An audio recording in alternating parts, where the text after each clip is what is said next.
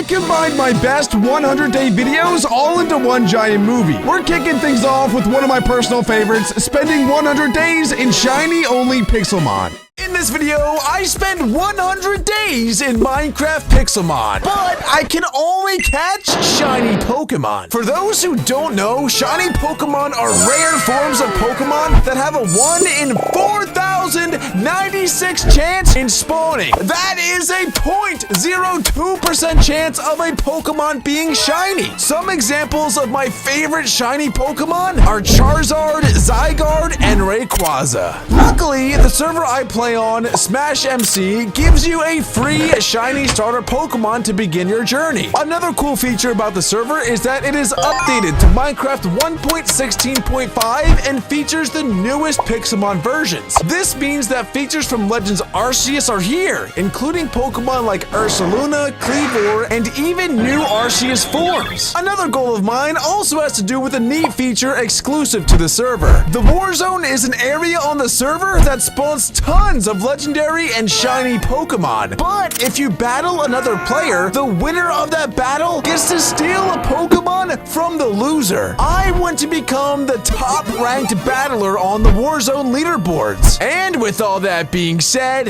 let's get into this shiny journey. On the network, there are 6 different servers, but I chose to go with the Groudon server, mostly because there was pretty much no players on the server. I started by picking my favorite starter, Scorbunny. And the first thing I did was send him out of his Pokemon to check him out. He looked amazing. I don't know why, but he kept running away from me though. Maybe I stunk or something. The next thing I did was put on my running boots and started my adventure. Since I was only allowed to catch shinies on this adventure, the first thing I did was go to the training area to train up Scorbunny. I thought it'd be best to get my Scorbunny to the highest level possible to start everything off. So I went straight to the training area and destroyed a ton of Dratinis, Rattatas, and Bidoofs until my Scorbunny was level 16 and ready to evolve. And even though we only had Scorbunny for a couple of minutes, I was so excited to welcome Raboot to the team. They grow up so fast. It was only a matter of time before Raboot would actually evolve into a Cinderace as well. And so I kept on destroying Bidoofs until Raboot was a high enough level to take care of himself in the wilderness. It was really important to me that Raboot was a high level in the wilderness because if I ever did come across a shiny Pokemon, he would need to be able to damage them enough for me to actually catch them. So the next thing I did was slash RTP, and that took me into a plains biome. Honestly, I didn't really have any specific Pokemon that I wanted to catch or hunt for. So instead of hunting so early on, I decided to actually build a shelter. I figured that as long as I was in the wilderness long enough, eventually I would come across a shiny Pokemon. And so I started gathering materials to build my house, but then I realized that I'm on a dang server and I can just go to the mart to buy materials to build with. So I spent all of my money on building blocks and got to work. Now I would do a really awesome cinematic of myself building this house, but unfortunately, since this is on 1.16.5, I don't know how to install the replay mod, so there's not really much I can do. I quickly realized that I didn't have anywhere near the amount of materials that I actually needed in order to build the entire house. So this is all that I had for now. But I decided to claim all of the land in this area so that later on I can finish this house and make some pretty cool breeding grounds as well. One thing I forgot to mention as well is in order to enter the Warzone, your entire team has to be level 100. So obviously, I needed to get Raboot up to a Cinderace and become level 100 if I ever wanted to enter. The problem was, I did not want to spend too much more time in the training area because that was a lot of time wasted not looking for more shiny Pokemon. So I decided to train Raboot while roaming the wilderness. I killed everything that I saw, including this level 5 Burmy. He got yeeted, and he actually gave me some pretty good materials, which gave me the idea to continue to kill every single Pokemon that I found and collect their items so that I could sell them, make more money to buy more building materials so that I could actually complete my house. Level 12 Zigzagoon yeeted. Thank you for the bones and mail, sir. Sentry dead. That's right, Raboot was actually getting to the point where he was pretty much one-shotting most every Pokemon that he came across. And then I found my first Pokeloot. Pokeloots are little Pokeballs found across the world that you can claim for random Pokemon items. In this case, I got film, which you can put into a camera to take pictures of Pokemon. It could be a cool idea to take a picture of every single shiny Pokemon that I catch and put them up on a wall in my house. The further I ventured out, the cooler biomes I discovered. And with the cooler biomes I discovered, the cooler Pokemon as well. This was my first challenge, a level 42 Go-Goat. Honestly, I had no idea if Raboot would be able to take on this Go-Goat, but I gave it a shot anyway. I clicked Flame Charge to see if that would do a lot of damage, and unfortunately, it didn't do as much as I was hoping, especially because Go-Goat had the move Synthesis, which healed him by 50% of his maximum health. Luckily though, Raboot got a big hit off on the Go-Goat, and just one more hit did the trick. Level 31 Raboot just eliminated a level 42 Go-Goat and leveled up from it. That's how you know Raboot is a beast. We also found a level 46 Grumpig and a level 20 Hariyama that we decided to destroy in just 2 hits. I just won a rare candy by playing one of the chat games on the server. Let's go ahead and feed that to Raboot. Let's go. Oh, an Urshifu Rapid Strike had just despawned in the war zone. You see, that is why I wanted to go to the war zone so bad, guys, because there's so many amazing Pokemon there. There's a lot of new types of wood in this Pixelmon update as well. This is a red berry plank, which is such a cool block. I don't know if I'm going to be building out of it, but I'm at least going to be collecting it. Oh, and I found my first other starter Pokemon in the wild, a level 15 Rowlet. Unfortunately, it is his unlucky day because Raboot just flame charged him to death. And I got to steal his egg. Cool. I also found a Teddiursa, which to most people might not be too special. However, in a brand new Pixelmon update, its final evolution, Ursaluna, is now in the game, which is such a strong Pokemon. Unfortunately for this Teddiursa, it is not shiny, which means it shall face the wrath of Raboot. And we killed it in 1 hit. But because we found an Ursaluna in this biome, I figured that there's probably going to be a lot more spawning. So I decided to spend the next couple of days literally just camping this area, hoping and praying to get a shiny Teddiursa or literally any other shiny Pokemon to spawn. I found Teddiursa after Teddiursa, but none were shiny. I'm not sure if it made it any luckier or not, but I decided to kill every single one that I found. And after a couple of days of rampaging through the forest, killing so many Pokemon, I decided to just change up the strategy and just camp out. I took a high point on top of a mountain, and you wouldn't believe what happened next. Oh, look, there's an Ursaring. Oh! Oh! Oh my god! Oh my god! No shot! No way! Oh my gosh! Hello? You beautiful Pokemon. You are so beautiful. Dude, look, there's an Ursaring down there too. Is that your daddy? Are you lost? Are you lost? Is that your daddy? Well, guess what? I'm your daddy now. Get in my Pokeball. Guys, we did it. We found a shiny Teddiursa. I honestly, oh, we did it. Hey, caught. Let's go. Oh my God, bro. I'm sweating so much. Oh my gosh. Oh my freaking gosh, look at that thing. Dude, let's go! And just like that, guys, we had done it! We caught ourselves our first shiny Pokemon, and it was none other than one of the brand new ones, a Teddiursa. And I don't know why I thought that this was funny, but I guess I have a sick sense of humor. I decided to throw out Teddiursa and make him watch as Raboot absolutely destroyed his dad, Ursaring. With just a couple of double kicks, Ursaring stood no chance against the mighty Raboot. And he dropped the honey bottle. That's pretty cool. You see that, Teddiursa? You see what I do to your daddy? I had to teach the Teddiursa while he was young that he will always have to obey me, no matter what, or else Raboot will come for him. He's so adorable, though. How can you not love him? Anyway, now that we had 2 Pokemon, I decided to go back to the training area and get them both a ton of levels. And not too long later, Raboot got enough experience to evolve into his final evolution. I was so excited. Cinderace is my favorite Pokemon in the entire game. And he was learning his signature move, Pyro Ball. He was now stronger than ever.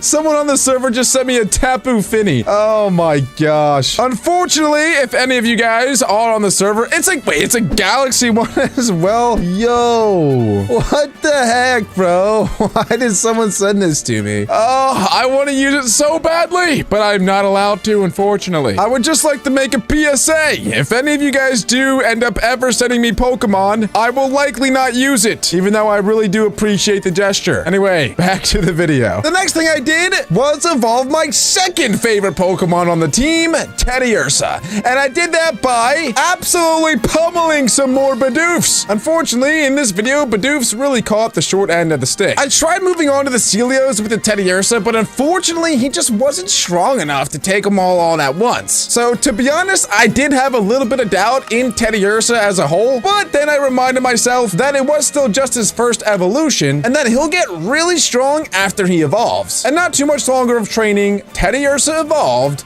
into an Ursa Ring. Boom!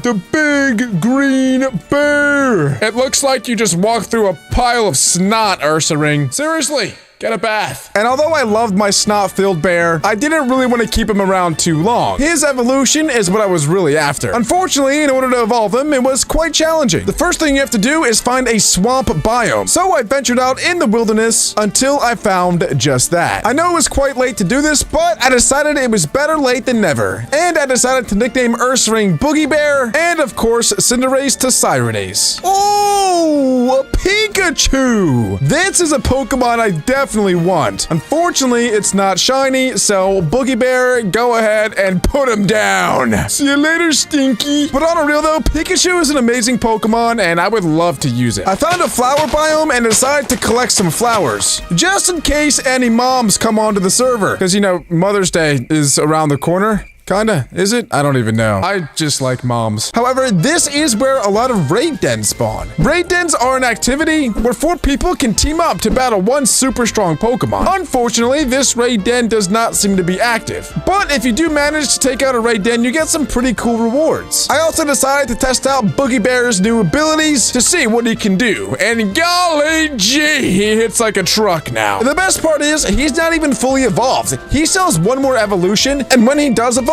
he's gonna be a monster truck. I really did explore far and wide to find the swamp biome, and I even came across a snowy village. And there was a giant red pillar in the air, so I decided to go figure out what it was. And like I was just talking about, we found an active raid den. This one doesn't seem like it's gonna be too much of a challenge since it is just a 1-star Zigzagoon, but I decided to give it a go anyway. Look at how massive this Zigzagoon is. I decided to give it a double kick, and well, not too much longer, the Zigzagoon died. But because this was just a 1-star raid, I didn't really get too much. I got a nugget and 1 XP candy. And with the help of Get Trapped, he took me to his home, which is in a swamp biome, so I finally found it. I was looking for a swamp for so long that I was honestly really grateful. But the big reason why I needed to find a swamp biome so badly was because this is how you get a peat block. And you need a peat block in order to evolve Ursaring into Ursaluna. What you have to do is send out a Pokemon in a swamp biome, and in the top right of the screen, it says forage. And when you forage, a Pokemon will actually find an item for you in the area. In this case, Cinderace found me a black apricorn. That's not quite what I'm looking for. I need him to find me, not Slime Ball either, Cinderace, come on now. But I need to keep doing this until one of my Pokemon finds me a Pleat Block, and once they do, then I'll be able to evolve Boogie Bear. While I was doing that, I found another raid den. This one wasn't anything too special either, but I decided to give it a shot anyway. It was just another 1-star raid, and me and the boys took it out in 1 turn. But I got another nugget and XP candy. So I went back to foraging, trying to get a Pleat Block, and you wouldn't imagine what happened next. Come on, Cinderace, give me a Pleat Block. Give me a Pleat Block. Wait, what is, no way. What is that? Wait a second. Wait. Oh my gosh! What? It's a Ducklet! Yes! Oh, I love Ducklet so much. I'm kidding, dude. What the heck? There's a shiny Gligar here. Oh, baby. Come on, get in my Pokeball, buddy. Let's go. I literally wasn't even looking for a shiny Pokemon. And not only did I find any shiny Pokemon, Gligar is a sick one. Holy crap. Wait, make it happen right now, Cinderace. Make it happen. Give me a Pleat Block. Come on. Okay, seeds. Wheat seeds, really? Grow up a little bit. Also, you need to get my Pokeball, Gligar. Come on. Don't be weird. Don't be freaky. Just stay in the ball. That's right. You tell him, Cinderace. And just like that, we did it. We captured our second shiny Pokemon, making him the third shiny Pokemon on our team. I was so excited. The only problem with the Gligar, though, is in order to evolve him, I would also need an item. The item this time was a Razor Fang. And the best way to get a Razor Fang is to find a Crobat. Crobats have a 50% chance of actually dropping a Razor Fang, but the problem is they are ultra rare. So getting one to spawn is definitely not going to be easy. But they do spawn in the swamps. So I decided to spend even more time here because I still need to forage. And while I was foraging, I was also keeping a lookout for a Crobat. I didn't think looking for a Pleat Block would take this freaking long, but as I was looking for it, I did end up finding a Crobat. Unfortunately for me, it started to run away. Luckily, I'm like Tom Brady, and I hit it while it was flying over the water. Unfortunately, Cinderace went down, and he was by far my best Pokemon at the time. So I sent out Boogie Bear to finish the job, but the Crobat confused Boogie Bear, and I kept hitting myself, and Boogie Bear went down. Last up was Gligar, and this Pokemon was his kill to get anyway, and he managed to do it. And just like that, the Crobat dropped the Razor Fang. So of course, I took the Razor Fang, equipped it to Gligar, and went back to the swamp. After foraging for what felt like an eternity, I had a full inventory of random items. But eventually, it happened. After Boogie Bear foraged for what seemed like the billionth time, he pooped out a Pleat Block. Let's go! And just like that, both of my Pokemon were able to evolve. I right-clicked the Pleat Block onto Boogie Bear, and the evolution happened immediately. Ursaring was evolving into Ursaluna. Unfortunately, it no longer looked like a giant booger, so the name Boogie Bear didn't really fit too much anymore, but I decided to keep it anyway. Maybe this bear likes to dance, and so that's why we can call it Boogie Bear. But look at how beautiful he is. Oh my goodness. He's probably the strongest Pokemon on my entire team. And now that I have 3 extremely strong Pokemon on the team, it was time to level them up to level 100. And so I went to the training area and got to work. The next couple of days were pretty brutal. Literally all I did was just train up my Pokemon. However, I will say some beautiful things did happen. Not only did we get Gligar to evolve into a Gliscor, but most importantly, Cinderace and Boogie Bear were already level 100. Now it's time to get Gliscor up there as well. The best way to do that is to send him out against a level 80 trainer like this and switch into Cinderace or Boogie Bear, and they will do the rest. And not too long later, I did it. I trained Gliscor all the way up to level 100. Then I did what I do best and spent all of my money on building blocks because the next thing that I wanted to do was finally complete my house. Oh my goodness. It's been a couple of days. And guys, I don't pride myself on building at all. In fact, I actually think I'm a pretty poor builder. And this house does fall under that category. I will say though, it did take me quite a while to make. But without further ado, check out the house. Heck yeah.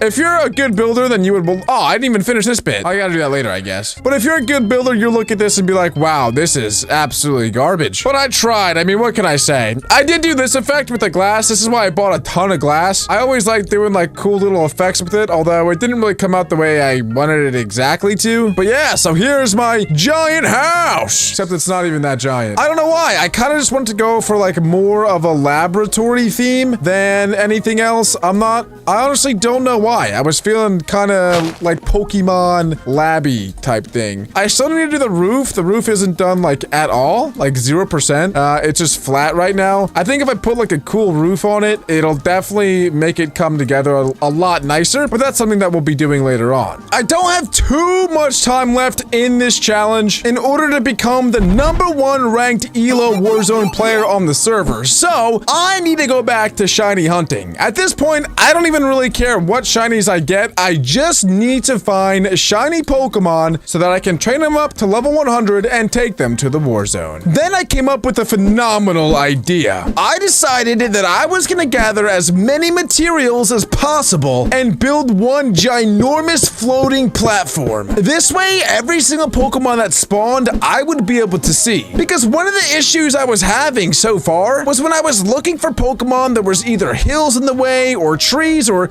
something that was obstructing my view. But if I built my own flat platform, then nothing would be in the way. So I decided to go mining for a while until I had gathered up enough materials to build an enormous platform. After getting an inventory full of blocks, I decided that it was time to head out. And after doing some research on what type of Pokemon I wanted next, I decided to make this ginormous platform on top of a roofed forest. So I just started running in any direction until I came across what I was looking for. And not too long later, I found it. A roofed forest. Now, the reason I decided to do this in a roofed forest was because my team was currently all physical attackers. And I actually did more research than I care to admit on what Pokemon spawn in which biome, and I found that there's a ton of special attackers and special defenders that spawn in a roofed forest. And since I was going to be challenging other trainers in the Warzone, it was essential that I had a really balanced team. So I found what seemed to be the middle of the forest and started to build up. I built up high enough to where I thought no Pokemon would spawn at the ground. Then I started branching out. As I placed my last couple of blocks, I realized that the platform wasn't nearly as big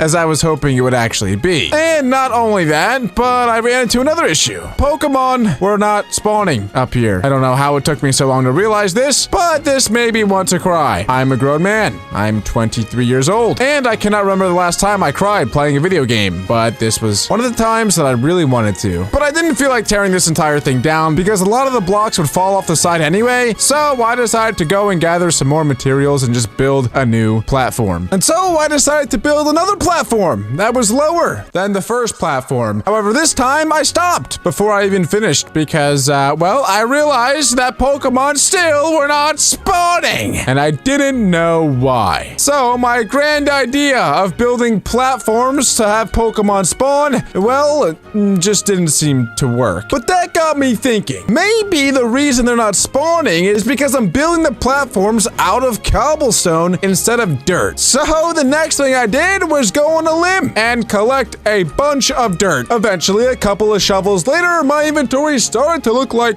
poop. But that is what I was going for. And the next step was to place dirt on top of all the cobblestone and see if that made any sort of impact. Eventually, I did cover all the cobblestone, and it worked! I got my first spawn! It was a Zubat, but it's a good sign. I finally felt like something was going my way. Then I remember that when I was foraging, I actually got some grass blocks, so I decided to go home and grab the grass blocks and then go back. This wouldn't really make an impact on the spawns at all, but it would at least make the place look a little bit nicer with grass instead of dirt. Then finally, after a couple of days of grinding, I was finally done with my platform. And now it's time to sit back, relax, and wait for hopefully something beautiful to spawn. There was one shiny that I really wanted, and that was a Ghastly. This thing evolves into a Gengar, which is one of the fastest and hardest hitting ghost Pokemon in the game. And a ton of them were spawning, so it was certainly giving me hope. After sitting around for quite a while, I saw hundreds of Pokemon varying from Swoobat, Zubat, Spinarak, Drillbur, Phantoms, you name it, I saw it. But eventually, after enough patience, something magical happened. Oh! Oh my god! Oh my god, let's go! Well, it's not the Pokemon that I wanted, but it's a shiny! Let's go! Haha! A Litwick. Okay, I mean, I didn't think that I would want a candle for a Pokemon, But you know what? I will gladly take a Litwick. And just like that, we caught it. Shiny Litwick was mine. So I warped right to the training area and got him caught up to speed. He was gaining levels like crazy, learning moves like Hex, Will-O-Wisp, and many more. Eventually, the little candle evolved into a lamp. And now that we have a beautiful lamp, it's time to evolve it into a chandelier. In order to do that, all you need is a dusk stone. Then you just take out your lampet and right-click it. Next thing you know, your lampet will evolve into a chandelier. And now we have one of the coolest chandeliers on the whole server. Eventually, Chandelier was able to hold his own against the Garchomps and level up to level 100. And just like that, I had 4 shiny Pokemon that were all max level. I realized I was getting pretty low on time if I wanted to become the #1 ELO in the Warzone, so I actually asked in chat if anyone was selling any shiny Pokemon. Luckily, someone was. A player named Get Trapped was selling a shiny Golem. He asked for 5k, but unfortunately, I didn't have 5k, so I asked if he could do 4, and then he told me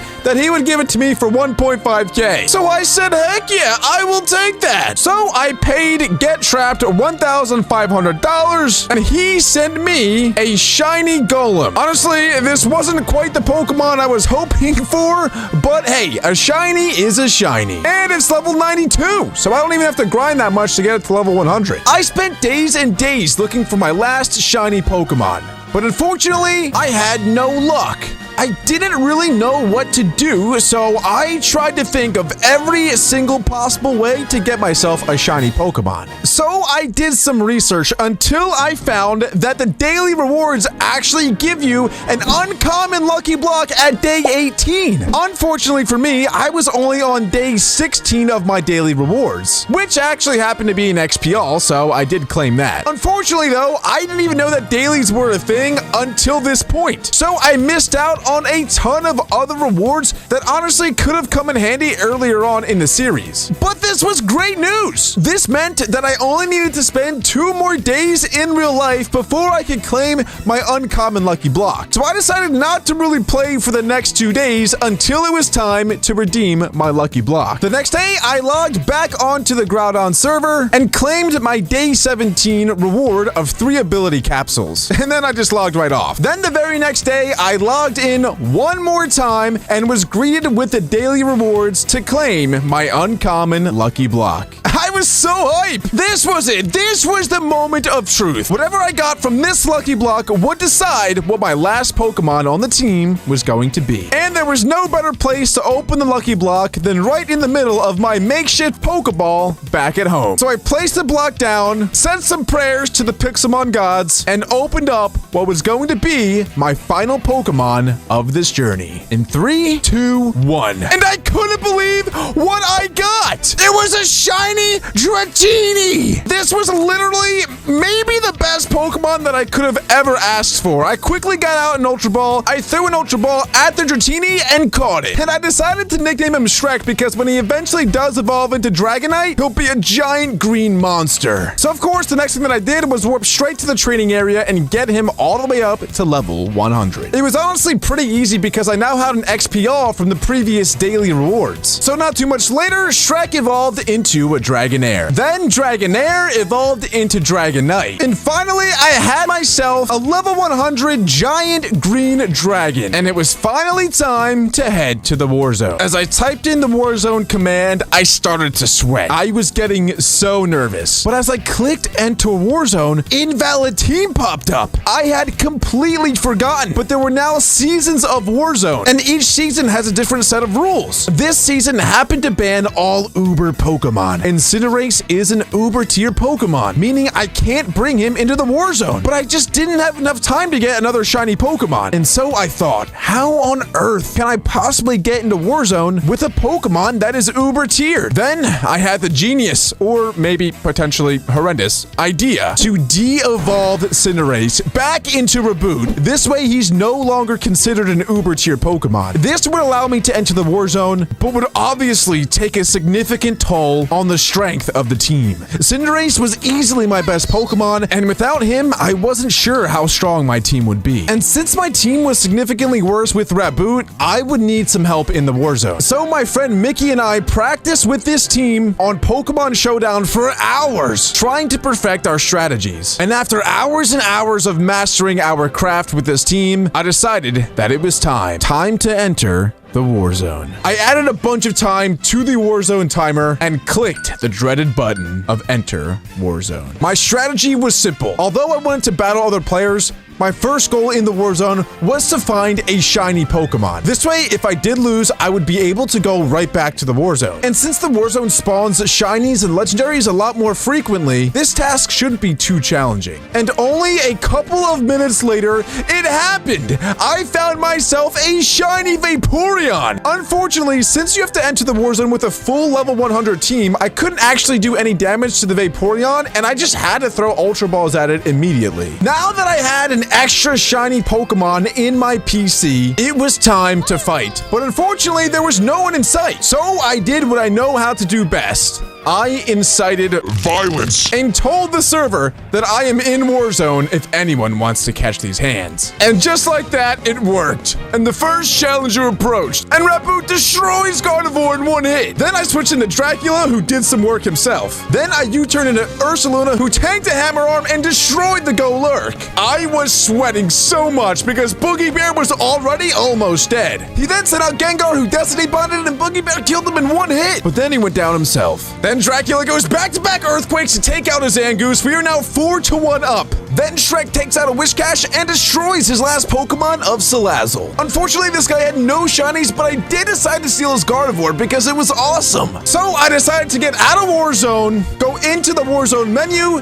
and collect my 2 Pokemon. A shiny Vaporeon, and a level 100 Gardevoir. Unfortunately, gathering this team took a lot longer than I thought it was going to, and it was already day 99. Although I did have one Warzone win under my belt, I did not have enough time to get up to number 1 on the rankings. But for whatever reason, the number 1 ranked Warzone player on the server challenged me to a Warzone battle. I'm not gonna lie, this made me extremely nervous. And although even if I did beat him, it would not put me in the number 1 slot, it would at least show me that I was at least capable of competing with the top-ranked Warzone opponents. So, without any hesitation, I decided to go to the Warzone. And as I entered Warzone, Luxray had just destroyed somebody else and stole a Salamence. Next thing I knew, I was in battle with him. I went into Dragonite and tried to outrage his Mega Evolved Gyarados, but he switched into Tapu Lele. The battle was going back and forth, but honestly, Luxray had the advantage halfway through. Unfortunately, my Dragonite went down, and I only had 4 Pokemon left. I sent out Lumiere, who destroyed his Volcarona in one hit, but unfortunately was very weak himself. Then Gliscor went down, and things were not looking good. And unfortunately, things came to a terrible end, and I lost! Then I just waited to see which Pokemon he would steal from me. And there went my starter Pokemon, Cinderace. Unfortunately, that does conclude my 100-day challenge of trying to become the number 1 ranked Warzone player with only shiny Pokemon. If you guys still want to see me try to become the number 1 ranked Warzone player, be sure to support this video. And if it does well, I'll do a 200 days of using only shiny Pokemon to try to become the world's best Warzone player. The reason I love Minecraft so much is its ability to mod the game to add whatever comes to your imagination. Growing up, I always loved to play Pokemon, so when I saw that there was a Minecraft mod called Pixelmon, I instantly fell in love. I've been playing Pixelmon for years now, and I feel like it's finally time for me to do a 100 days challenge. If you guys don't know, Pokemon or Pixelmon is a game where you can catch hundreds and hundreds of different Pokemon. You can train them, you can breed them, you can battle them, all the way up to level 100. That's putting Pokemon in a very, very small nutshell. There's actually a lot more to it. But anyway, in this video, I will be spending 100 Minecraft days on the PokeSmash server.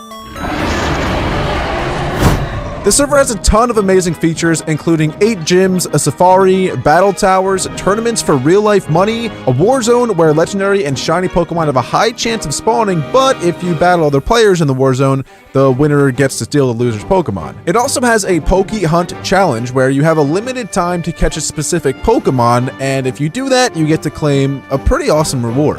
There is also a Pokemon Hunger Games minigame that is absolutely epic. Amazing custom Pokemon textures, just like this Galaxy Groudon, and there's much, much more. In these first 100 days, I have 4 specific objectives. The first one is definitely the most challenging and quite nearly impossible, but it is to complete the Generation 1 Pokedex. That means I have to catch 151 Pokemon, including all of the legendary Pokemon. The next challenge is to beat the very first gym on the server, which is a flying type gym. The third objective that I have is to catch a legendary Pokemon. Now, if I do complete the first generation Pokedex, that will inevitably happen, but I at least want to be able to catch 1 legendary. And my final objective is to complete a Poke Hunt. Now, I know that one sounds kind of easy, but I feel like I need one relatively easy objective on this list, so that this video isn't a complete fail. These challenges will be incredibly difficult, especially completing Generation 1 and catching a legendary Pokemon. I'm not looking forward to it. But if you guys do want to join me on the server, the IP and a tutorial on how to install Pixelmon will be linked in the description down below. Before this video starts, I would just like to say that this video took me an incredible amount of time to make. So if you guys do enjoy, please do me a favor and leave a like and subscribe. I would really, really appreciate it. Anyway, guys, let's start our journey. So, just like any Pokemon game, Pixelmon forces you to make the most difficult selection of your life to start your adventure. You get to choose any of the starter Pokemon from any of the 8 generations. Now, looking back on it, it probably would have been smartest for me to take a Generation 1 Pokemon, but I have to go with the love of my life, Mudkip. So, this is where you spawn on the Poke Smash server. And I actually ran into someone pretty famous to start off my adventure. Yeah, I found Technoblade within about 5 seconds. I thought it would be a good idea to fight the first person I saw and make them my rival, but the problem is, well, Technoblade is pretty good at not only Minecraft, but apparently Pokemon as well. And yeah, he killed me in 1 hit. Sad, sad times. So because my Pokemon died, I went to /warp heal, and that is the, well, I guess a free way, an easy way to heal your Pokemon. And so now, Mudkip is back up to full health and ready to battle. The first thing that I love to do whenever starting a series on this network is to jump straight down from spawn, because when you do that, you'll come across a bunch of these level 1 Pokemon, which are actually perfect to train your starter with, because your starter is only level 5, and so battling these level 1 Pokemon is relatively easy, and it gives you very good experience. And not too much later, I was able to actually get my Mudkip up to level 16, which means that he evolves. He evolves into a Marshtomp. Unfortunately, the view of the evolution was pretty blocked by my ginormous legs. I know I'm pretty thick. But nonetheless, I was still pretty excited to get my first evolution on this 100-day challenge. Someone gave me a Team Rocket chest plate, and I was naked this whole time, so I guess I'm joining Team Rocket now. Before we venture out into the wild, a really good thing to do is vote for the server, because if you do that, you actually get vote crate keys, which will allow you to get free Pokeballs, free rare candies, and a bunch of free loot that is really helpful in starting off an adventure. If you do the /warp crates command, it takes you right to where the crates are, and the vote crate key is right on the left. So in our first crate key, we actually managed to get ourselves a random Pokemon. This was really good for me because it got me a Mudsdale that was level 36, which is a really high level to start off an adventure with. And this is going to allow me to not only eliminate higher leveled Pokemon, but it's also going to let me catch higher level Pokemon as well, because with this Mudsdale, I will now be able to damage those Pokemon, which will allow me to catch them easier. And then I also got 10 Ultra Balls, which comes in very, very handy later on in the series. And then I got rare candies, 10 more Ultra Balls, more rare candies, and lastly, I got 10 Timer Balls. Now that we have a level 16 Marshtomp and a 36 Mudsdale, it's time for us to explore the wild. And the first thing I came across was a little tiny cute home, but as I went around back, I noticed that it was on fire. So the first thing I did on my adventure was a pretty good community, you know, just a good thing, you know? I feel like if I were to start off my adventure as a nice guy, you know, good karma will come my way. So the first thing I wanted to do in this adventure was start my house, because it's always nice to, you know, have a home that you can always come back to.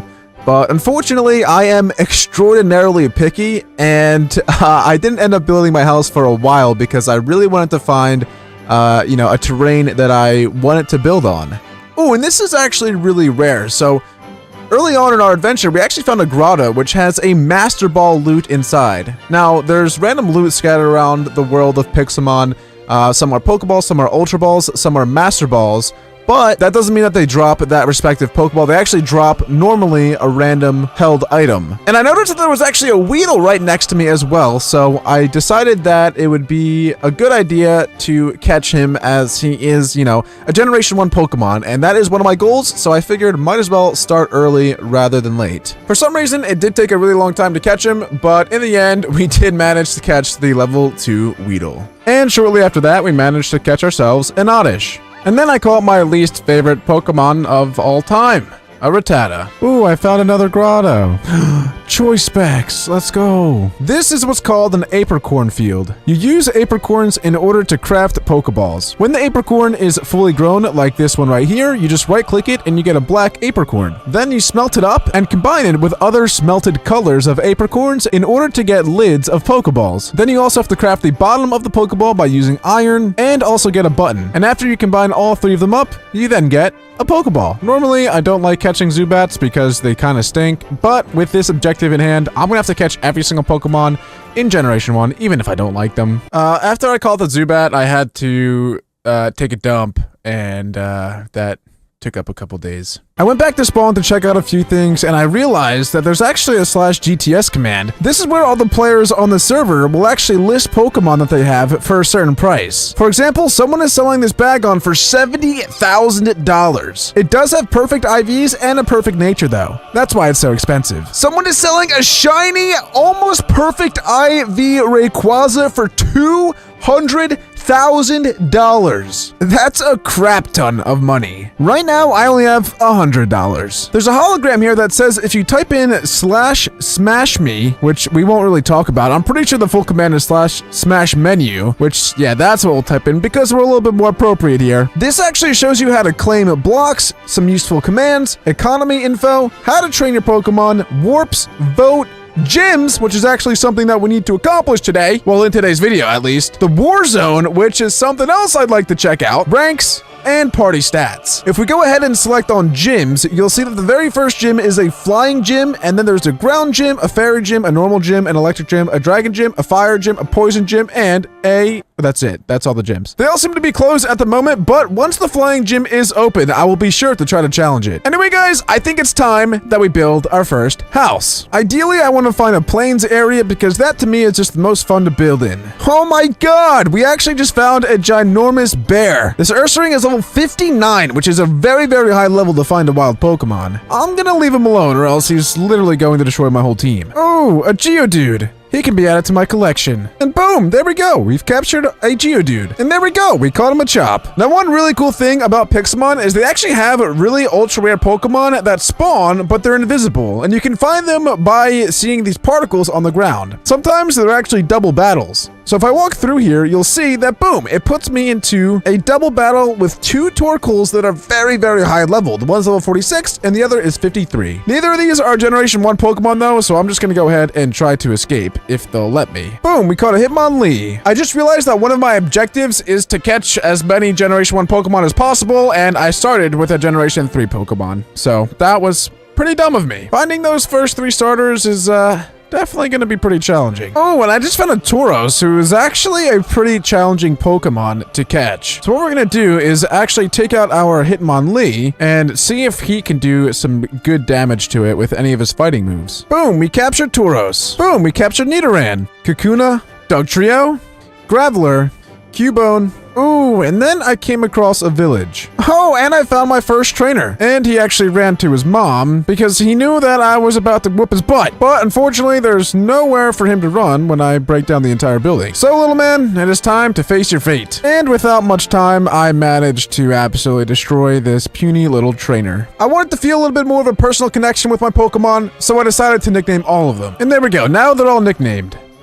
I caught a couple more Pokemon. Ekans, Raticate, Diglett, Ghastly, I decided to destroy a village and strip it of all of its courts. Even though I know that this is really frowned upon to do, I want to make sure that the house that I build is a really nice looking house. After I mined out all the courts, it was time to mine out all of the wood as well. This Pokemon is getting absolutely destroyed. Milk tank. After the start of building my house, I realized that there were a couple blocks that I didn't have that I wanted. Those were terracotta blocks, and the way to find them is to actually find a mesa. And in the mesa, there's a lot of very rare Pokemon that spawn. So my next mission is to go and find a mesa and gather some of those blocks. So my best bet was actually to ask the people that were on the server if they knew where a mesa was. Turns out, Zoomin LP seems to know. And boom, there we go. I now have a mesa, and this dude's got a ginormous base. Check this out. Wow, this is incredible. So these areas that you see here are actually breeding areas. These are called ranch blocks, and the reason that he has glass and iron on the floor here is because whatever Pokemon he's breeding in here are most comfortable with glass and iron as their environment. Same thing with here. This is Endstone, so most likely the Pokemon that he's breeding in this area are dragons. I don't know if that's something that I'm gonna end up doing in my 100 days, because that is something a little bit further down the line. But if you guys do like this episode, be sure to first of all smash that like button and let me know if you want to see another 100 days. But anyway, this is exactly the block that I wanted to mine for the outside of my house. So let me go ahead and gather up a ton of this. Whoa, look, someone in chat actually just called a Zapdos. It only has 56% IVs, probably the worst IVs I've ever seen on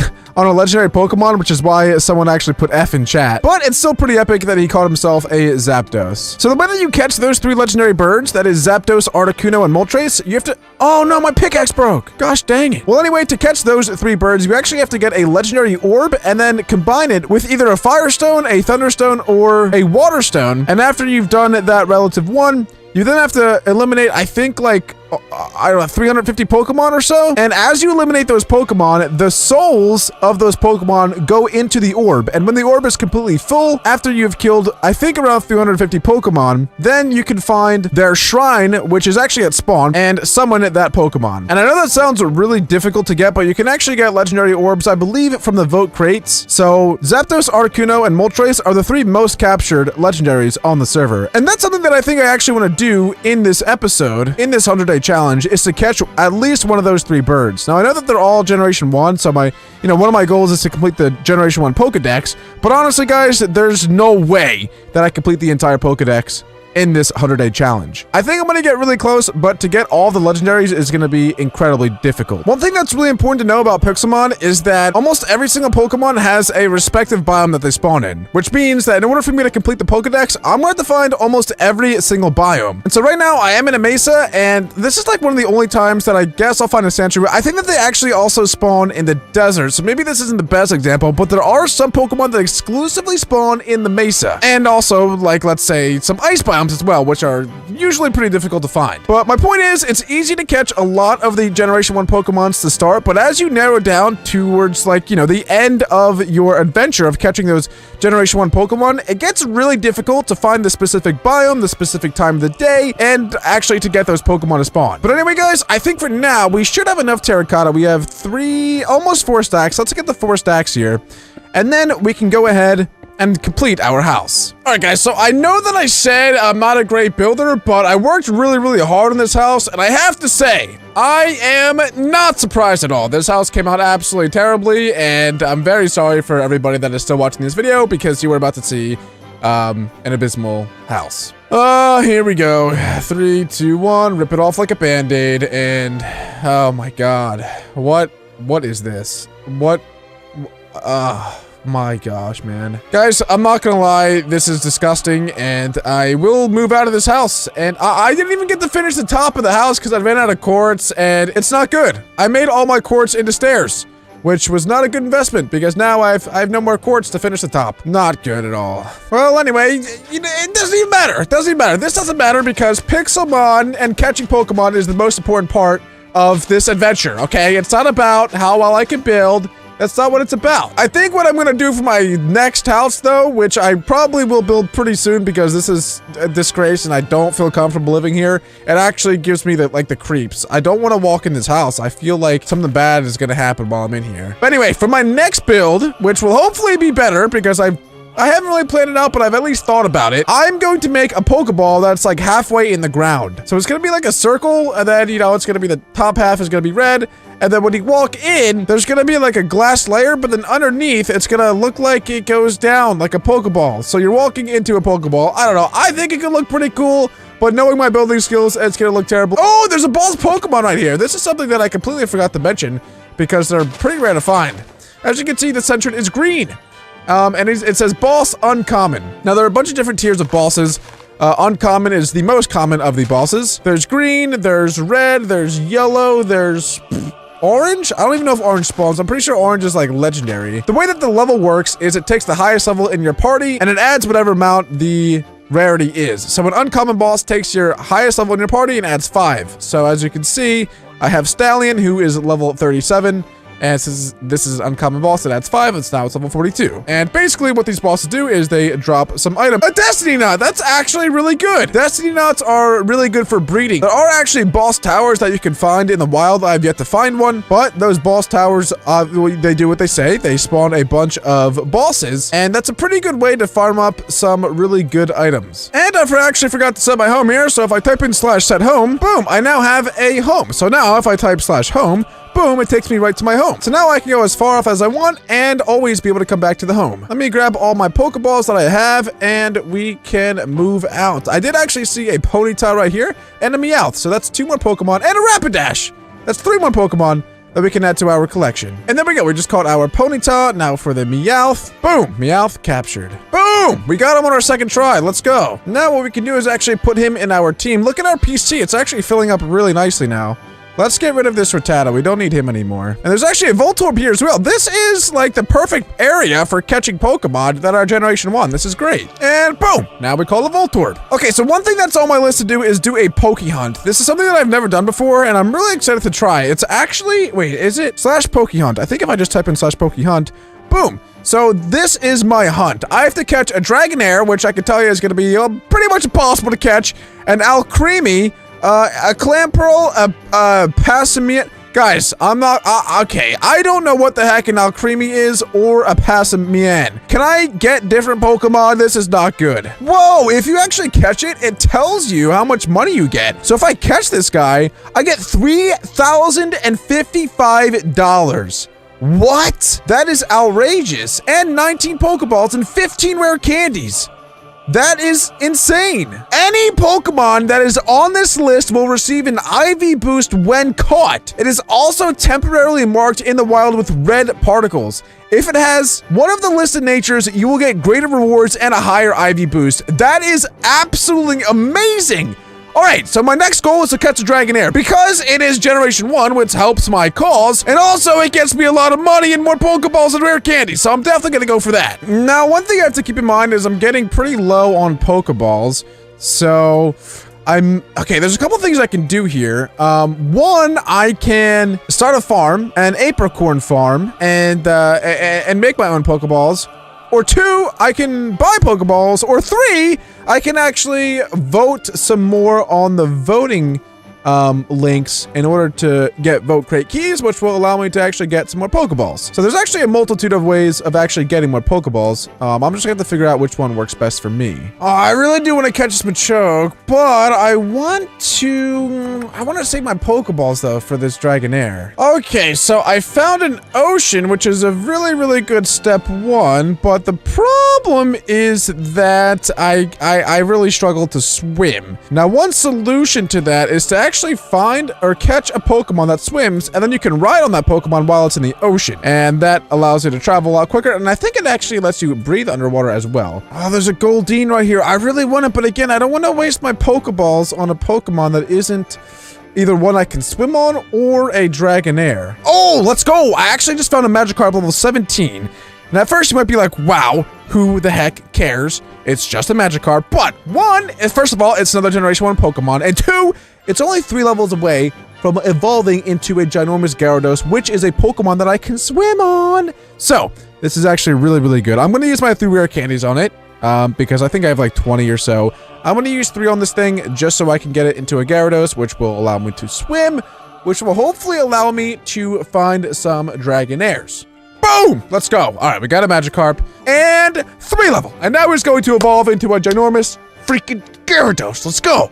And there we go. We now have a Gyarados, which if we right click on him, boom, we can ride and go in the water with. Let's go, dude. This is actually awesome. This is actually a lot of fun. I'm not gonna lie. There's a ton of Pokemon spawning down here, but it's taking forever to find Dragonite. I honestly wouldn't be surprised if I've been down here for a day already. Now, for those of you guys who don't know, Dragonair, or Dragonite, or Dratini, any of the line, is a pseudo-legendary line, which is probably why it costs, or it pays out so much money to actually find one, because they're pseudo-legendary, which means they're not quite a legendary, but they're almost a legendary. They're really, really, really, really rare Pokemon. Oh, I'm not gonna lie, guys. I've been in the water for about almost an hour now at this point. I haven't caught anything. I've seen a couple things like Krabbies, Goldines, and a couple other things that I could have caught, but I'm trying to save my Pokeballs for this Dragonair, and, well, he's nowhere to be seen. Oh my god! Oh my god, oh my god! Oh my god, it's a Dragonair! Oh my, yes! Let's go! Finally! I'm actually so lucky that this isn't a Dragonite, or a Dratini, rather. Wait, what level is it? Please tell me it's not that high. It's level 46. Oh, it's got the fire particles. Let's go. So the fire particles are because it is a Pokemon from the Pokehunt. I'm trying to find Pokemon that can maybe tank some hits from it because it's going to one-shot almost everything. No, dude, it waited so long. Oh, and it forced me out of battle. What? It used like Whirlwind or something and it forced me out of battle. All right, here we go again. Come on, Quick Ball, please, please, please, please, please, please. Like, stop doing this to me, and just catch. Stop. Come on, stop messing around. Yes! Oh my god, it worked! Let's go! Oh my gosh! Let's go! I did it! I received 3,000 coins! And I got 15 rare candies as well. Let's go! Oh my gosh, I can finally get out of this ocean. Let me go home. I need to take a breather. That was one of the worst experiences of my entire life. Turns out once you catch one, it randomizes. So, and I also, none of these Pokemon are Gen 1. So I'm going to leave it there. So there is the Pokehunt crossed off the list of objectives to do. We still have to beat a gym and also try to complete the Generation 1 Pokedex and also get a legendary Pokemon. So there still is quite a few things that we need to do. What I'm going to do now is actually start an apricorn farm. So here's an apricorn here. And it's not ready to be, what is it? Harvested. That's the word. But basically, the best way to find apricorns in the wild is to go into the woods like so, and you'll just find random apricorns like so. And there we go, we got a blue one. Oh, so there's actually a legendary orb that is $4,000. If you guys remember, we got after we completed the Pokehunt, we got $3,000. So we have a decent amount of money. I just got to figure out how to get that last 1,000 so we can buy a legendary orb. And then after we buy the legendary orb, we can combine it with, let's say, a Thunderstone. And then after we eliminate around 350 Pokemon, we can then spawn in a Zapdos, which hopefully we can catch. That would be the legendary objective crossed off our list. Also, the first gym is a flying type gym. So if I do get my hands on a Zapdos, that gym should be fairly easy to take out. So after using all of my Pokeballs, I did manage to catch myself quite a bit more Pokemon. As you can see, our box goes the entire first box and then also into the second box. So we're doing pretty well on the front of catching all of the first 151 Pokemon. However, there's still so many more to capture. If you hit I on your keyboard, that brings up the actual Pokédex. As you can see, I have none of the starter Pokemon, but I have a lot of like the beginning Pokemon. And then you'll see there's still a ton of black silhouettes of Pokemon that not only I have not caught, but I haven't even seen yet. And I also have no Pokeballs. So I think what I'm gonna do instead of buying that legendary orb is I think I'm gonna buy some Pokeballs. Let's see. So we have $3,100. Pokeballs are only $11. Now I know that these are the worst ones, but look at how many we can actually buy. Okay, what I might do is actually try to catch some of these guys because they do give out a lot of money, actually. It's probably worth trying to catch some. So I'm gonna go try to find a Pineco. I'm fairly sure that they spawn in the extreme hills. So let me try to find one. Oh, let's go. Okay, so we actually found a Palo Sand, which is one of the Pokemon on the wait, it is, right? / Pokehunt. Polisand. Okay, yes, perfect. But let's see if we can catch this thing. And this is perfect because we have Dragonite who's level 55, who, like I said, is going to be able to do a good amount of damage against Pokemon like this, who are also very high leveled. Oh, and we caught him first try. Let's go. Don't sleep on a Great Ball or a Pokeball. They're still low-key pretty good. But there we go. So we know, did we get money? Wait, we didn't get any money. Why didn't we? Oh, it has to be the exact nature too. No. That is so unlucky. Oh, maybe we can find another one with the correct nature. Oh, okay. I think that we found another one. Here we go. Okay, so yep, it is all fiery, which means it is a go. Boom, let's go. We caught it. Let's go. And it gave us 14 Ultra Balls. I think that we only used 4 Great Balls total between those 2 Pokemon. Let's go. Wait, so I guess it was the correct nature. And there we go. Oh, a ferret. Those are so easy to find. Let's go. After about 10 minutes or so of searching for a Pineco, I decided to call it quits because I wasn't entirely sure where Pineco spawned, and I knew for a fact it would be pretty easy to find a ferret. In fact, the easiest way for me probably was to go back home. So that's exactly what I did as they spawn in the plains. And here we go. It literally took me 30 seconds to find a ferret. Hopefully it's the right nature. And with our first Great Ball, we did manage to capture the ferret, and he had the correct nature. So we got another 1,800 coins, which puts us up at 4,000 coins. That, I believe, is enough to get ourselves the orb, the legendary orb. So this is actually amazing. So we can go ahead and purchase the orb, and boom, there we go. We now have an orb in our hands. That's not the last step though. There still are quite a few steps before we can summon a Zapdos in. We still have to get our hands on a Thunderstone, and we also have to eliminate another about 350 Pokemon or so in order to fill up the orb with Pokemon souls. So the Poke Hunts were going really well for me, so I checked them again, and there's a core fish in here that gives you $2,000, which is a ton of money for a relatively easy Pokemon to catch. Okay, so if you type in /p-wiki space any Pokemon in the entire game, it comes up with this Pixelmon wiki that shows you where it spawns, what it's weak to, all of its stats, and a bunch of other really interesting things. So if you're ever not sure about anything about a Pokemon, just type in /wiki space the Pokemon. It even tells you the entire moveset. It's pretty epic. But anyway, it does say that it spawns in the ocean on land during the day. So I think my best case is to try to find an island in the middle of the ocean. So it's still technically an ocean biome, but so that the Corphish still spawns on land. Whoa, there was just lightning right here. Oh my gosh. If there was a Magikarp, it would be as... Oh my god, it's a Magikarp. Wait, is it a zombie Magikarp? If a Magikarp gets struck by lightning, it becomes a zombie Magikarp. Oh wow, that would have been so epic if that happened. It actually took a little bit longer than I thought that it would. But let's go ahead and catch the thing. It's on level 15. Should not be an issue whatsoever. And boom, just like that, we made another 2,000 coins. Guys, if you do join the server, honestly, the best way to make money is by doing the Poke Hunts. I don't feel like too many people know about it, but they are epic, and it's a really easy way to make some money. Let's check what the new Corphish update is. Oh, a Bellsprout! That is easy cash, baby! Let's go!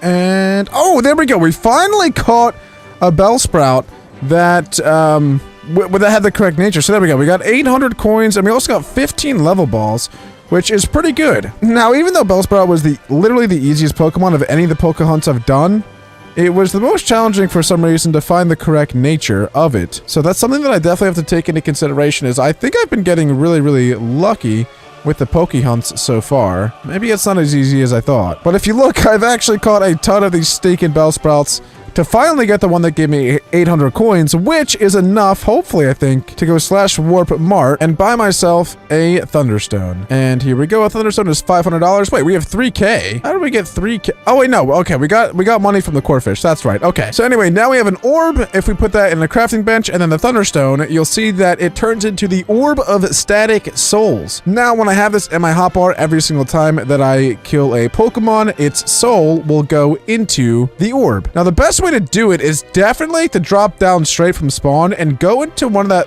the first room that I basically went into in this episode, which if you drop down twice, you go right to it, because all the Pokemon here are on level 1. And so now I basically just need to absolutely destroy a butt ton of Wellrains, and that orb will be full. As you can see, as I'm killing these Machops here, that the legendary orb is filling up. It is a little bit over halfway. I've been killing these things for a long very, very long time. All right, and we are on the home stretch of completing this Orb of Static Souls. I don't know how many exactly I've left, but it's not much. As you can see, the durability is very, very low, and we have to get the durability to 0 in order for it to be completely full. Now, as you can see, Swampbutt has gained almost 5 levels from killing level 1 Pokemon. That is how you know I've killed way too many of these stinking things. Oh, a Regice is spawned in the war zone. Holy crap, wait, that's actually awesome. Now, I know a lot of you guys are probably expecting me to go and battle the Zapdos right away, right now, but you would be mistaken, because Zapdos spawns at level 70, and I don't have a Pokemon over level 7 or over level 57. So for me to battle this thing, I'm definitely gonna have to get some better Pokemon so that I can actually injure it and maybe get some status effects on it before actually attempting to battle it. Because if I can't catch it, then it's going to get away and I will never be able to catch it again. And I did not just spend the last hour, maybe even more than that, of my day filling up this orb just for the stinking Zapdos to run away. So I'm gonna make sure I'm prepared, fully prepared, before engaging in battle with that thing. But anyway, I need a break from this whole Zapdos thing. My brain is hurting, I'm tired, and I'm going to move on. So what I'm gonna do is actually work on my Pokeball home. I'm completely giving up on this project. It's a lost cause. You know, it's the first thing that I built though, so I feel like I'm just gonna leave it as a tribute to my little town that I've created, and it will never be forgotten. So, live on, King, live on.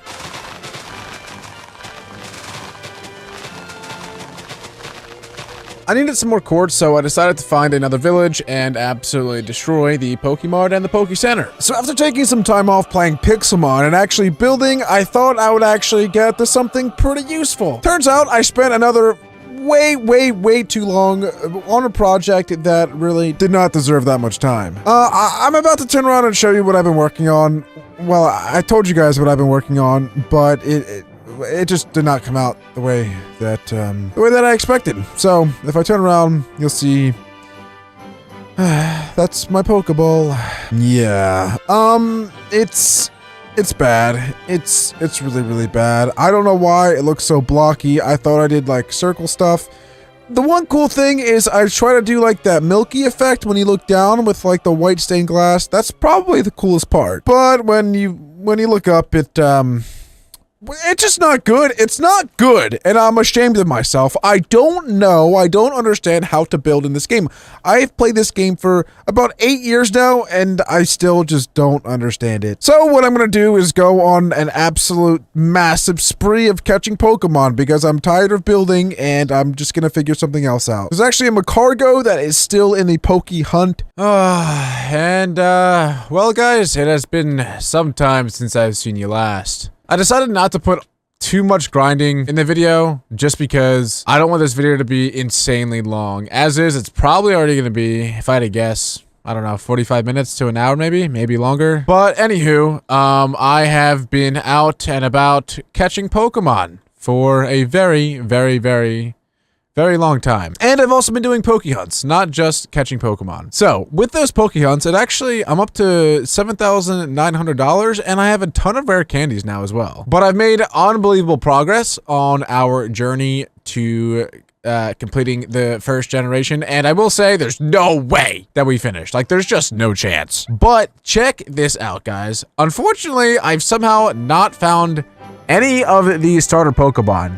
Literally none. But look at this. I've completed so much. Now, in the beginning, the more common Pokemon, so it sort of makes sense that I'm able to do the beginning ones for the most part. There are some bits and bobs that I've missed. But for the most part, I think I've done pretty freaking well. But the more I scroll, the more blacks you'll start to see. The more rare they get. Like, there's a Ditto. I haven't found any Eevees yet. 0 of them. I haven't done any fossil hunting, so I don't have the Ammonite, Amistar, Aerodactyl, or Kabuto. And then you just have Snorlax, and then a bunch of legendary Pokemon. And then we have Dratini that I don't have, Dragonair, and Dragonite. Dragonite is actually after Articuno, Zapdos, and Moltres. That's how rare that Dragonair is. So, I hope that puts that a little bit into perspective as to why I was so happy to find him. But anyway, that was a lot of work. That was, yeah, way too much work. It's actually been a couple of days in real life since I've seen you guys last. I'm actually really low on Pokeballs now as well from all the Pokemon that I've caught. Now, the Poke Hunts were really helpful because every time they give you around like 12 to 16 Pokeballs-ish. So that's why I was doing those. It also gave me some money, so I figured it was definitely a good thing to do. But one thing that we're really close to, guys, is evolving our shiny Marshtomp, aka Swampbutt, into a Swampert. So he only needs 3 more levels, and I haven't even really been training him. All the levels you got was mostly just from catching Pokemon, because when you catch Pokemon, you actually do get the levels or the experience from it, as if you just killed that Pokemon. So anyway, let's grab all these rare candies. We have a ton of rare candies, again, from the Poke Hunts. The Poke Hunts are OP, guys. Like, never stop doing Poke Hunts because they are literally too good. But anyway, the rare candies, let's go ahead and apply 3 of them to the boy. And yeah, let's go. He's now evolving into a Swampert, which is obviously a really, really, really good Pokemon. We don't have a Mega Ring for him yet. I haven't found any Mega Pokemon. Hopefully we find a Mega Pokemon soon, though, and we can get a Mega Ring. That would be pretty epic. But until then, we will not be able to Mega Evolve anything. Actually, we probably should use a lot more of these rare candies. Now, one thing that I'm about to do actually is battle the very first gym, which is a flying type gym. I believe Swampbutt does. Oh, no, he already knows Rock Slide, so I'm definitely gonna bring Swampbutt.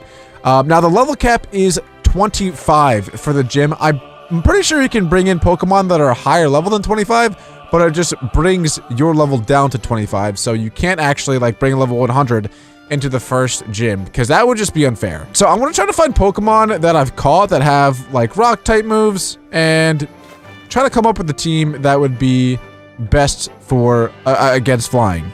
All right, so here's the team that I picked out: Swampbutt, Graveler, Magneton, Dragonite, Rapidash, and Raichu.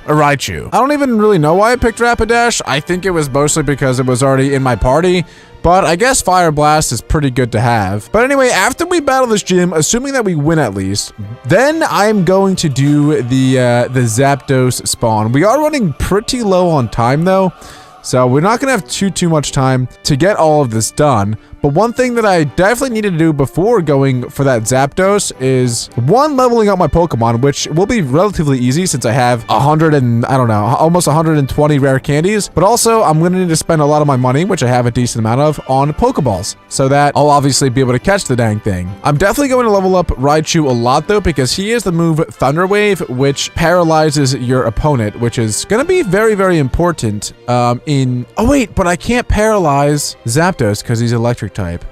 Maybe, okay, I'm gonna have to find a Pokemon that knows like Hypnosis or something. Maybe I'll get my Hypno out. All right, so without further ado, let's go ahead and type in /gyms, and that brings up this amazing little GUI, and then we can click on Flying Gym, and here are the gym leaders. Oh, it actually makes me select my team. It's not just who I have in my party. Okay, so we're just gonna go these top 6. Okay. Oh, this is so cool. What the heck? It fills in the entire like Pokemon down there. Okay, let's just go these top 6 and then start battle. Oh my god, and here we go. We are now at the Flying Gym. This is crazy. There's probably a way to warp here. I'm just at the leader right now. Okay, so he has a Gliscor. I thought that this gym was level 25. Apparently it's level 30. That is really awkward, but Swampbutt is gonna go ahead and do a big rock throw. Wow, that did nothing. Wow, okay, this is bad. That was supposed to do a lot more. Water Gun actually might do more because Gliscor is really good at physical defense. There we go, and Water Gun is a special move. Wow, okay. He did also put a Stealth Rocks up, which means that every time I switch into another Pokemon, it's gonna do 1/8 of my health to start. So that is definitely not good. Well, let's Rock Slide here. It's gonna be super effective. I think Togekiss might kill me in this first turn. But let's see. Oh, a Rock Slide does a lot. And he flinched! That's actually really good for us. We're going to be able to get another Rock Slide in, and we missed. I mean, I guess it only is fair for me to miss there. Oh, and it sets all of our Pokemon to level 30. I don't even think Graveler was level 30, but no, that's pretty cool. Sweet. Okay, so I definitely don't want to go to Dragonite because Togekiss is super effective. Let's go to Magcargo, and we can use Rock Throw. If I land, I'll kill his, but if he lands first, he'll probably kill me. And he doesn't. And boom, we kill it in one hit. Let's go. Okay. This is going swimmingly. All right, let's do another Dragon Rush. And he kills me in one hit. Oh, okay, perfect. I have Magneton, We can spark, and it's dead. Get out of here. Get out of here, Pelipper. Oh, I'm confused, and I hit myself in confusion. That is actually so unlucky. He used U-turn, goes to Hawlucha, and Spark does a ton of damage again. Come on, let me go first, and please don't hit myself in confusion. Nice! No, it's good. Okay, I stabbed out of confusion. I killed him. This is a beautiful thing. Oh, wait, surely I outspeed a Pelipper, right? Come on. Magneton is normally really fast. Come on, and boom! Let's go, dude! So we've actually won our first ever gym battle challenge. That is... Let's go, that's actually so good. Nice, so now I have a gym badge. But guys, look, this is actually the flying gym. There's a little airplane here. And yeah, it's a nice little place. Now, I don't know if I'd be able to take out the next gym because, first of all, I think that they're level 40, and I don't have too many level 40s. So let me actually see what gym type it is. It is ground type, which I don't think... Yeah, I don't really have too many, like, water type Pokemon or grass type, so I'm not really sure how good I'd be against it. So now what I'm gonna do is buy some Pokeballs. Oh, wow, I just got 10K from beating that gym. Okay, that is really, really good. Because now I'm going to be able to buy a ton of Ultra Balls, 109, on top of what we already had. Should be pretty gosh dang good. Alright, so now we are at the shrines. I do have the Orb of Static Souls on me to put into the Zapdos shrine. Before I do that, though, I do want to get my Drowsy out and put a bunch of levels on him. I have him somewhere. Or my Hypno. He's on level 30, though. I'm pretty sure he knows... Yes, okay, so he knows Hypnosis. So he's going to be my primary guy to put Zapdos to sleep. So first things first, I'm going to put a ton of levels onto Swamp Butt, mostly because he's my starter, so I feel like he deserves all the love that he can get. So I'm going to go ahead and pile a crap ton of these on him. I'll actually even make him level 100, because why not? Maybe I'll only make him level 80 for this battle, because I want him to still be able to damage Zapdos without actually killing him. So level 80 will do for now. There we go. I actually feel really bad for putting so many rare candies on a Hypno. He's now level 81, but it's all good. I'm going to put the rest of my rare candies on the Dragonite. Hopefully he can just tank. Well, guys, I mean, this is the most prepared that I'm ever going to be in order to catch myself a legendary Pokemon. I have a level 80 Swampert, a level 85 Dragonite, and a level 81 Hypno. And this guy spawns level 70, so I think we should be good to go. I have a ton of Pokeballs as well. I don't have any Quick Balls, which normally you're supposed to throw a Quick Ball at a Legendary on the first turn. I'm kind of nervous. I've been grinding this like crazy the past couple of days, and I feel like that everything that I've been doing sort of amounts to right here and right now. Oh, let's go! Okay, we did it! Oh my god! Oh my god! Oh my god! Oh my god! Oh my god! Oh my god! All right, all right, all right. Please don't kill it, buddy. All right. Is Muddy Water gonna kill it? Oh my gosh, I don't know. I feel like it's gonna do so much. Oh my gosh, he avoided the attack. I'm actually so nervous. For some reason, I feel like Muddy Water is gonna do so much to it. Please don't kill it. Please don't. Guys, I don't know what to do. Okay, let's try. Let's try to do Graveler. Now, I know this is kind of a stretch, but he's only using Light Screen here. So, let's do some Smackdowns. Because, yeah, his Discharge doesn't affect me. So maybe... Okay, so he knows Light Screen, Discharge, and Rain Dance. That's 3 moves that do nothing to Graveler. Okay, this is perfect. This could actually be really good. This could be really good. I don't know if he knows... Yeah, I don't think he knows any moves that can touch Graveler. This is perfect. So we're just going to keep on smacking down until he is in the red. This really couldn't be any better. It couldn't be any better. Now, he does know Discharge, which is going to hurt Hypno. Okay, I'm going to leave it there. I think I might be able to get one more Smackdown in, but there's a chance that I critical hit, and if I do that, well, then he's dead. So, we're going to go into Hypno, and we are going to do a bunch of Hypnosises. I got to make sure I click the right one, because if I didn't, well, then the Zapdos would definitely die. Alright, well, the Hypno plan did not work at all. He is dead after like 2 turns, so I literally wasted like 50 rare candies on him for absolutely nothing. I'm a little bit worried that he's going to start using Struggle soon. Struggle's a move that when you have no more PP left in your moves, which is when you use all of your moves, then your Pokemon starts to use Struggle because it has nothing else left to use, and it does damage to yourself. And so if he starts doing damage to himself, he's going to die. Yes! Oh my god! Let's go! I finally caught it!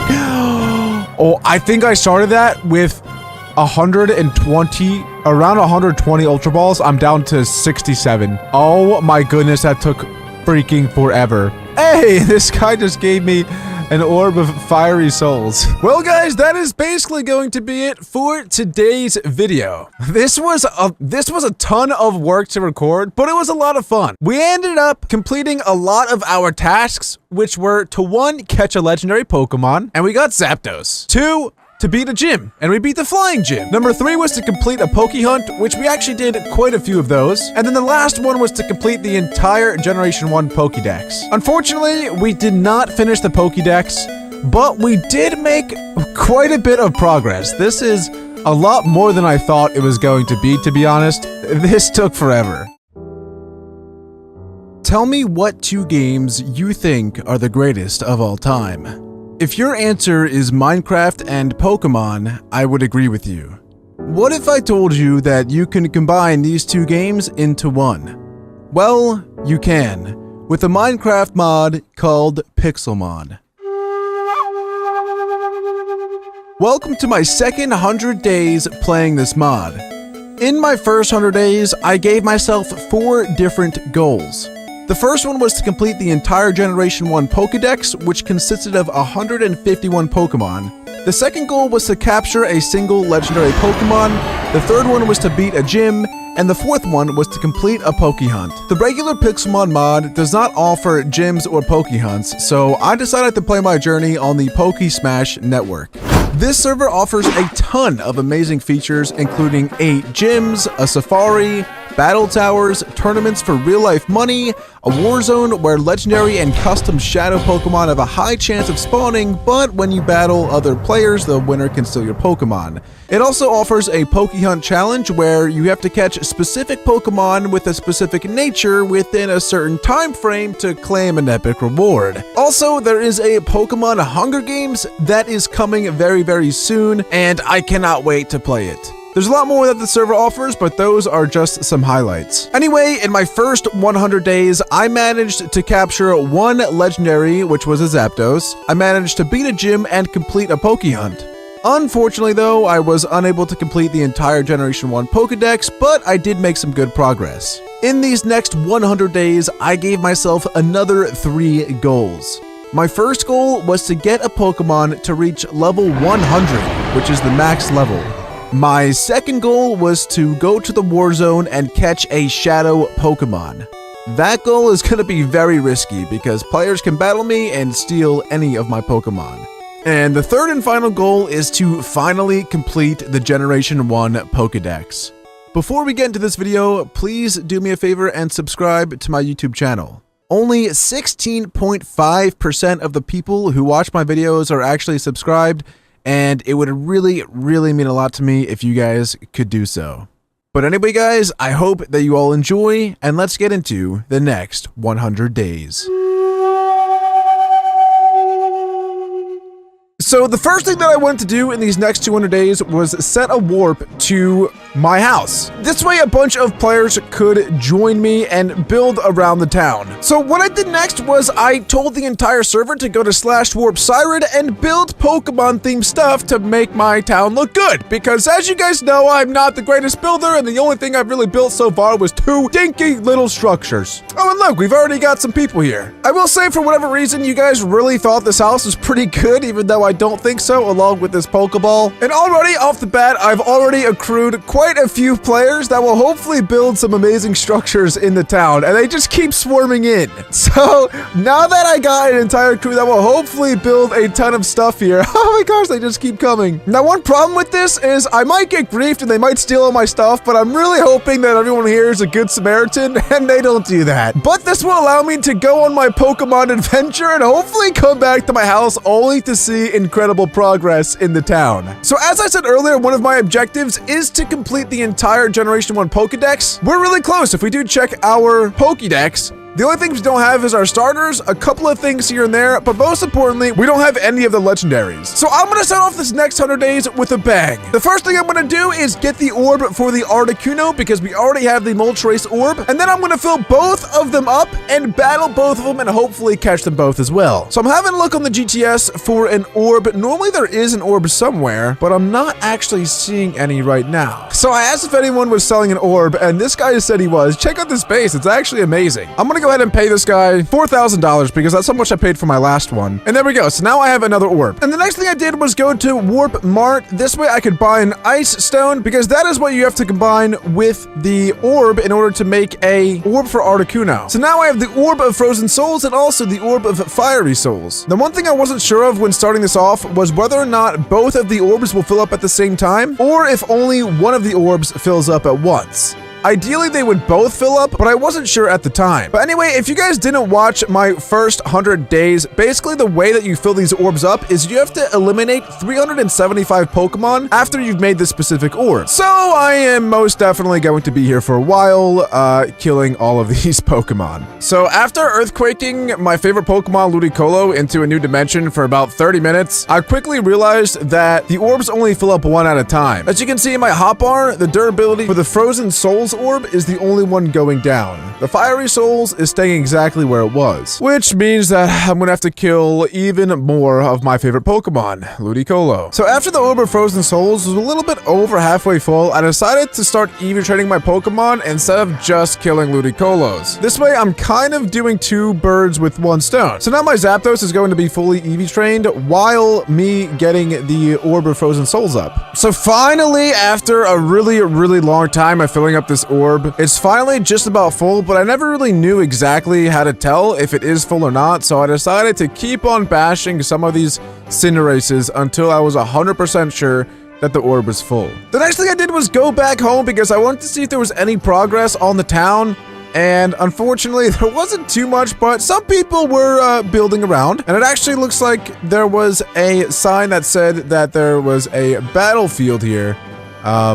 It's not much of a battlefield, but it gets the job done, I suppose. Then, to prepare for my fight with Articuno, I opened a couple of Vote Crate keys, and I got a lot of Ultra Balls, Great Balls, Timer Balls, Dusk Balls, Rare Candies, and a couple of other things that will help me in this battle. And so, here we are. We're still pretty early on in our 100 days, and we're already in a legendary battle. I was a little bit nervous going into this battle because I knew that Articuno would be able to damage all of my Pokemon. I was also a little bit worried about using Thunder Shock with Zapdos because I thought it might kill the Articuno, but luckily it actually not only did a ton of damage to it without killing it, but it also paralyzed him. I really couldn't have asked for anything more. So the next thing I did was throw an Ultra Ball at it because I couldn't damage him anymore with Zapdos without killing him. So I figured Zapdos would probably just have to die at this point. Unfortunately, this does not give me too much time to catch this guy. If you guys remember, it took Zapdos about 70 Ultra Balls for me to catch him. So then I went to Magneton because I wanted to try to get a little bit more damage out, but unfortunately, I misclicked and I accidentally clicked on Thunder Wave, which was not good. Then I risked it for the biscuit and went for Spark, but it actually didn't end up doing as much as I thought it would, which is probably good. Still though, Articuno wasn't in the red, which is not good. When you're catching a Pokemon, you always want them to be in the red and either paralyzed or asleep. And so what I tried to do next was a Rock Throw with level 29 Graveler, and he actually hung on with Sturdy and did a lot of damage. Now this is perfect. Articuno is now 1 HP and paralyzed, so if I don't catch him now, there's really nothing that I could have done differently. And so eventually Swampert did die, which means I have to go to my Dragonite, but unfortunately Articuno is ×4 effective against Dragonite, and so he did not survive very long. And so last up was our Hypno, who was level 81, which probably in hindsight was a terrible idea to level him up in the last episode.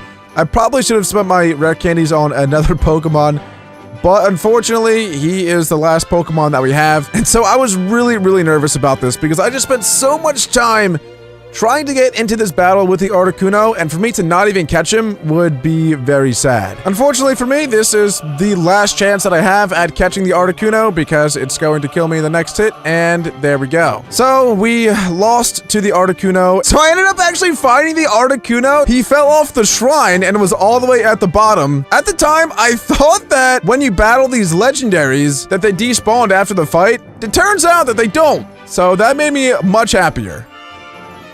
And I captured him on my very first Pokeball. He wasn't even in the red or paralyzed. Sometimes I really don't understand how this game works. And so there we go. Now we have an Articuno and a Zapdos. It looks like someone sent me a Dialga as well. The original trainer to this was Tinny. Thank you, Tinny, for sending this to me. After that exhilarating battle, my spirits were really high, and it made me really want to complete the trifecta and capture a Moltres. So what I did for the next very long time was fill up my Orb of Fiery Souls. And I knew that this would take a ton of Minecraft days to complete, but this is something that I just really wanted to rip off like a band-aid and get out of the way. So after an exhausting very long time of Eevee training my Articuno, the Orb of Fiery Souls was finally ready. And so I warped home to go and get some revives and potions and stuff, only to find that a lot of my stuff was stolen. This is mostly my fault though, because I forgot to claim my chests. And so I decided to go to the mart and buy some potions for this battle. I decided to stock up on a bunch of revives because they were relatively cheap, and it's really important to keep as many Pokemon alive as possible in these battles. I also decided to get a bunch of fresh water because I'm pretty sure that they heal your Pokemon by 50 health points, and they were only $10. The next thing I did was look on the GTS for an XP all because I really wanted to get all of my Pokemon to a higher level before taking on this Moltres. Unfortunately, I didn't find one. So apparently the best way to get an XP all is to go to the boss tower, which you can get to by typing in /warp boss tower. This will take you to this area right here, where you can actually battle a ton of bosses where they drop you really rare loot. One thing you do have to be careful about when you battle these bosses though is that they're really high level and normally very strong. It does seem like this Clefable is not really able to hurt me much,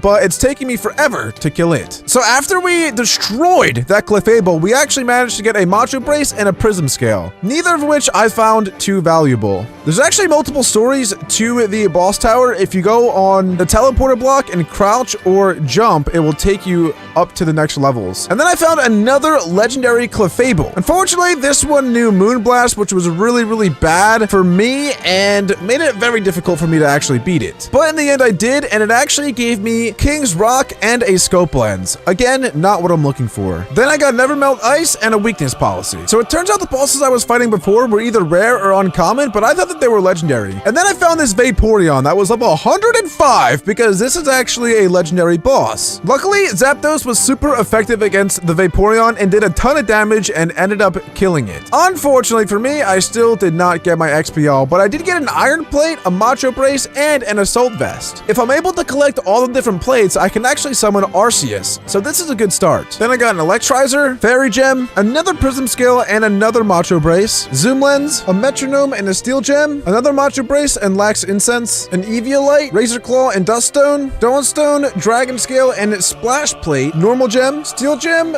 Dragon Fang, and Dusk Stone again, Safety Goggles and Shed Shell, a Leaf Stone, another Macho Brace and Flame Orb, a Smooth Rock, another Prism Scale and Focus Band, Rocky Helmet and Rock Incense, Silver Powder and Sharp Beak, Mystic Water, Reaper Cloth and another Rock Incense, Toxic Orb and Electric Gem, Psychic Gem, Magmarizer, Dark Gem, Luck Incense, Razor Claw, Firestone, Zoom Lens, and Electric Gem, until I looked on the GTS again and found that there was actually an XP all listed, but it was for 4K, which I think is pretty expensive, but at the same time, I really wanted it. So I confirmed my purchase, and there we go. I now have an XP all. So even though it seemed like all that Battle Tower training was for nothing, I actually did get a ton of items. Here are all the items that I got from that Battle Tower training. Some of these are going to be really useful in battles. The next thing that I'm going to do is select a couple Pokemon that I would like to level up, specifically for battling Moltres and eventually Mew. I decided to bring Rhyhorn and Nidoking onto the team. To activate the XP all you have to do is right click and then it's activated. And so now every time I eliminate any Pokemon, my entire team splits the XP. So what I did for the next very long time was train in the area underneath spawn, because there are some Pokemon here that are very high leveled. And just like that, my Pokemon were leveling up really quickly. Articuno learned Ice Beam, Rhyhorn learned Takedown, Rhyhorn evolved into Rhydon, and also learned Hammer Arm, Zapdos learned Roost, and a couple other Pokemon learned other moves in general. But after grinding for a very long time, my team was finally a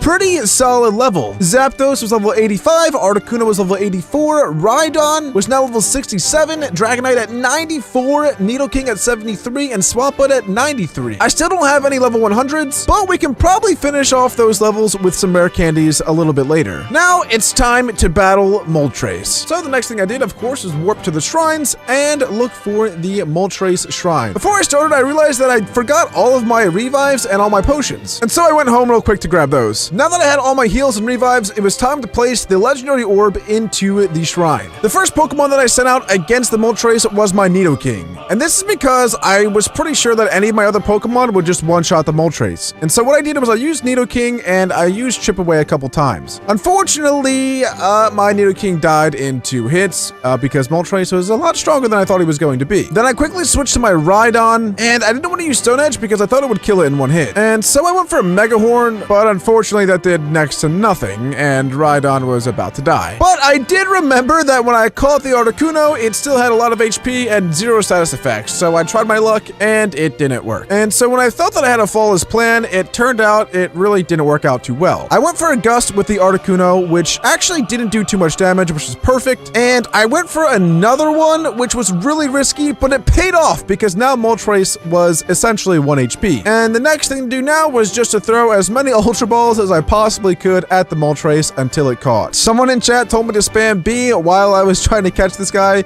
and so I was just spamming B. Unfortunately, it didn't really seem to make a difference. And my last Pokemon was Zapdos. I finally just remembered that I had a bunch of revives and heals, so I decided to revive Swampa and a couple other of my members of the team. And the server crashed when I was mid-battle. This couldn't have been any more unfortunate. So, because the server crashed while I was mid-fight, I spoke to one of the managers, and he actually spawned me in another Moltres for me. This was kind of annoying, though, because I had the Moltres in the red and in a perfect position the first time around, and I wasn't sure if I was going to get as lucky the second time. Luckily, though, we were able to get him back into the red. Not as deep as last time, but still good enough to hopefully catch him. After throwing Pokeballs at this guy for ages, I was already down to my last Pokemon again. So I decided to use a couple more revives. At this point, I'd already run out of Ultra Balls, and I was getting kind of desperate. What I decided to do was actually run from the battle and get my Raichu out from my PC. This will allow me to ensure that I paralyze the Moltres because he has Thunder Wave. So I thought, and it didn't even work. And eventually the Moltres used Struggle and killed itself. So after that horrible loss, I decided to go to sleep and pick things up the next day. So it was the next day, and at my house, there wasn't really any progress on any builds, unfortunately. I was really hoping for this to turn into something like crazy. So not only did we never even get to capture the Articuno, but we also didn't get an amazing town like I was hoping. So far, this second 100 days did not go very well. But that didn't stop me. Since I was fed up with going for legendary Pokemon, I decided to hunt for more of the regular Pokemon in the Pokedex that I still have yet to catch. So as I was hunting, the Pokemon I was hunting specifically for were the starters, Bulbasaur, Squirtle, and Charmander. And luckily, I actually found a Bulbasaur pretty quickly. And my plan was, after I caught all 3 of them, that I would go back to spawn and evolve all of them with the XP All. Shortly after that, I got really lucky and ran into an Eevee. Now, Eevees are basically just as rare as starter Pokemon as far as I know. But it's really important that we get at least 2 Eevees. This way we can breed them. Because as I'm sure you know, there's a bunch of different Eevee evolutions. And so we're going to have to breed a bunch of these and then evolve all of them into their relative different evolution. So this was definitely a good start. I actually captured him in the first Pokeball that I threw, which was very, very lucky again. As I was exploring, I actually found a jungle, which is fairly rare, along with a mesa right next to each other. But the importance of finding a jungle is actually very, very important because this is where Mew spawns. And obviously, we're going to need to eventually find Mew. This way we can capture it and turn it into a Mewtwo with the cloning machine. So what I did was I set a home here. I typed in /set home jungle. This way, if I ever need to, I can just type in /home jungle and go straight to the jungle to hopefully find a Mew. And after searching the Extreme Hills for a very long time, I finally found a Charmander. Oh, finding these Pokemon took a very, very long time. After catching the Charmander, the very last starter that I needed to catch in this generation was a Squirtle, so I needed to find a beach biome. And even though I love long walks on the beach, this walk was a little bit too far before I finally found myself a Squirtle. Oh, it was such relief. And that meant that I have all 3 of the starter Pokemon. So what I did next was I went to the training area where I could battle really high levels. I turned on my XP All and I let Swampbutt do his thing and destroy Pokemon left, right, and center. Already after the first battle, all of my Pokemon were learning a bunch of new moves and evolving. Charmander evolved into Charmeleon, Bulbasaur evolved into Ivysaur, and lastly, Squirtle evolved into Wartortle. And eventually, Ivysaur evolved into Venusaur, Charmeleon evolved into Charizard, and Wartortle evolved into a Blastoise. Now my Pokedex was completely finished on the first page, and so there wasn't really too much left for me to do as far as catching regular Pokemon. So the next thing I did was actually go to buy a ranch block. What these blocks do is they actually allow you to breed your Pokemon together. Unfortunately, they're really expensive. They're $2,500, and so now I was left with just $966. So the reason I bought the ranch block was so that I could breed my Eevees together and get all of the Eeveelutions. The problem is it's really, really rare to find a female Eevee, and the one I caught was a male. I found a couple of other Eevees, but they were all male as well. And so what I ended up doing was asking anyone on the server if anyone has a Bad Ivy cheap female Eevee for sale. So in chat, I said that I would buy a female Eevee for $900, which is very, very cheap, by the way. And someone sold me one. Someone sold me one. But the thing is, it wasn't a bad Eevee at all. It was 87% female Eevee, and I feel really, really bad for taking it. Well, anyway, you gotta do what you gotta do, and it is time to breed.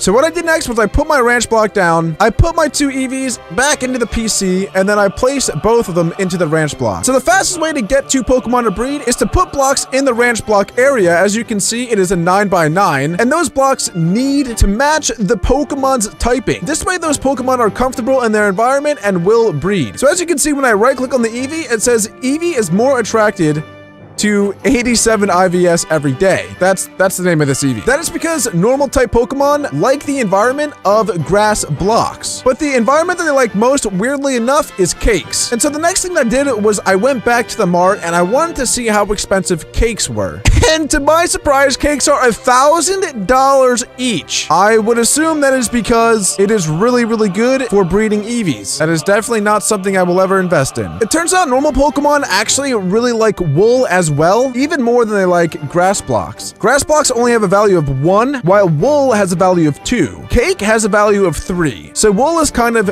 the most in-between block. So what I'm gonna try to do is get enough money to buy a bunch of wool and replace all of the grass with wool. And what better way to make money than to do a Poke Hunt? Oh, and there's actually a Fearow here. Those are pretty easy to find. So I finally caught the Fearow, but unfortunately it was not the right nature, so I had to find another one with the correct nature. Not too long after, I found another one, and this one was the correct nature. And so I got my money and a bunch of rare candies. So I went back to the mart and purchased 81 white wool. And boom, with a little bit of perfect math, our last block fills up the ranch area. And so now if we right click on Eevee, it says Eevee falls madly in love with the other Eevee. So this is going to speed up the breeding process, and then eventually there's going to be an egg in the ranch block that I can withdraw. But while they breed, I am going to go out and try to complete a little bit more of the Pokedex. As I was power leveling my other Pokemon by using Swampert with an XP all on, he actually got to level 100. He's my first Pokemon to get to that level. So it's been a very, very long time since I've seen you guys last, and that is because I have almost completed the entire Pokedex now. There is just a Vulpix that I have not caught, but look at this, guys. I've actually caught almost every single other Pokemon except for Ditto, the other Eevees, which I kind of forgot about, to be honest. I'm sure my Eevees have an egg ready to be picked up, but also all of the fossil Pokemon I still need to get, along with Moltres, Mew, and Mewtwo. So what I'm going to do now is go into an ocean and find as many fossils as I possibly can. Finding fossils isn't really hard at all. All you need to do is swim on a Pokemon and go into a deep ocean biome. At the bottom of the ocean, a lot of times you'll find these little black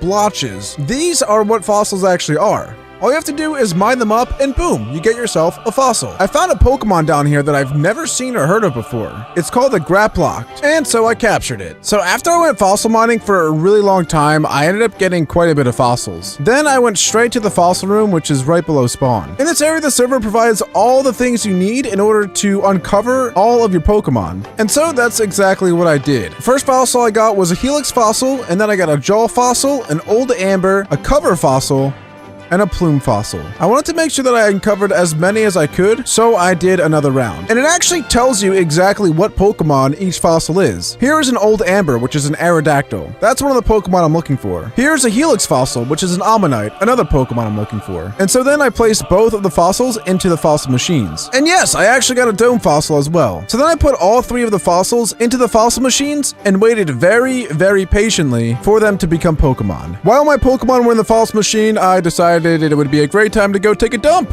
And when I came back, all 3 of my Pokemon were ready to be retrieved. So I put Pokeballs in all 3 of the slots and quickly withdrew all of them. Fossil mission, success. And then I evolved Kabuto into Kabutops and Ammonite into Amistar. After that, I put all my fossils back in my chest, saw that there was a Chikorita in my house, decided to leave it though. But also I noticed that there was actually an egg in the fossil machine. So I right-clicked it, claimed the egg, and took it for my own. Then I was gonna go hunting for a Vulpix when I saw that there was actually a chest full of items in it. A ton of Pokeballs, which I could actually use, some full restores, rare candy, and some other stuff. The package was from O Blanket.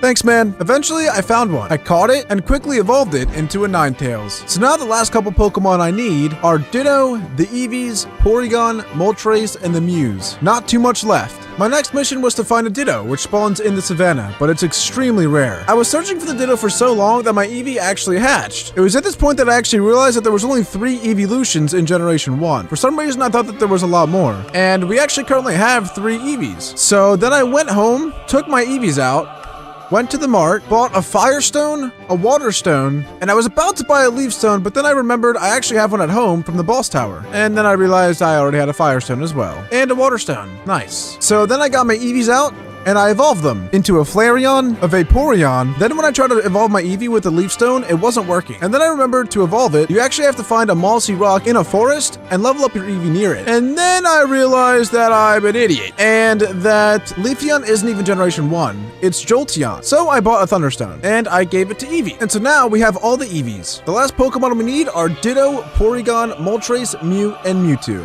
I saw that there was another orb on the market and I decided to buy it. Then I bought another Firestone and combined it with the orb. So now we have another orb of Fiery Souls. After about getting halfway through the Fiery Souls orb, I decided to hunt for a Ditto because I got pretty bored. And luckily, I actually found one pretty quickly. Not too long after, I captured it. I finished filling up the orb, leveled up Raichu a little bit, and got some Pokeballs. Now, I'm ready to battle Moltres. My plan this time around was to get him paralyzed immediately by using Raichu. That worked like a charm. Unfortunately, Raichu died straight away after, but it's okay. He did his job. Unfortunately, I wasn't able to get him into the red without killing him, and so I ended up having to throw my Pokeballs at him while he was still in the yellow. But at least he's paralyzed this time. And finally, after a very long time, we caught the stupid flaming chicken. It was easily the most annoying Pokemon to capture. Now we have 3 Pokemon left. A Porygon, a Mew, and a Mewtwo. Oh, and someone give me a Master Ball. I'm not sure why, but thank you. And a Pixie Plate, and another Orb of Fiery Souls. I will never battle that thing again. Unfortunately, we don't have too much time left in these 100 days, and so what I decided to do was get my entire team over level 75. The reason I wanted to get all my Pokemon over level 75 is because the only way you're allowed to enter the war zone is if your entire party is, well, over level 75. And so the next place that I went to is the war zone. The war zone is a very, very scary place. In this area, tons of unique Pokemon spawn, legendary rates are buffed, and even shadow Pokemon will spawn. You just have to be careful when you battle other players, because if you lose the battle, that other player will be able to steal one of your Pokemon. So it's a very risky place to be. And not too long after, I actually found myself a Shadow Claydol. I caught it pretty quickly, and then I found a Shadow Skiploom, but I wasn't too interested in catching that, to be honest. And then I found a Shadow Shiftry. After I captured him, I noticed that there was actually a Shadow Bidoof right next to me, and a Shadow Meganium with a Garchomp behind it, and a Shadow Mawile. I caught the Bidoof, and then I went straight to the Meganium. One thing that I was struggling with was actually damaging any of the Pokemon, because since there's a level requirement of level 75 to get into the war zone, all of my levels were a lot higher than the Pokemon I was trying to catch, but we still managed to catch the Meganium. And then we found one of my favorite Pokemon, a Shadow Luxray, and we captured him. I saw a player coming, and he decided to battle me. This is what I was really scared about.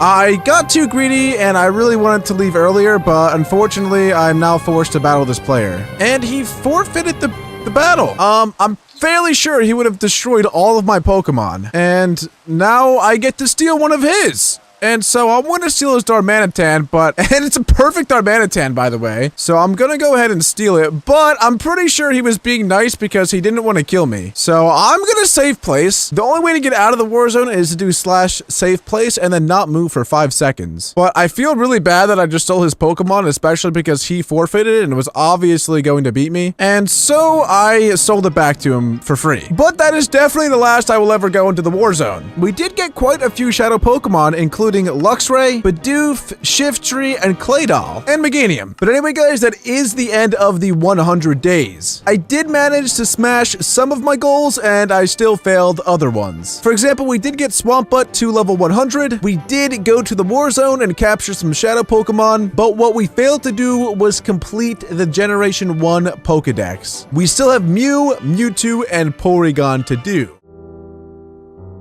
If playing Minecraft wasn't part of your childhood, then you really missed out. It is one of the greatest adventure-based games ever created. And if you combine that with one of the greatest story-based games ever in Pokemon, then you potentially have created the greatest game of all time. The thing is, that game has been created, and it's called Pixelmon. I have been playing Pixelmon for years now, and some even call me a master.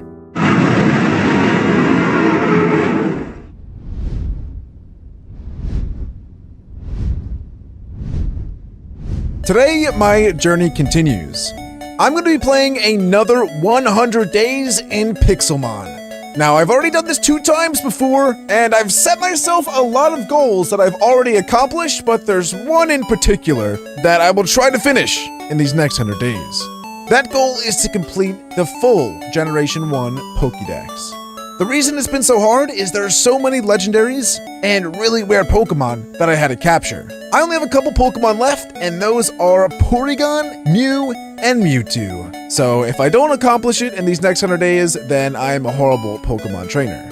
If you guys didn't know, I'm actually playing this adventure on the Pokesmash server. The server offers a ton of custom features, such as 8 gyms, a safari, battle towers, tournaments, a war zone, where you can steal other people's Pokemon, a Poke Hunt, Pokemon Hunger Games, amazing custom Pokemon textures, and there's so much more that it offers. And another side goal that I would like to accomplish in these next 100 days is to beat another gym. I did that in the first 100 days, and now I'd like to do it again in the next 100 days. My last side objective is to go to the Ultra Space Dimension. This is a dimension where Ultra Beasts and other legendary Pokemon spawn. It's kind of spooky, but it should be a lot of fun. If you guys do enjoy this video, be sure to go ahead and subscribe. Only 16.5% of the people who watch my videos are actually subscribed. Anyway guys, enjoy the next 100 days. The very first thing that I did in my next 100 days was take off my Team Rocket chestplate. It was given to me early on in the series, and I think it's time to rid myself of this disgusting armor.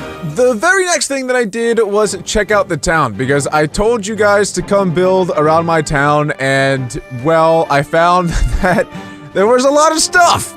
It maybe wasn't the greatest stuff, but there was a lot. Also, my Pokeball got destroyed.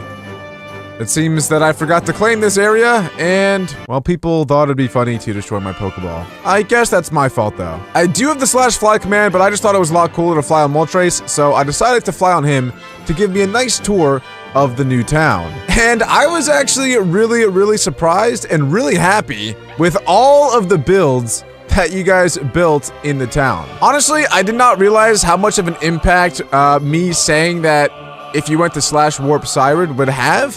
And I was just really overwhelmed with all of these builds. And even some of them were amazing, like this build right here. But again, if you guys do want to build near my house, feel free to do so by going onto the Charizard server and going to /warp Sirud. That is how you will get to this town. There's so many houses that are not done being constructed yet, and once they are, I feel like the town is just going to look so much better. There's even floating islands that still need to be completed. and once everything is, I think that this town is going to be the best on the server. But anyway, after the last couple of 100 days, all that I really did in those was catch a ton of Pokemon, and I really wanted to take a break from strictly catching Pokemon. But before I went out on my journey, I actually found a little shrine that somebody put in the backyard of my house that says, "Hope this can help you on your adventure to Sirud from No Dad Derek." And after I opened it, I was really happy with what was inside. Now, normally I don't take handouts, but I was really low on Pokeballs and some other items. And getting the Toxic Plate and Sky Plate was certainly very useful. And lastly, he gave me something that was absolutely insane. He gave me 2 non-legendary IV boosts. That was honestly way too generous of him, and if I see him around, I'll definitely have to repay him somehow. As I put the plates back into my chest, I realized that I actually had 5 plates already. I believe you need to get to around 16 before you can summon Arceus, but it's definitely a good start. Anyway, I put everything else back in my chest and started my adventure. So if you guys remember, I actually caught every single Generation 1 Pokedex, which has been my goal for the first 2 episodes, except for Porygon, Mew, and Mewtwo. Now, I'm definitely not looking forward to catching Mew because the chance of him spawning is like 1 in a billion, so I'm gonna be saving that for later, and my first task will be to catch myself a Porygon. Every time you craft a PC, there's a chance that a part of the Porygon will be put into your inventory. You have to collect all the parts of Porygon and then put it into a crafting table in order to spawn one. The way that you actually craft a PC is with 6 aluminum plates, a redstone block, 1 piece of redstone dust, and 1 glass pane. Luckily, I did remember that at spawn, if you do jump down, there are Pokemon that drop redstone and glowstone, which meant I didn't really have to go to the nether to collect these items. And it turns out there's actually a Pokemon here that drops bauxite ore as well, which is how you get aluminum. So instead of mining, I actually stuck around and decided to kill a bunch of Pokemon. This way, my Pokemon would get a lot of levels in the process. And now that I had a level 100 Swampert, it was really easy to take out anything that spawned here. After battling Luxrays and Golems for about an hour, I realized that it was definitely the best way to collect redstone, glowstone, and bauxite all at the exact same time. Also, there were other people battling Pokemon in this area as well that allowed me to just run around and scoop up all the loot. Because of this, in only just under an hour, I was able to get stacks and stacks of bauxite and redstone and glowstone. So the next thing I did was go back home and smelt up all the bauxite. But then I realized that I barely had any coal whatsoever, so unfortunately, in the end, I did have to go mining. Also, the more time that I spent in my house, the more I realized that I hated it and that I really need to renovate the entire thing. So I teleported randomly in the world and decided to just start digging straight down. And right away, I actually found coal, which was very lucky, especially because this was literally the only block that I was trying to find. Unfortunately, though, I still didn't have any fortune on my pickaxe, so I was only yielding 1 coal per block. But even with that small vein, that was enough to get a lot of my bauxite cooking. As I was mining, I actually found some amethyst, but I wasn't entirely sure what I could do with it. I think that you can make armor with it, but at the time, I wasn't sure. I found some redstone as well, which I didn't really need anymore, but was really good for getting levels.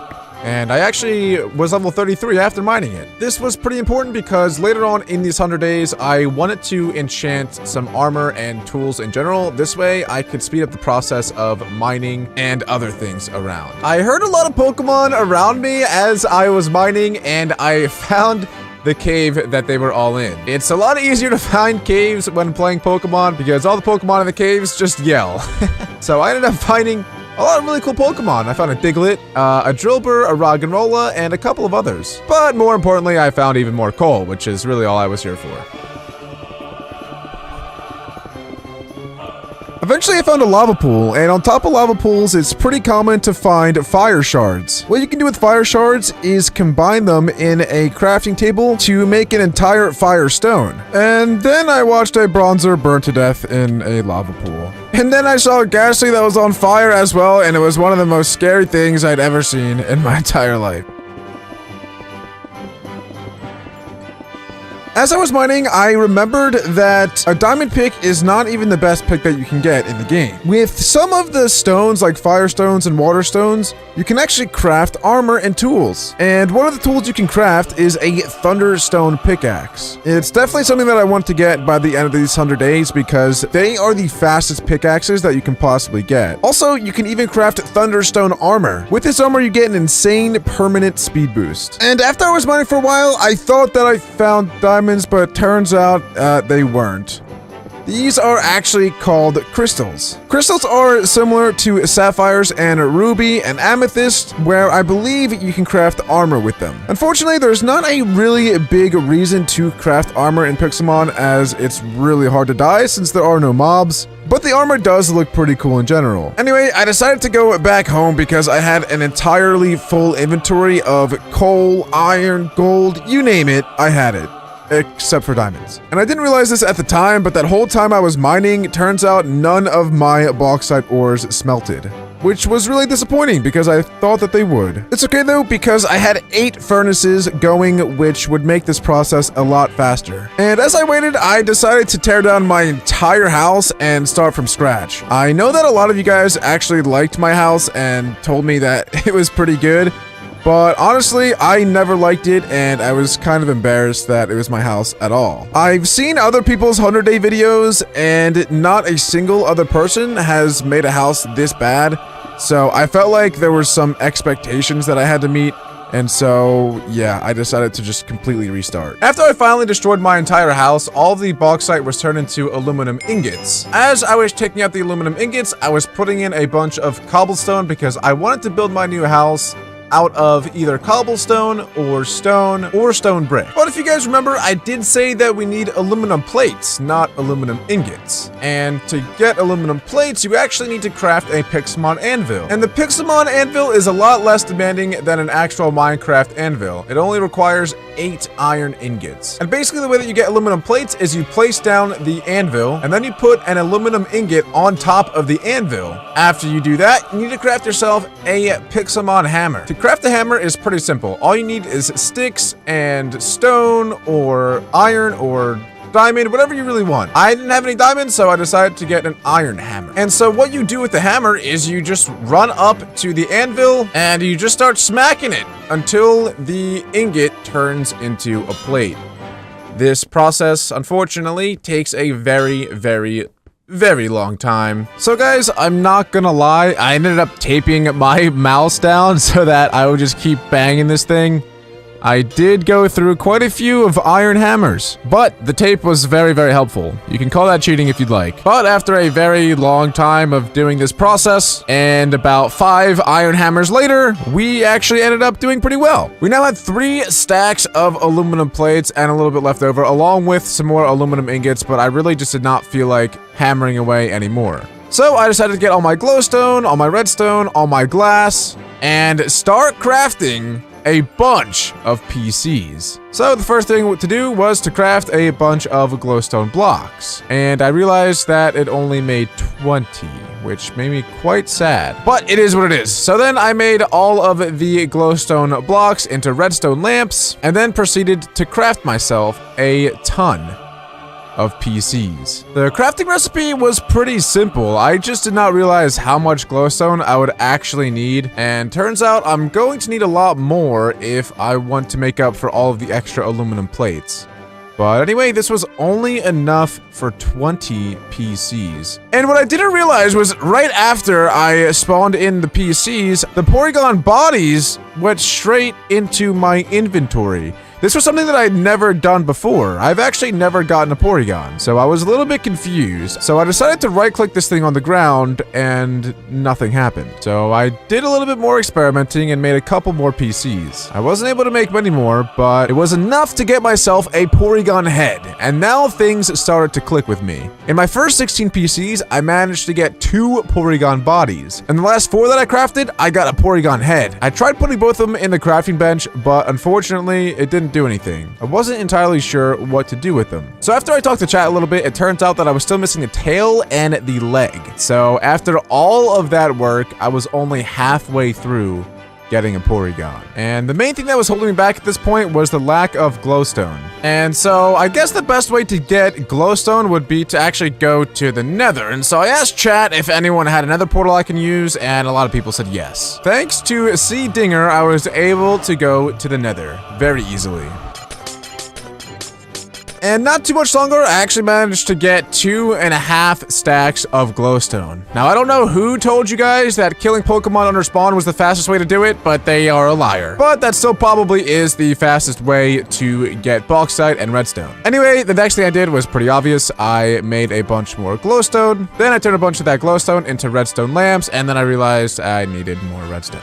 After sitting here for a little bit, I realized that the best way to get redstone probably was actually to mine. So then I RTP'd and went mining again. Then I found redstone, but not just a little bit of redstone, a ton of redstone. There were like 5 different pockets in a really close cluster. I got really lucky. And this was basically all that I needed in order to continue crafting more PCs. This time around, I was only able to make 16, and I wanted to take them one at a time, just for more anticipation purposes, because last time I just yeeted all of them together and it seemed to work pretty well, but I wanted to see if I would get lucky doing them one at a time. I was about halfway through grabbing all the PCs and did not get lucky a single time and didn't get a single part, so when there were 6 left, I decided to yeet all of them in my inventory, and I got a leg and a body. So now I have 1 Porygon head, 3 Porygon bodies, and 1 Porygon leg. The very last thing that I needed was a Porygon tail. Now I still did have 51 aluminum left, so I got smacking. After smacking away for a while, I did manage to get all the aluminum ingots into aluminum plates, and so I finished the rest of my PCs. I can only make 8 more, and I decided to eat all of them at once, because that is what was working for me. So, with a little bit of luck, I didn't get lucky at all, and I only got 1 more Porygon leg.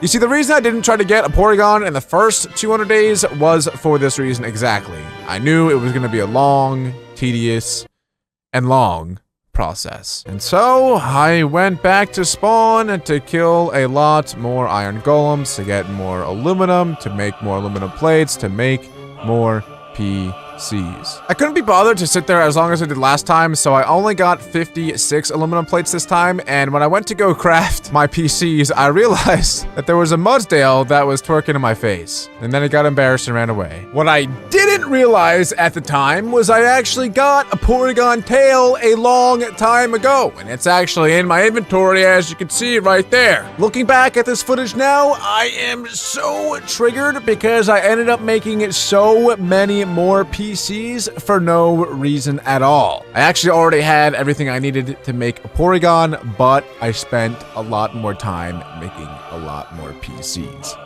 And after I crafted and crafted and crafted, I was so happy, I was ecstatic. I actually finally got myself a Porygon tail, which means that I was able to craft a Porygon. This is like the only Pokemon that I know of that you can actually craft. I was so excited for this moment. It took days and days and days and days of grinding to finally get this Porygon. So I went ahead and put all of the parts into the crafting table and got myself a Porygon. And boom, there it was. It spawned a wild Porygon. Now it was time to catch it. I took out some Pokemon from my PC, and as I realized that someone sent me a freaking Groudon, which was absolutely outrageous. People also sent me a Greninja called Sirud's Frog, and a Drapion called 2Sirid. But anyway, I got some of the lower level Pokemon out. This way I could actually battle this thing without killing it. And I started the battle off with a Raichu. And so I went to go catch it and realized I didn't have any Pokeballs. So I ran away and grabbed some. I got into battle with him again and used Thunder Wave immediately as well. Then again, I switched into Blastoise and hit him with the Water Pulse. I really wanted to make sure that I didn't kill this thing because of how long it took me to get him. So even though he wasn't too weak, I decided to start throwing Ultra Balls at him. And on my very first Ultra Ball, I actually caught the Porygon. I was so happy because I feel like this was almost like catching a legendary Pokemon. It probably actually took me longer to catch a Porygon than it did to catch any of the legendary birds. So now when I go into my Pokedex and scroll all the way down, boom, you'll see that Porygon has been captured. And boom, I put the Porygon into my party and checked out its moves. It actually has a pretty good move in Psybeam, but other than that, it's not too great. When I went to check the IVs on the Porygon, I was insanely surprised. It actually had 83% IVs, which is pretty much unheard of. Not only that, but most of its IVs were in categories that it really needed, like special attack, HP, and speed. I've never really used a Porygon before though, and I wasn't sure if they're good, so if you guys could let me know in the comments to this video if Porygons are good and I should use it, let me know, and maybe I will. But anyway guys, it was time for the moment you've all been waiting for. It was time to catch a Mew. Now in the previous 100 days, I actually did find a jungle and I made it a home. So when I type in /home jungle, it actually takes me straight to a jungle, which is exactly where Mew spawns. I p-wikied Mew again to see what time of the day it spawns, and it only spawns during the day. So there was really no point for me to be here during the night. However, I haven't been in a jungle yet this entire series, so I figured I would have a look around. There were Joltics, there were Mankeys, there were Venipedes. There was a whole bunch of unique Pokemon that spawn here, but I was only after one. One thing that I was worried about though was even if a Mew does spawn, I wasn't even sure if I'd be able to find it because Mews are really tiny Pokemon, and this jungle is full of trees and vines and bushes and a lot of things that make it really challenging to find specific Pokemon. After days and days and days of literally just sitting in the jungle, I realized that a vote party was about to happen. And when vote parties happen, there's a legendary that spawns at spawn. So I went to spawn to go look for a legendary, but I had no clue where to look, to be honest. And normally these legendary Pokemon get snatched up really quickly. After a little while of searching, I realized that still nobody actually found any legendary Pokemon. And to my surprise, I found a Mew. This was absolutely insane and probably the luckiest thing that's ever happened to me ever playing Pokemon. After I found the Mew, the first thing I did was try to get my Raichu out. I had to go really quick though, this way no one else in the server would find it before me. I was panicking. I managed to find my Moltres as well, which I replaced for a Dugong. And then it was time. I engaged the Mew in a battle. The first thing I did was Thunder Wave the Mew. That was most important, that the Mew would be paralyzed. I really didn't want to kill it, so what I decided to do was just throw an Ultra Ball. I know it was really unlikely that a level 59 Raichu would kill it in one hit, but one of my only moves was Thunder, and if I got a crit, I was worried that might have killed it. And then I realized I didn't really have any other Pokemon that would do too well against it. And then somehow, some way, on my very next Ultra Ball attempt, I caught the Mew, even though it almost had full HP. That was so lucky. Everyone in chat was spamming F because the IVs on it were not good. They were only 62%, but it did have perfect special attack and perfect HP, so I'm not complaining. But this was so amazing. This was so important for the future of these 100 days. But honestly, this was probably the best thing that could have happened. And now my Pokedex was complete, except for one single slot. The Mewtwo. Before I decided to try to take on the Mewtwo, I wanted to do something a little bit different. I wanted to take my mind off things because I felt like I was rushing. And so what I decided to do was gather a team that would be good against the ground gym, which is the second gym. Finally, after waiting a little while, my challenge was accepted. And so I brought my team of Swampert, Dragonite, Porygon, Articuno, Dugong, and Cloyster. Obviously, I did bring a lot of ice-type Pokemon for this one, since ice is super effective against, I think, all of them except for Swampert. So he isn't hit Hippowdon. I'm gonna go for an Icy Wind. It's really not the best move, but it is super effective, so it should do a decent amount. Unfortunately, my Icy Wind does not do as much as I was hoping it would, but luckily my Dugong did end up killing his Hippowdon. However, my Dugong was very weak and poisoned, so this was not good at all. He then went to a Gliscor, which is ice is ×4 effective against it. So obviously I went straight into another ice Pokemon. I decided to go with Articuno because I knew Gliscor was better at physical defense than special attack, and I knew Articuno had Ice Beam. So I went for an Ice Beam, and I one-shot it. Honestly, I'm not sure why he didn't switch out, but I will take it. I'm not complaining whatsoever. And then he switched into Seismitoad, and to be honest, I didn't really know what to do at this point, so I just went to Porygon because I didn't know what else to do. I wanted to save my Articuno for later on in the battle because I think that he's going to be important, and he's not really going to be able to do much against the Seismitoad. So I switched into Porygon and decided to just use Psybeam, but unfortunately, it really didn't do much against his very, very strong Seismitoad. I didn't really know how good Porygon was going to be, and he ended up dying pretty easily without doing too much damage to Seismitoad, but that's okay. I didn't really expect much. And so the next thing I did was I went to Swampbutt and decided to do an Earthquake. I wasn't really sure how much it was going to do, but ended up actually doing a decent amount. And I know that Seismitoad is a very tanky Pokemon, so I knew it wasn't going to do like a crazy amount. But very unluckily for me, I got frozen, which is probably like the most unlucky thing possible.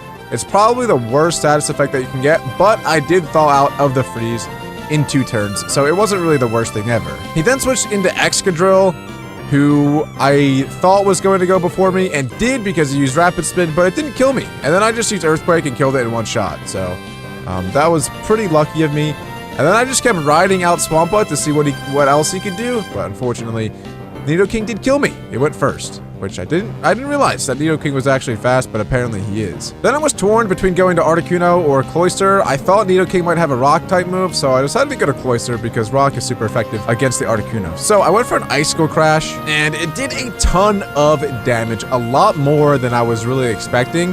And it went really well. So my Cloyster took out his Nidoking, and at this point in the battle, I was kind of lost. I didn't know how many more Pokemon he had left, but then he sent out his Swampbutt, and then it was down to what I thought was a 2v1. So I went to Dragonite, and I used Outrage, which is his best move, and it did a ton of damage. And then I used Outrage again because it takes 2 to 3 turns, and boom, his Swampert was dead, and that was the end of the battle. From beating the gym, I got myself $10,000 and 5 rare candies along with the Quake badge. After beating the gym, the next thing that I wanted to do was start construction of my new base. I started by grabbing all of the stone out of my furnace and turning almost all of it into stone brick. Then I made a bunch into slabs because that was a really good way to conserve a lot of the stone bricks, and you could also combine slabs in order to make chiseled stone bricks. A lot of people don't really know that, but chiseled stone brick is one of the coolest building blocks in my opinion. The first thing I did was work on the outline of my new house. Now, I've said this before, in my first 100 days, I do not pride myself on building, so if this house comes out horribly, I apologize in advance because I'm not a good builder. I wasn't entirely sure what I wanted, but I started with a nice little checkered pattern as you enter the house. After getting a lot of the flooring done, I realized that I really wanted to build out of spruce instead of oak, so I decided to venture out and try to find some spruce trees. And as I was grabbing a ton of wood for my house, I saw that a wild Stakataka actually spawned in the Extreme Hills biome. And so I ventured out looking for an Extreme Hills, and it turns out I was right next to one, and I started to get my hopes up a little bit. So I started flying on my Dragonite to search for this Stakataka. As I was searching, I found a Dino, which is actually pretty good, and a Dredagon as well, but unfortunately, I did not find any Stakataka. Turns out the whole time I was mining for what I thought was spruce, I mined for dark oak, but I decided to use this anyway because I never really used dark oak, and I thought it would still look pretty cool. And after hours and hours and hours and hours of working on this house, it was finally time to show you guys. Here we go. In 3, 2, 1, voila. Here is my brand new house. Now, I know it's not anything too crazy. It's not the greatest thing ever, but it took me freaking forever. You have to realize I'm really not a great builder, and so for me to do this took a lot longer than it would most other people. As I was building it, I didn't really know what I was going for. I was kind of just building, and whatever happened, happened. And so that's why there's kind of some really weird things here and there, because I didn't really know, I didn't have a game plan at all. Also, there were people watching me basically the entire time, and they're now in my basement. Oh yeah, I made a basement. It's not much of a basement, and it's something that I need to work on at some point. But I've been working on this for hours and hours and hours, and I'm just ready to be done. I'm ready to be done. Now, I know it's not much, but like I said, I really tried my best, and this is what we ended up with. I had a lot of symmetrical issues when I was building this thing. I had to tear down a lot of things and build them back up as I was going, but this is like the best that I could do. Again, I know it's not the greatest house ever, but I'd certainly think it's a massive upgrade from what we had, so I'm pretty happy with it. But anyway, now that I was finally somewhat satisfied with my new house, it was time to go for Mewtwo. As I was about to start my adventure to go and get a cloning machine, I ran into Dream. Not quite Dream. I guess this is Dream's cousin. Hello, Dream's cousin. But anyway, in order to get a cloning machine, you have to get a ton of obsidian and a ton of diamonds. Someone actually gave me these 14 diamonds, so I decided to put them away and get all of my diamonds legit. Before I went out, I asked some friends if they had some lapis so I could enchant. I swear I've mined lapis before, but I just couldn't find it in my chests. So in order to get a cloning machine, you actually have to get 2 fossil machines and convert them into cloning machines. And in order to get fossil machines, you basically just have to have a lot of bauxite, redstone, obsidian, which I pretty much already had. But in order to convert them into cloning machines, that is when you had to have a ton of obsidian, aluminum plates, emeralds, gold, and a couple of other things. But kind of similarly to how beacons work, you actually have to add blocks to the cloning machines in order to get a better chance of spawning Mewtwo. So, for example, you could add iron blocks to the cloning machine, but that only gives you like a 5% chance of Mewtwo spawning. But if you get 3 diamond blocks, that ups the chances up to 37.5%. Now, obviously the Pokemon that we are going to clone is Mew. That is the only Pokemon that you can clone in order to hopefully get Mewtwo. Now, it is really risky trying to do this because if you do get a Mewtwo, the entire cloning machine breaks. So you only have 1 chance at catching the Mewtwo. And if you don't get a Mewtwo, then you get a Ditto, which is still pretty cool. And the cloning machine doesn't break, which is nice, but you can only get Ditto 3 times before you can no longer use that Mew that you were using to clone. So you basically have to get Mewtwo within your first 3 tries, or else you have to catch a whole other Mew to clone, which is why I'm making sure that I get a ton of diamonds so that my chances are the highest they can possibly be. I've gotten really unlucky with finding diamonds, and I finally found my first batch. I got 6 from my first pocket, and I still had a lot more to go. I found a huge cave, and I found even more diamonds in it, but this time I decided to use my Silk Touch pickaxe in case I got fortune later down the line. I saw what I thought were diamonds, but it was just crystals. Again, I thought I saw more diamonds, but again, it was just crystals. I hate crystals. Again, I found what I thought were diamonds, but it was just crystals. I'm just kidding. I knew they were diamonds. I was just trying to trigger some people. Now we had 7 diamond ore and 6 diamonds. Then I found again more crystals, which I thought were diamonds, but they weren't. Ah, just kidding again. I know they're diamonds. So again, I used my Silk Touch pick to pick these guys up. I found even more diamonds that were hiding under redstone blocks, or redstone ores. And finally, I found my last batch of diamonds that I needed to make all 3 diamond blocks. Again, I decided to mine them up with my Silk Touch pickaxe in case I got fortune. After messaging with Emilio a little bit, he told me that he had a Fortune 3 book that he was willing to sell for 1K. I TP'd to Slippy so that I could use his anvil to combine my Diamond Efficiency 3 Unbreaking 3 pickaxe with the Fortune 3 book. And there we go. I now have a diamond pickaxe named Glizzy Goblin that is really solid. And so I went back to my home, placed all of the diamond ore that I had just found, and I mined it up with the Glizzy Goblin. Comment down below how many diamonds you think I would get from 24 diamond ore. If you get 62 diamonds, you would be correct. We already had 6 in our inventory, so we really got 62.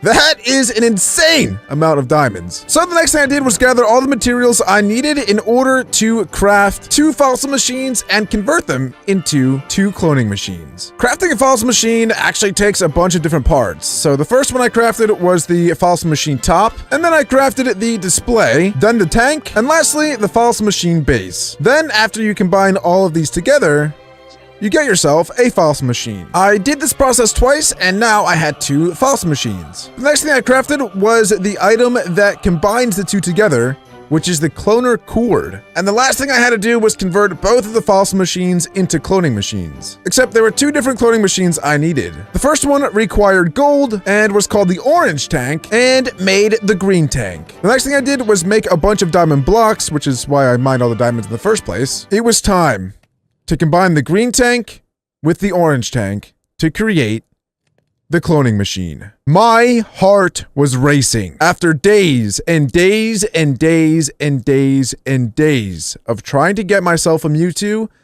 The time was finally here. I decided to put the cloning machine right inside my house. And there were the words, insert Mew. My heart was racing. I searched my PC so I could go find Mew. And there he is, level 50. I right-clicked the machine, Mew was inside. Then I put 3 blocks of diamonds inside the orange tank.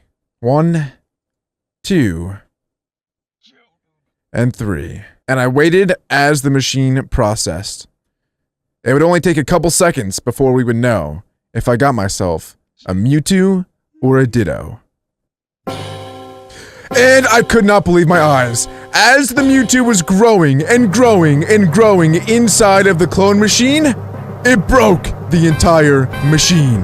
The machine was broken, never to be used again. And immediately, I challenged the Mewtwo to a battle. I took no chances whatsoever. I went straight to my bag, went to the Pokeball, and used my one and only Master Ball. The Mewtwo stood no chance. There was nothing it could do. It was mine. And just like that, I captured, potentially, the most powerful Pokemon in the entire world. A Mewtwo. And that was it. That was my biggest objective of this entire series. Completed. The entire Generation 1 Pokedex. As I looked at my Pokedex, I could not be more proud. I have never done this before. Every single Generation 1 Pokemon I had captured. This was a sight to behold. Although it does say I didn't capture Vaporeon, I literally have one in my PC. I think it's because it's from the egg. I hatched an Eevee from an egg, and then I evolved it into Vaporeon.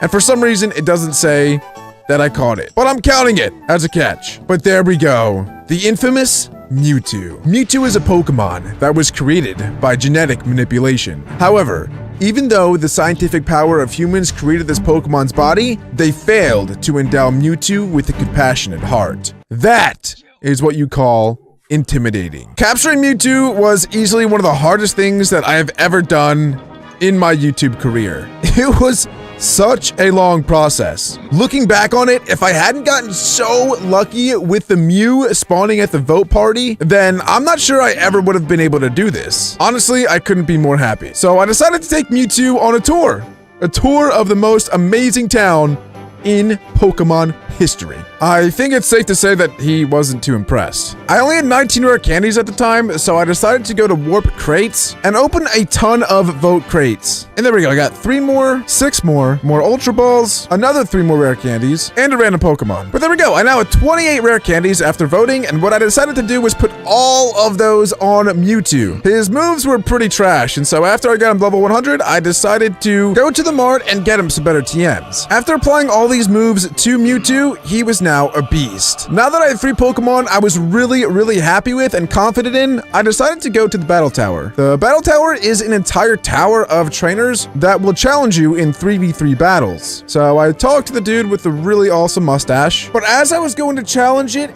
apparently Mewtwo is literally too good to challenge the Battle Tower. I don't think you're allowed any Uber tier Pokemon. So I tried my luck with Zapdos, and it let me. So this was my team. My first matchup was pretty crazy. It was a Salamence against a Dragonite. I tried to risk it for the biscuit, and I went for a Dragon Dance. Unfortunately, it didn't work well, and the Salamence killed me in 1 hit. It also had Moxie, which means every single time that it kills any Pokemon, its attack gets raised. So I quickly switched into Swampert and went for an Ice Punch, but I died in 1 hit, and so did my Zapdos. One thing I realized is none of my Pokemon had any items on them, and I think that was a big problem. I didn't have the best items back at home, so the only thing I could really do is put a Scope Lens on Zapdos, which increases critical chance. I put a Muscle Band on Swampert, which increases physical damage by 10%, and then I put a Dragon Fang on Dragonite, which increases Dragon-type moves by, I believe, 30%. And now I was ready to challenge the Battle Tower again. This time, I started off with Zapdos because Dragonite really didn't work well, and I kind of want to save Swampert for another Pokemon. Unfortunately, the camera angle for this just wasn't too great, but I started off with the Drill Peck, which is super effective against Hariyama, and then somehow he killed me in one hit. I was pretty sure the move that he used was an Ice move, which is ×4 effective against Dragonite, but I was really just hoping that Dragonite could kill it in one hit. Unfortunately, he switched into Hippowdon, but actually, it worked out pretty well. I continued to use Outrage with Dragonite, and it worked incredibly well. Things were looking good. And boom! Outrage killed his last Pokemon, and we beat the first trainer in the Battle Tower. We were then asked if we wanted to continue in the Battle Tower, and of course I did. So the next trainer's first Pokemon was an Emboar, and of course I was going to Drill Peck the Emboar as it is super effective, and then it killed me in one hit. Again, I'm not sure Zapdos survived a singular turn in any of these battles yet. My next option was to go to Swampert, and I decided to Earthquake. Somehow the Emboar was faster than my Swampert. I didn't realize that would be the case. And then I tried another Earthquake, but somehow Ninetales can learn Solar Beam. So things just weren't really going too great. Again, I thought Ninetales would have to recover from the Solar Beam, but apparently he didn't, so I tried to get a Dragon Dance off, and it just really didn't go well. But fortunately, I did manage to kill it in the end. My last hope was to one-shot this guy with an Outrage, and I did. So Dragonite has honestly carried me so far through these first two trainers, and I was not very optimistic for the next one, but I gave it a shot anyway. And so the first Pokemon that I battled was a Ditto, which obviously transformed into a Zapdos. This was a very awkward battle because the only move that we could use against each other that did any damage was, I thought, Drill Peck, but apparently electric moves affect Zapdos. I did not realize this, so that was pretty awkward. So knowing the moves that the Ditto had, because it was the exact same Pokemon as my Zapdos, I went to Swampert, because electric does not affect Swampert. And I decided to Ice Punch this thing, but of course it goes into a Ferrothorn, because why not? This was a really bad matchup for my team, and I really didn't know what to do. I went for a Hammer Arm, but I didn't expect much. It actually did more than I thought, but I knew that he would have Power Whip and kill me in one hit. Now, once again, it was down to my Dragonite. So I decided to Dragon Dance because I thought it was my only chance at sweeping this guy, but unfortunately, it just was not going my way. I tried an Earthquake, but it just was not enough to take down the Ferrothorn, and unfortunately, he got the best of me. But that round was a little bit better. We actually made it to the third trainer, which I guess I'm sort of proud of. So the last thing I decided to do in my 100 days was go to the Ultra Space Dimension. The way that you do that is you have to have either a Lunala or a Solgaleo. Obviously, I didn't have either of those, but Slippy did. So he threw out his Lunala, and he made a wormhole for me. And so I hopped on my Zapdos and I flew in. As you can see, there's a lot of fog everywhere. Gravity is very, very low, and the biomes are so weird. This area is really, really cool though. There's a lot of really rare Pokemon that spawn here, along with the Ultra Beasts. I don't think any of the Ultra Beasts are obtainable in the overworld. You actually have to be in the Ultra Space Dimension for them to spawn. I couldn't really see much, but I thought that I saw some land, so I decided to take a leap of faith and jump into the abyss. Luckily, as I fell down very slowly, I did land on land, and this was actually a really, really rare shrine. This is a sacred area, a sacred temple, where you can spawn in Giratina. It is incredibly, incredibly hard to get the items needed in order to spawn this in. It's even harder than spawning in Mewtwo. Obviously, I was nowhere near spawning in a Giratina, so I decided to keep moving and keep hopping to different islands. It was actually pretty fun. In the middle of the Ultra Space Dimension, I literally just found a random end dimension structure. I don't know what these things are called, but I figured I'd give it a little exploration. Then I found this really cool biome. I don't even know what blocks these are. I broke one and then it just broke like glass. I checked to see what biome this was, and it's called the Ultra Deep Sea. I set a home here actually called UDS, which stood for Ultra Deep Sea. I had a feeling that there were some Ultra Beast Pokemon that would spawn here. I was exploring this biome for days and days and days and days and days, waiting for something really cool to spawn, but the coolest thing that spawned was an incredibly fat Clefable, so I decided to catch it. I saw in chat a wild Virizion spawned in a Forest Hills biome, and I was pretty excited, but I didn't think that they spawned in the Ultra Space Dimension, so I kind of just went on my way, not really thinking too much of it,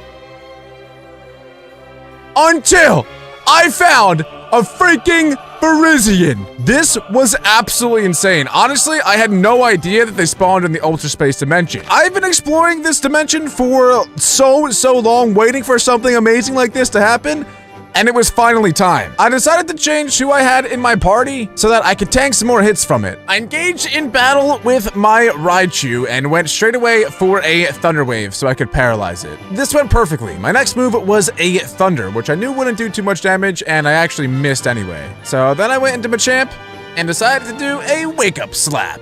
And another one. And another one. And I didn't want to use another Wake Up Slap because I wasn't sure if I was going to kill it or not, so I just went for some Ultra Balls. I had someone supporting me in my battle, and it was none other than Psycho Michael.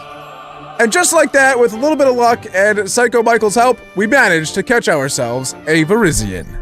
It even had really good IVs. It had perfect HP, perfect defense, perfect speed, and decent attack. So of course, the next thing I did was go into my team to find it. And guys, I have to say, I was really proud of my team. Not only did I have these 6 amazing Pokemon, but I still had an Articuno and a level 100 Dragonite. After a whole 300 days of playing Pixelmon, I think I've come a very long way. We've beaten 2 different gyms. We've completed the entire Generation 1 Pokedex. We've been to the War Zone and caught some Shadow Pokemon. We've challenged the Battle Tower and did decent on it in one of the rounds. We've been to the Ultra Space Dimension and even caught a Legendary while we were there. And we even built a really cool house. These past 100 days were probably my favorite because we managed to finally finish some of the original goals we had in the first 100 days. So I'm really proud of myself and where I am now. It has been months.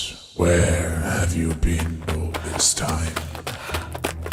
I've been hiding. For I've seen something. Something terrifying. I prayed to the gods that what I'd seen was fantasy, but it seems that my greatest fears have come true. Speak to us. Tell us what you saw. The prophecies. The prophecies are true, Master. And we're too late to stop it. The Pokemon are bigger, scarier, and more vicious than ever. No, it can't be. At first, it was fun to catch and train Pokemon. I have so many memories growing up. But now I fear for my life. And I fear for the world. Gigantamaxing is here. Well, here we are. The very long-awaited 400 days of Pixelmon. I waited so long to make this video because I wanted the next 100 days to be something special. Something unique to the previous 3. Recently, there was an insane new update to Pixelmon that allows you to battle and attain Gigantamax Pokemon. As scary as they are, I will do everything that I can to get them on my side. So, my main 3 objectives for these next 100 days are, firstly, to attain a Gigantamax Charizard. They look absolutely ferocious. I mean, just look at this dude. Secondly, I would love to win a battle in the War Zone. The War Zone is an area on the server that has a very high Legendary and Shadow spawn rate, but when you battle other players, the winner of the battle gets to steal a Pokemon from the opposing player. So this area is extremely risky, and I'm gonna try to win a battle and steal another player's Pokemon. The third thing that I want to do is to complete a bingo card. I know, this sounds quite silly compared to the other 2 objectives, but hear me out. With these bingo cards, if you complete one of the bigger ones, like a 7x7 or 9x9, you get some really awesome rewards. There's a pretty good chance even that you'll get really good crates. Maybe even a legendary crate, who knows? We'll see what happens. That would be pretty epic. Also, of course, these next 100 days are being played on the Smash MC network. The IP is play.smashmc.co. So if you guys do want to experience my journey with me, be sure to go ahead and join the network. Also, I have a absolutely massive announcement that I've been waiting on for a very long time. I'm so excited to tell you guys that I'm finally releasing my own merch. As of now, we only have one design, which is being put on a t-shirt and a hoodie. But depending on how much you guys enjoy the merch, we will potentially be releasing some new designs. Not only is the merch extraordinarily comfortable, but it also makes you go from looking like this to this. Well, maybe Not like that, but you get my point. Also, I will be signing the first 100 pre-orders. So if you guys do want me to sign your shirt, be sure to go ahead and order them ASAP. And I promise, last thing before getting into the 100 days, please feel free to subscribe to my channel. Less than 20% of the people who watch my videos are subscribed. And making videos like this takes an extremely long time, as you can probably imagine. So please consider subscribing. Anyway, guys, of course, enjoy the next 100 days of Pixelmon. So the first thing that I did starting these next 100 days was reminisce. I missed my house. I hadn't seen my house in so long. There was never anything too special. However, as I walked inside, I remembered the cloning machine that broke when we spawned a Mewtwo. Oh, the memories of that. That was freaking awesome. And as I walked outside, it was nice. And also not so nice to remember all the builds that people left in the city. But I will say, one thing that was nice about being away for so long is that people left a ton of presents for me. It was actually pretty awesome. So the first thing I did was absolutely just go through all of these gifts that I got and take them all. It was awesome. So shout out to Ziff for some presents. Also, shout out to Epic Entity for providing me with a Thunderstone pickaxe. Also, shout out to Little Thief 25 for providing me with even more amazing stuff, including a freaking Elytra.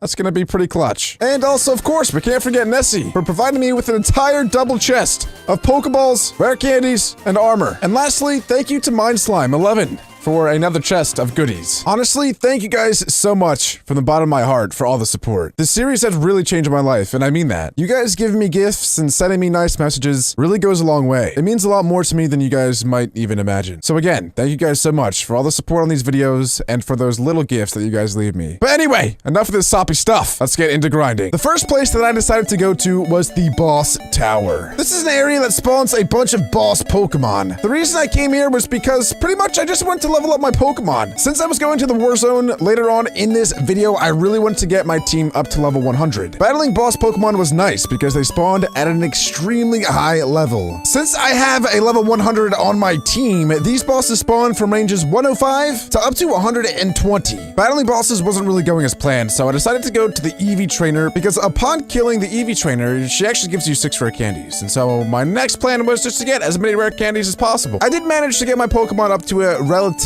high level though before going for this rare candy tactic. So the next thing I decided to do was vote for the server a couple of times so that I could get some vote crate keys to hopefully get myself some more rare candies. And on my first spin, I got 10 rare candies. After spinning the vote crate key a couple more times, I managed to get myself another 10 rare candies. And just like that, I got 26 rare candies. So then I went into my vault where I stored all my secret goodies. Here I found I had over a stack of rare candies. I think a lot of these rare candies were actually gifts from you guys, so shout out to everyone that gave me gifts, because that actually allowed me to level up all of my Pokemon to level 100. Now that all of the legendary Pokemon in my team were level 100, it's time to get the boy Charizard all the way up to the beautiful triple-digit number 100. And 40 rare candies later, we finally managed to do it.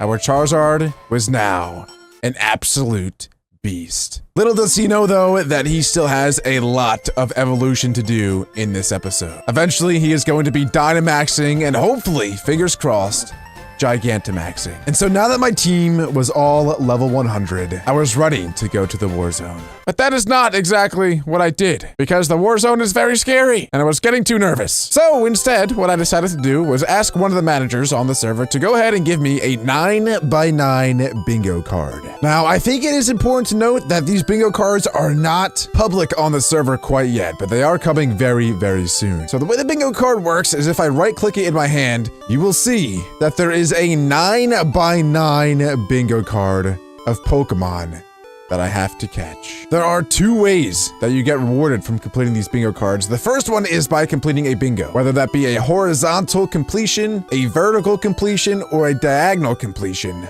By just completing one of those, you get to redeem a reward. And then you also get rewarded for completing the entire card, which is gonna be pretty hard because there's 81 freaking Pokemon on the card, which is a lot.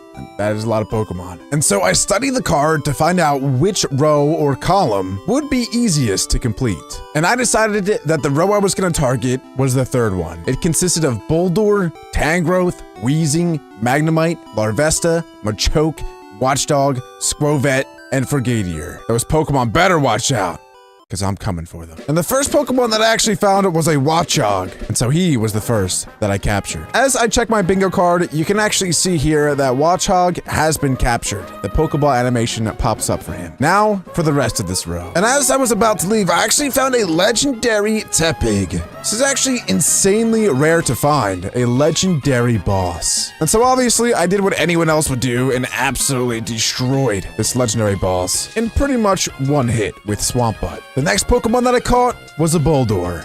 2 down, 7 to go. And then completely out of the blue, I noticed that this Nidoran had fire particles on it. And I knew exactly what that meant. Nidoran was part of the Pokehunt. So on this server, if you do /hunt, there will always be 4 Pokemon that are being hunted by the entire server. And it just so happens that Nidoran is one of them. If you're the first player on the server to catch one of these 4 Pokemon, you get some pretty awesome rewards. You get money, rare candies, and even Pokeballs. So of course, the next thing I did was just capture the Nidoran. And I got 13 rare candies and 15 netballs from it. Over the next couple of days, I managed to get my hands on a Larvesta, a Scovet, a Machoke, and a Magnemite.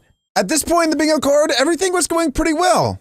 I was catching about 1 Pokemon a day. And then I realized that I caught all of the easiest Pokemon first, and that the 3 Pokemon left have like a 0.1% chance of spawning. And so it took a lot of waiting and waiting and waiting to catch these Pokemon, but we persevered. And we eventually did it. And as I was looking for a Tangrowth, I saw some more of these fire particles. Honestly, I was getting so lucky with finding these Pokehunt Pokemon. Turns out there was a Grubbin hiding in the jungle, waiting to be captured. And so I caught him and got my reward. After a couple more days of sitting in the jungle, I finally found myself a Tangrowth, which was on the bingo card. I was so excited. And just like that, we captured a Tangrowth. Our bingo card was down to 2. A Weezing and a Frogadier. Apparently, the best way to find a Frogadier or a Greninja is to actually fish for them in a swamp biome. And that was actually perfect because that's where Weezing spawns as well. So if I spend enough time in a swamp biome fishing and just looking around for a Weezing, eventually everything should come together. As I was fishing for a Frogadier and looking around for a Weezing, I found this thing. I didn't know what it was, so I ran up to it. It's called a Toxtricity. I've never heard of this thing before, and it looks absolutely insane. And so I did what any normal Pokemon trainer would do and caught it. And after fishing for an extremely long time, I finally got pretty lucky. No, not with actually fishing, but eventually I decided to turn to my left, and I found that there was a Weezing that actually spawned right next to me. Finally. And it used self-destruct and killed itself. So that was awesome. That was fun. And just to put icing on the cake, Voltorb celebrated by evolving into an Electrode. Thanks, buddy. And after so long of fishing, I finally got my hands on a Frogadier. I was honestly pretty nervous because of how long it took me to get this guy. I really didn't want to fumble the bag. And with a little bit of luck, I managed to capture the Frogadier. Looking at my bingo card, I now had 8 out of 9 in the row. The last one being a Weezing. I tried to forget my last encounter with a Weezing and keep my head high. And so I continued to run through the swamplands, which feels like I've been here forever. And you know what they say, hard work and perseverance pays off, because I finally found another Weezing. And after I got the Weezing paralyzed and pretty weak, I started throwing Ultra Balls, praying that it wouldn't self-destruct again. And just like that, we managed to do it.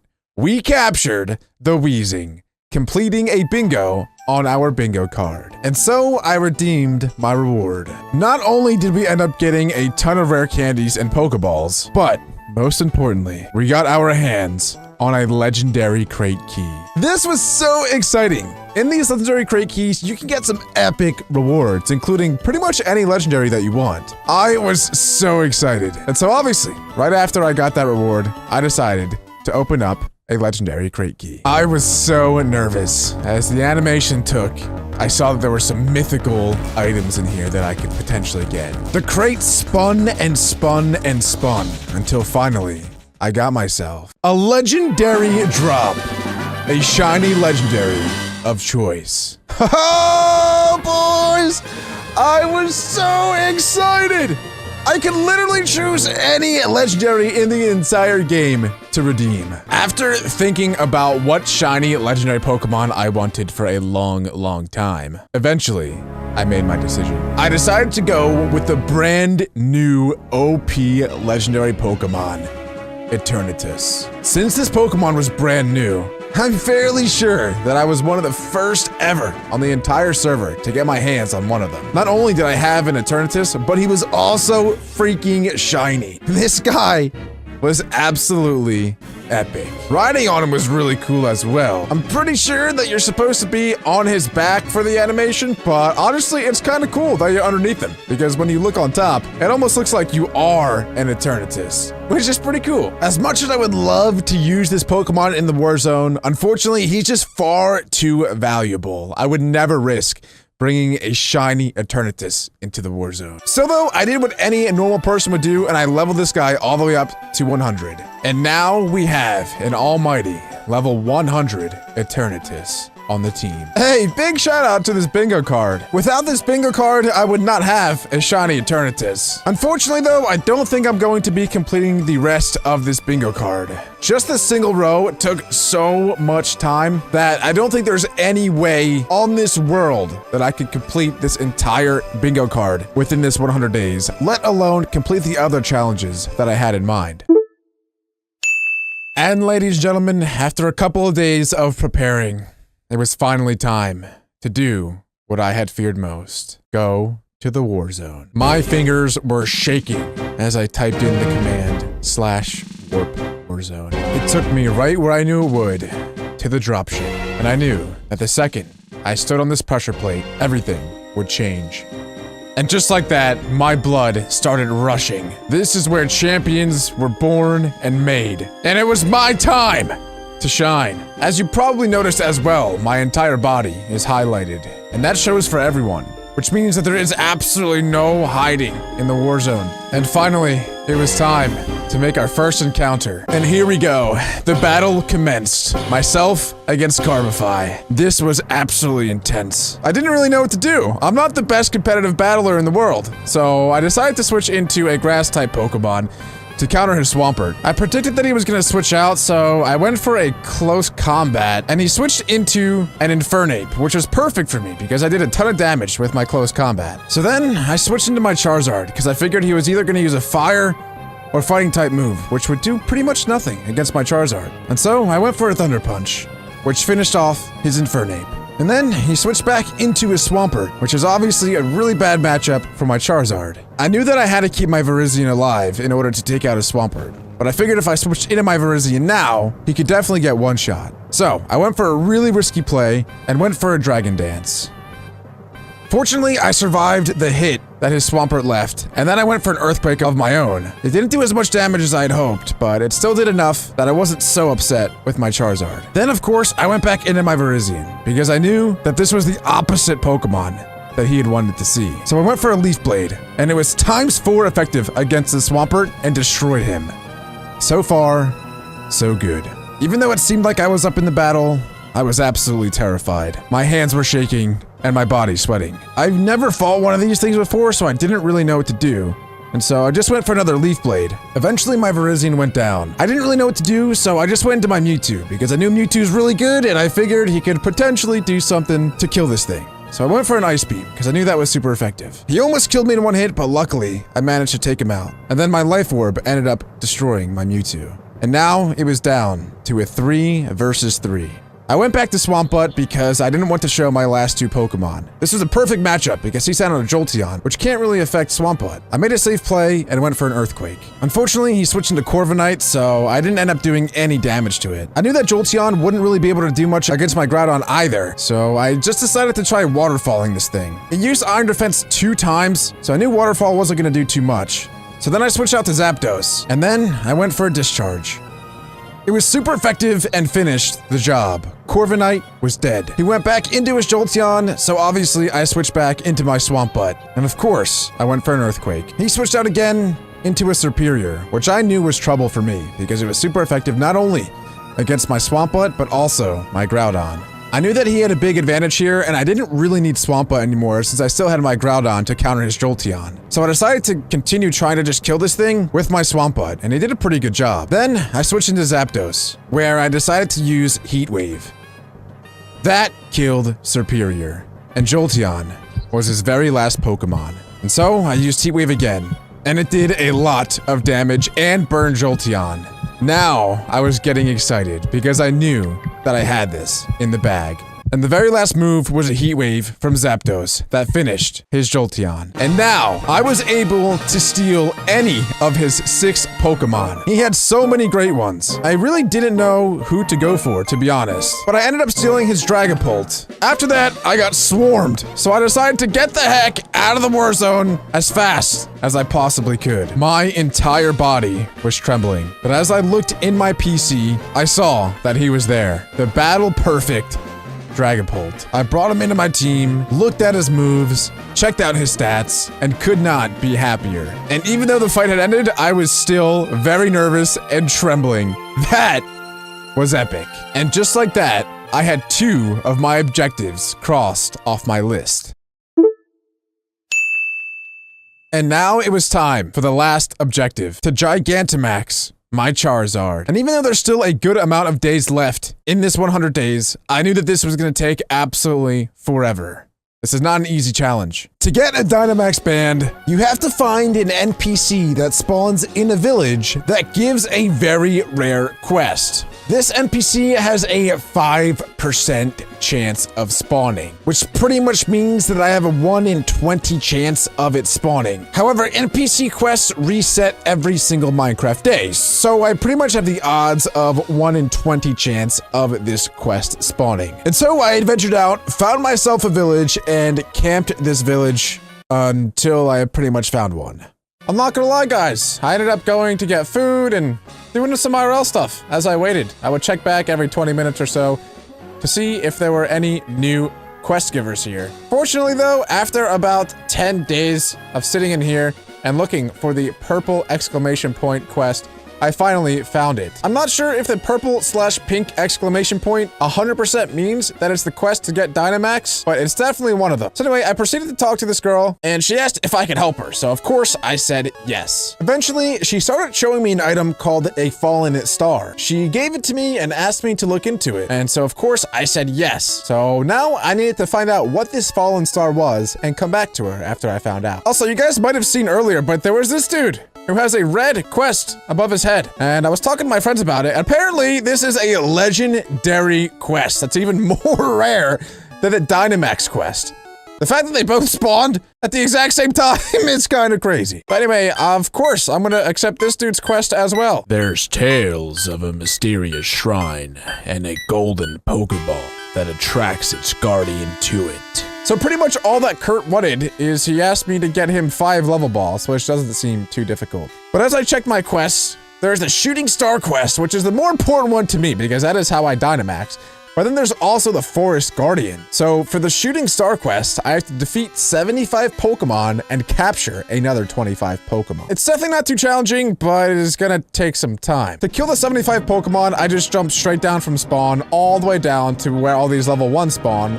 And then I just started a massacre. And just like that, I only had 1 more Pokemon to defeat, and Walrein caught these hands. So then I RTP'd, and the first thing that I saw was fire particles, and I knew somewhere around here was a Pokehunt Pokemon. So my tactic for catching the 25 Pokemon was to just run around and throw dust balls at Hoothoots. I literally just ran around and threw Pokeballs at every single Pokemon that I saw. Honestly, it was pretty fun. I was just bouncing around trees, chucking these dust balls. It was really helping with my aim. Rattata, Hoothoot, Deerling, you name it. They got in my balls. None of them could escape my ferocious balls. And as I was catching a Hoothoot, I noticed more fire particles, and it was a Skitty, and she was no exception. to the catching genocide. She went straight into my ball as well. And after a little while of catching Pokemon, I finally completed the shooting star mission. And so I went back to the village and talked to Professor Hapu again. And then she gave me another stupid quest. And I had to defeat 25 freaking trainers. Where am I gonna find 25 trainers? Well, I figured Spawn might be a decent start. There are trainers that are in the area, so I decided to look around. Oh boy. And a long time later, you'll see if you look in the bottom right that there's only one more trainer left to defeat. And here she is! She's already got a bloody eye, blood on her shirt, and I'm about to make this mess 10 times worse. Because she is about to catch the absolute smoke.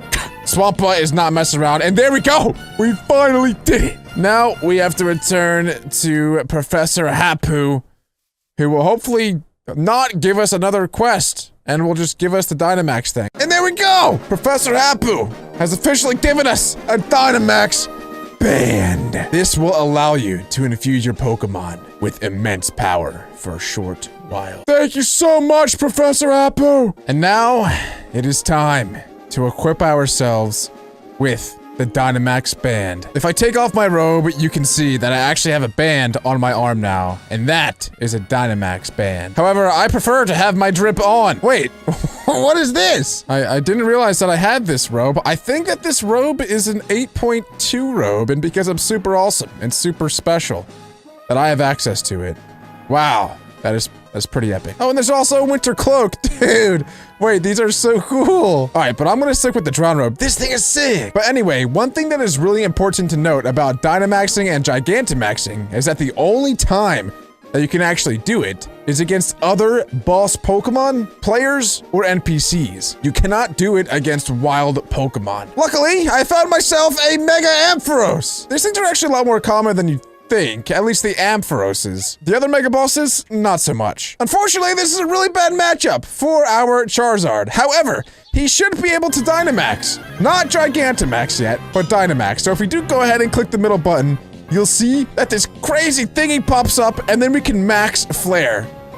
And here we go! Our Charizard is enormous! Haha, that is so sick! Like I said though, Charizard is not too good against Ampharos, and he got bodied. So, not a great first showing for our Dynamax Charizard. But that's okay, because Groudon one-shot it. Easy peasy. Well anyway, now that we have a Dynamax Charizard, it is time to get him Gigantamaxed. So pretty much in order for a Pokemon to be able to Gigantamax, they have to get Max Soup. The recipe for Max Soup is 1 bowl and 3 Max Mushrooms. Normally in Pixelmon, the way that you get Max Mushrooms is by finding a mushroom biome and finding them spawned on the floor. However, on the server, there is a completely different way to find these mushrooms. In order to obtain these mushrooms, you had to kill this Pokemon called Shinade. First of all, they were really rare to spawn. They only had a 2.36 chance of spawning. These Pokemon dropped Max Mushrooms. However, they dropped them at a very rare rate. I can only find about 1 to 2 of these things a day, but finally, I got one. A Max Mushroom. I still had 2 left to go, and I was honestly exhausted. I'd been in this tiger biome for so long. And after a little while, we got another mushroom. We only have 1 more to go until we have to craft a bowl, which is gonna be really challenging. I'm kidding, obviously. That would be really, really easy. And just like that, we got the last Max Mushroom.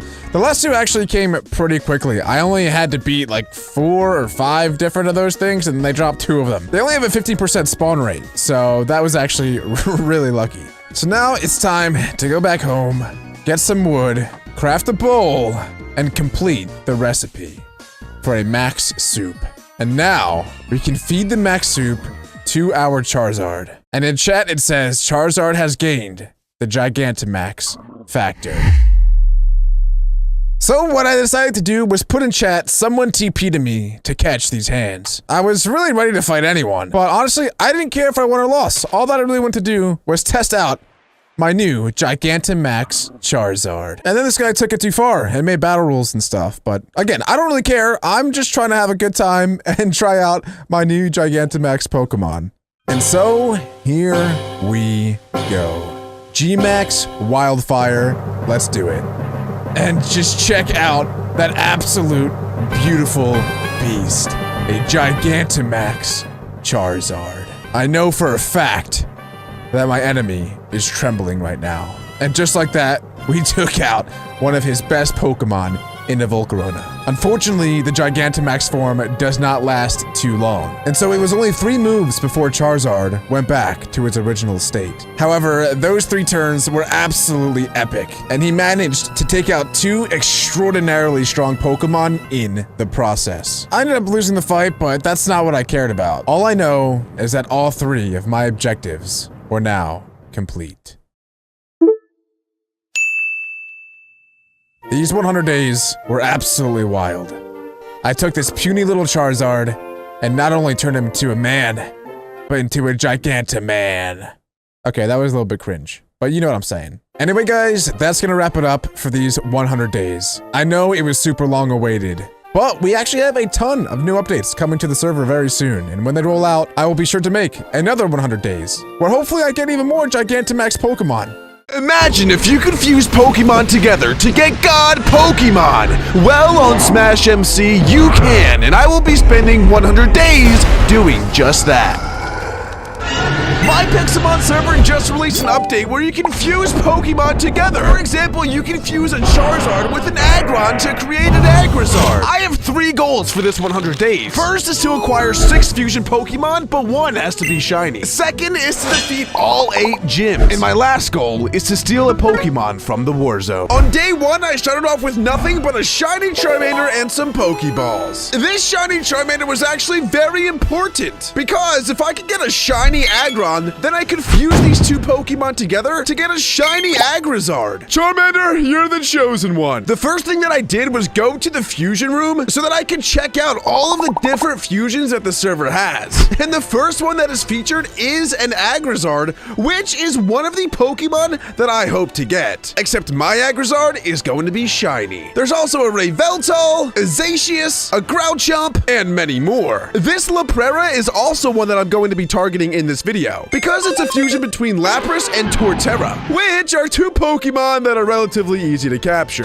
So then I RTP'd into the wilderness and got searching for Pokemon. Since one of my goals in this adventure is not only to get a bunch of fusion Pokemon, but also to beat all of the gyms, I wanted to make sure that I had a lot of really strong Pokemon. So I went out and tried to catch every strong Pokemon that I could find. And the first one that I came across was this Larvitar, which will eventually evolve into a pseudo-legendary Tyranitar. And so I chucked a bunch of Pokeballs at it until I captured it. And boom! Just like that, we had our second Pokemon, a level 22 Larvitar. Then I noticed that I'd stumbled across somebody else's base, so I went over to check it out. And without any permission, I was able to walk right into the door. I looked in his chest and saw that he had a sea pickle, so I decided to take it and use it for, my own pleasure. I feel like I should say this though, if you do steal from other players in the server, you will be banned. So do not take after me or else you'll get banned. Luckily though, it is my server, so I can do what I want. And I want to steal some sea pickles. Then I found a Master Ball loot and I got a big pearl from it. It might not seem like too big of a deal, but you can actually sell these big pearls for a lot of money. And with that money, I can buy Pokemon that other players are selling on the GTS. So one plan that I had in mind was to get a lot of money on the server so that I can buy rare Pokemon and fuse them together. And getting a big pearl was definitely a good start. Then I found a forest biome, which was very important because that is where Turtwig spawns. And Turtwig eventually will evolve into Torterra, which I can fuse with a Lapras to get a Laprera. And only a couple seconds into searching, I found a Bayleaf, which isn't really what we were looking for, but it is another starter grass Pokemon, which gave me a lot of hope. And not too long later, I did it. I found a Turtwig. So I sent my Charmander at it, hit it with a couple of scratches until it was in the red. Then I threw my Pokeballs at it. And just like that, we had already captured our first half to our first fusion Pokemon. I nicknamed my Turtwig Labrat 1 and my Charmander Shiny Labrat 1 because they're pretty much going to be used as fusion fodder later on in this video. And then I stumbled across a village, which had already been pillaged by other members of society, so there wasn't really too much left in here. I did, however, steal the bell and kept moving. And then I randomly stumbled across a Scorbunny, which is not a Pokemon that I was thinking of catching at all in this 100 days. But after thinking about it, he actually does have a Pokemon Pokemon that he can fuse with. If I can somehow manage to get my hands on an Urshifu, a Cinderace and Urshifu can fuse together to create Cindershifu, and that would be epic. And so already we had 4 Pokemon on the team. Then I adventured until I found an ocean biome, because that is where Lapras will spawn. However, Lapras is definitely a very challenging Pokemon, so I was expecting this to take quite a while. So I crafted a boat, became Jack Sparrow, and sailed off to the sea. And as I was out at sea, I decided to make a pit stop at my toilet. When duty calls, duty calls. And well, my editor let me know that while I was taking care of business, of course, that is when a Lapras spawned right in front of me.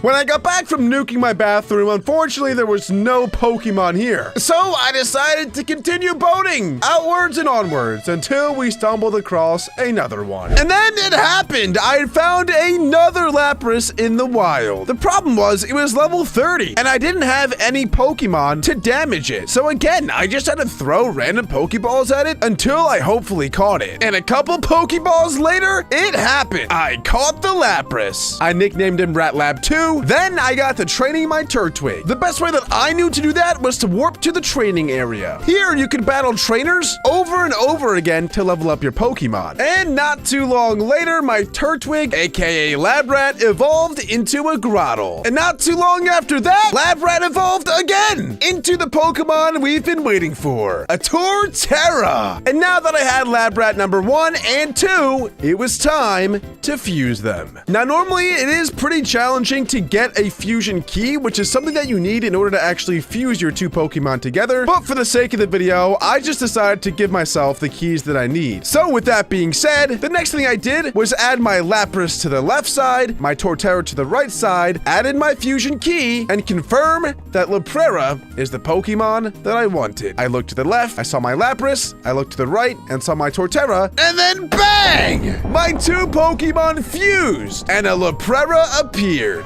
I was so excited. This was easily one of the coolest looking Pokemon that I had ever seen. And not only did he look incredibly cool, but he's very, very strong as well. I was so excited to use him. And probably the coolest thing about these fusion Pokemon is at level 100, they get their own custom moves. For example, when Leprera gets to level 100, it learns a move called Tropical Remap. This move does a lot of damage, and it also resets the battlefield from any terrain. So the next thing I did was go to the training area to grind a bunch of levels for Leprera. I trained for a long time until Lapras hit level 100. Then he learned his signature move, Tropical Remap. Then I sold my big pearl that I got from a Master Ball loot for just $500, and that kind of made me realize how broke I actually was. And I don't know about you guys, but I don't like being broke. So the next thing I did was go to the boss tower, because here you can get really good loot. And now that I had a level 100 Leprera, it was relatively easy to make money here. I quickly got amazing items like a light ball, an assault vest, and many more amazing items. Even a Dynamax candy. There were so many really cool Pokemon in the boss tower that I was having a ton of fun. And not only was it a ton of fun to take out these really high level Pokemon, but my money was going up and up like crazy. And after not too long of grinding, I realized that I had over $20,000 and a bunch of useful items, but I didn't know where to store these items, so the next thing I did was set out to find a nice place to build a house. Then I found it, a tiny island in the middle of a pond. This is where I was going to make my home base, because I thought it would be really cool if you guys join the server and build an entire city around this island. If you guys want to join, make sure on the Kyogre server and do /warp Sirud. That's going to take you right here, and my house is going to be right there. I also made a little dirt path here, so if anybody wants to make this into a really cool bridge, please do so. And after a little while, I was able to flatten the entire island. And because of that, I had a good amount of materials to actually build my little house. The next day. Right, and after a little while, I made something. Yeah, I'm just gonna call it something. You guys ever have a dumb friend that sometimes says something like kind of random, and you're like, wow,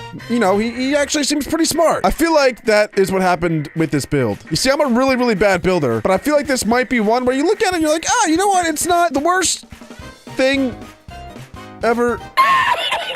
Okay, it's pretty bad. Guys, listen, I tried. You know, I really did. I know that there's still like a lot more detail I can do on the walls and trimming and stuff, but I don't care. I just want to go catch Pokemon. So yeah, this is the house for now.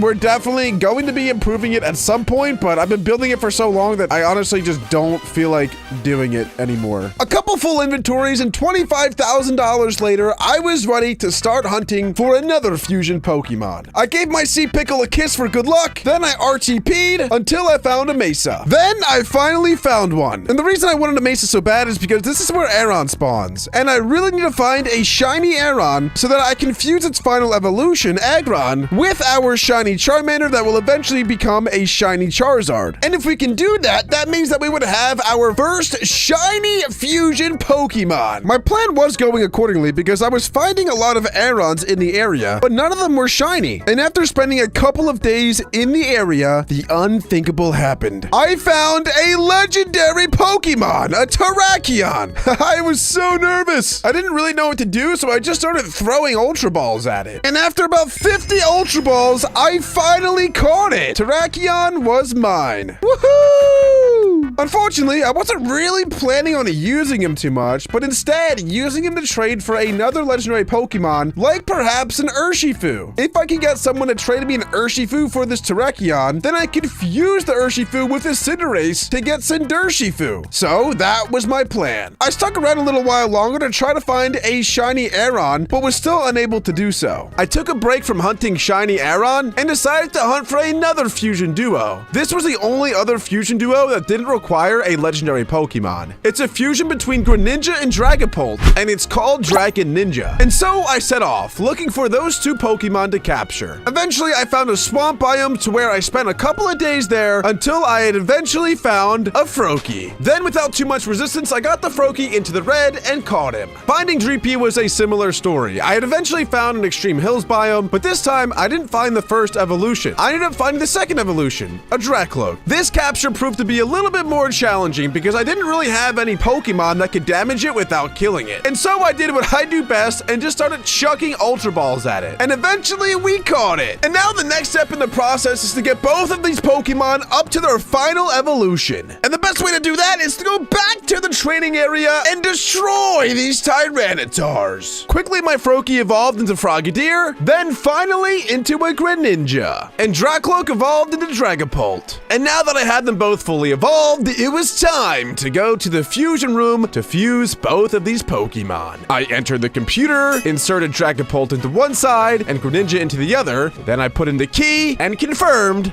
that I wanted to fuse the two Pokemon together to get a Dragon Ninja. He was so cool looking. I couldn't tell which fusion I liked more, the Dragon Ninja or the Leprera. Now you might be wondering, Sirud, what are you doing hundreds of blocks in the air? Well, you see, this is an acrobatic farm. I am actually scared of heights, so this is a little bit horrifying. But you see, if you type in /skills in chat, this menu pops up where you can see all these different types of skills that you can grind on the server. And one of them is acrobatics. And to gain XP in the acrobatics skill, you have to take fall damage. This skill in particular is not too essential for Pixelmon, but if I can get it to level 100, then I can jump higher and leap further, which I think would be pretty fun. So to kill time as I looked for a shiny Aron, I decided to grind this acrobatic farm until I found the Aron I was looking for. As soon as I got to the bottom, all I had to do was /home1 and it would send me back to the top. Eventually, I got my acrobatics level up to level 28 and got some rewards, one of them being a random Pokemon. So I redeemed it and got a Minchino. And after a great deal of time, after training acrobatics over and over and over again, and seeing countless Arons as I dropped down from the skies, eventually, it happened. I found a shiny Aron. I was really starting to give up hope because no one on the server seemed to have one. So I didn't think I would ever be able to accomplish this goal. But after throwing just one Ultra Ball at it, I had caught the Pokemon that I'd been looking for this entire time. I was so excited. And the very first thing I did was warp to the training area and get both of these Pokemon fully evolved. And after Shiny Labrat 1 and 2 were both fully evolved, I went straight to the fusion room to fuse them together. I sprinted straight to the monitor, added the Aggron on the left and the shiny Charizard on the right, put in the fusion key, and clicked to confirm that I wanted to get a shiny Agrizard. Oh my goodness. If this is not the coolest Pokemon in the entire game, well, I just don't know what is. I thought that the regular Agrizard looked cool, but this black and red version is absolutely amazing. I had never been happier. The only problem with my 3 fusions at this time was that they weren't all level 100 yet. So I spent the next little while training up Agrizard and Dragon Ninja until my entire team was level 100. And now that all 3 of my fusion Pokemon were fully trained, it was time to take on the first gym. Now, normally you're not allowed to use, I believe, any Uber tier Pokemon and definitely not any fusion Pokemon on these gyms. But I kind of know a guy who told me that it was okay for me to use fusion Pokemon against these gyms. And I wasn't complaining about it. The first gym leader was an electric gym leader who led with Galvantula. And late on into this gym battle, I had realized that I severely underestimated how strong these gyms were. So then I regrouped, rearmed, and brought in a whole team of 6. I also trained up the Scorbunny and Larvitar that I caught, so now they were fully evolved. And the second time around was much better. Cinderace was actually able to be a ton of help, and I ended up beating the gym. And with that momentum, I moved on to the next, the Dragon Gym. I led with Dragon Ninja and clicked Dragon Kunai, which is his signature move. It does a ton of damage. It hits 2 to 5 times for 30 damage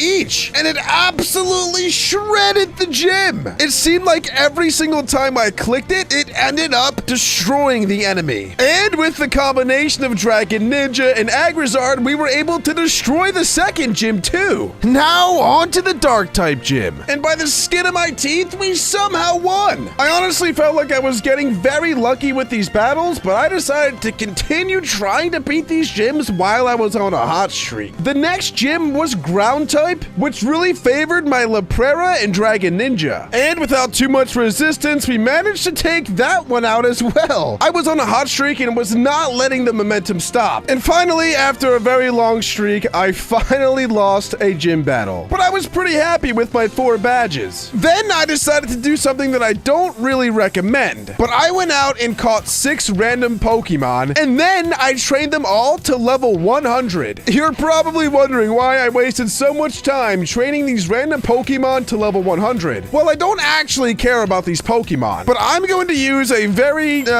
cheap and, I guess, cheeky strategy on the server. You see, to enter the Warzone, one of the only requirements is that you have a full team of level 100 Pokemon. It doesn't matter what Pokemon they are, as long as they fall under the tier limits. So I went out and caught a bunch of bad Pokemon, trained them up to level 100 for the sole purpose of entering the Warzone. My goal, obviously, is not to beat any other trainers that are in here, but it's to find legendary Pokemon, because legendary Pokemon spawn pretty often in the Warzone, so my chances to find a legendary are greatly increased. And right off the get-go, I saw another player and decided to turn and run away. I don't think that he saw me though. I was pretty nervous. Even though none of these Pokemon I really cared about, just being in the Warzone had some sort of aura to it that was frightening. As I was in Warzone, someone in chat asked to buy the fusion shards that I was getting from beating the gyms for $40,000 each. But being the businessman that I am, I never accept a first offer. So I countered with $80,000 for each shard, to which he replied, Then he said I'm trying to rob him. So he ended up buying 2 for $80,000 each, and I got $160K for it. I only had 30 seconds left in the Warzone, and unfortunately saw no legendary Pokemon. But on the bright side, my plan did kind of work to just go in with a team of level 100s that I didn't really care about. Then not too long later, the impossible happened. Well, not really impossible. It's actually not very impossible when you're in the Warzone, but a guaranteed spawned! I quickly threw my Eradicate at it, didn't play any games, and chucked a Master Ball that I got from one of the gyms at it. And since Master Balls have a 100% catch rate, I got it! Giratina was mine. I quickly got out of the Warzone, went into my Warzone bank, and withdrew the Giratina. And not only was Giratina an amazing Pokemon in and of itself, but it was one of the legendary Pokemon that could fuse with a another Pokemon. That Pokemon being Gyarados. So all I had to do was get myself a Gyarados, then I could fuse the two together to get a Giratina. So Giratina was literally like the best legendary Pokemon that could have spawned for me. Then I gave Husk his 2 shards that he bought to repay my debts and continued on my adventure. I quickly RTP'd into the wilderness to find one of the most common Pokemon in the game, a Magikarp. That is because Magikarps evolve into Gyaradoses, and once I get a Gyarados, I can fuse it with the Giratina to create one of the greatest Pokemon of all time, and not too long later, I found exactly what I was looking for. That was seriously one of the greatest Warzone sessions ever. Not only did I accomplish my goal in catching a legendary Pokemon, but I also made $160,000 by selling 2 shards. I caught the Magikarp with much ease, then went straight to the training area to destroy a Tyranitar. And after just one Tyranitar, Magikarp evolved. This wasn't just any Gyarados, no. This right here was a prodigy. He was destined to become one of the strongest Gyarados fusions that the server has ever seen. And once again, I found myself in the fusion room sprinting to the computer to input 2 more Pokemon, a Giratina and a Gyarados. Even the sprite for this Pokemon looked amazing. And so I clicked it and began the fusion between my 2 amazing Pokemon. And just like that, I had acquired my 4th fusion Pokemon, a giant worm, but a giant cool worm. The more fusions I got, the less I knew which one I liked the most because they were all so epic. The next thing I wanted to do was go back to challenging some gyms. But before I did that, I remembered that putting held items on your Pokemon actually helps them a lot. And since I'd been to the boss tower so often already, I had so many held items. I looked through both of my double chests and picked out a few that I thought would work well. I took out one of my 3 assault vests, a life orb, a choice specs, and a muscle band. I put the life orb on the Giratina, the muscle band on the Terrakion, the assault vest on the Agrizard, and the choice specs on the Dragon Ninja. Then I gave my Sea Pickle one more squeeze and headed back to the gyms. And after a long, hard-fought battle, we managed to do it. We beat the Steel Gym. All thanks to the Sea Pickle. All hail Sea Pickle! And so, of course, I decided to challenge the next gym as well. The Grass Gym was probably the easiest yet, as my Cinderace and Agrizard carried the whole way. Next up, Psychic Gym. My strategy was just to send out my Dragon Ninja and click Shadow Ball. And just like that, we beat the Psychic Gym as well. And so now we were on to the very last gym, the Ghost Gym. I started how I've been starting every other battle with Dragon Ninja and got to work. And just like that, we had defeated all 8 gyms. I was so excited. We even received a choice specs, an XP all, a choice band, and another life orb. And there's no one individual thing that I can thank more than my Sea Pickle. Let's go! I'm sure normally taking on the gyms is a lot more challenging than that. Even though I'm not gonna lie, guys, I did lose a decent bit of times and then only put the times that I want in the video. I'm sure it would be even harder without the fusion Pokemon because you're technically not even allowed to use the fusions on the gyms. But anyway, we still have 2 more fusion Pokemon that we have to acquire if we want to accomplish all of our goals. And now that I accomplished my own personal goal of beating all 8 gyms, I got a legendary crate key. You don't typically get a legendary crate key from beating all 8 gyms, but because it was a personal goal of mine in this video, I thought it'd be really cool to give myself one of these keys. And so I took my legendary crate key, right-clicked the legendary crate with it, and saw a bunch of amazing items start flying above the crate. Until eventually, one item in particular started approaching. I had gotten a random shiny legendary and a legendary nature change. And so I redeemed my random shiny legendary Pokemon, and I got a Xerneas! Not only was this one of the coolest Pokemon in the game, but it was also the strongest, and it had one of the coolest shinies. And even though it had all of those amazing features,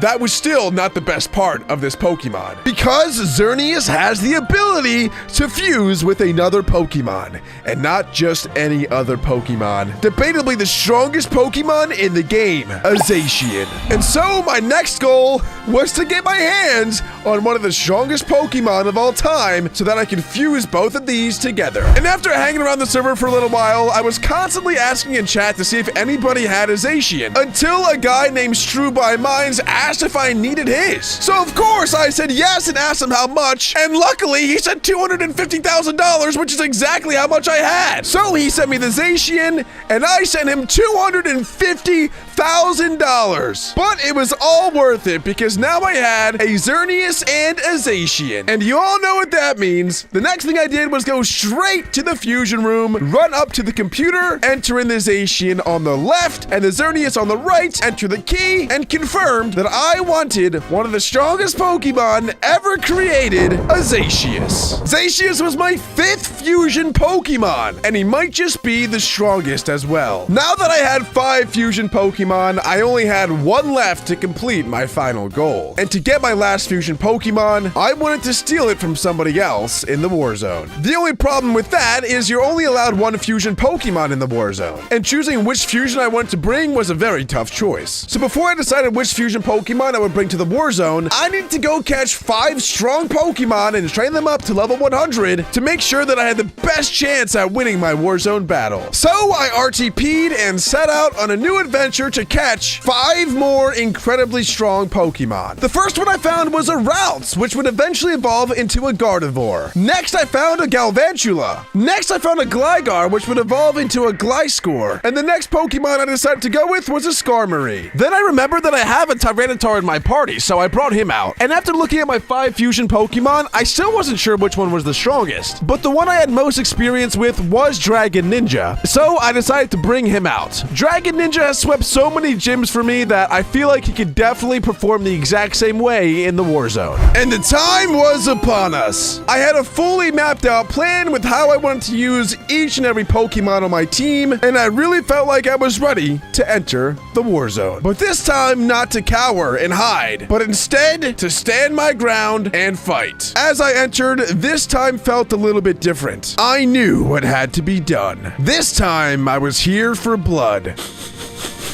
I could smell it.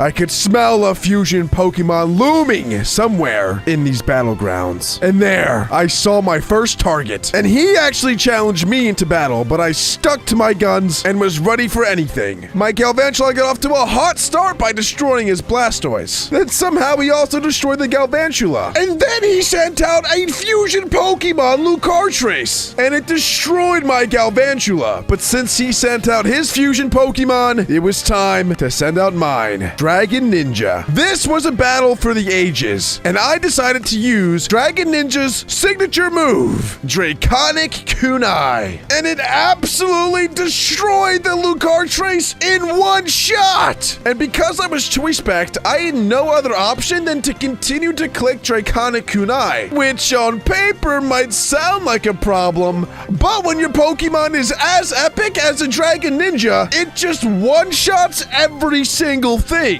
And so all I had to do was click that button a few more times, and next thing I knew, I was the victor. And so, of course, I decided to steal his fusion Pokemon, Lucartrace. I quickly TP'd back to my home, went into my Warzone bank, and withdrew my new fusion Pokemon, Lucartrace. And although I loved all of my other fusion Pokemon, I must admit that this Lucartrace is probably the coolest looking of them all. But that would mean that I had done it. I had completed all 3 of my goals. I defeated all 8 gyms, I acquired a shiny fusion Pokemon, and I had also managed to accomplish the most difficult goal of them all, to get 6 fusion Pokemon. And as I looked at my 6 amazing fusion Pokemon, all I could think about was more adventures to come, as there are plenty more fusion Pokemon to acquire. On day 1, I was just admiring my amazing shiny Agrizard until I noticed that a wormhole had spawned right on top of my house. And when I went through the wormhole, I noticed that gravity was almost non-existent. Whoa! This place is crazy! The biome that I'd spawned in seemed to be some really dark,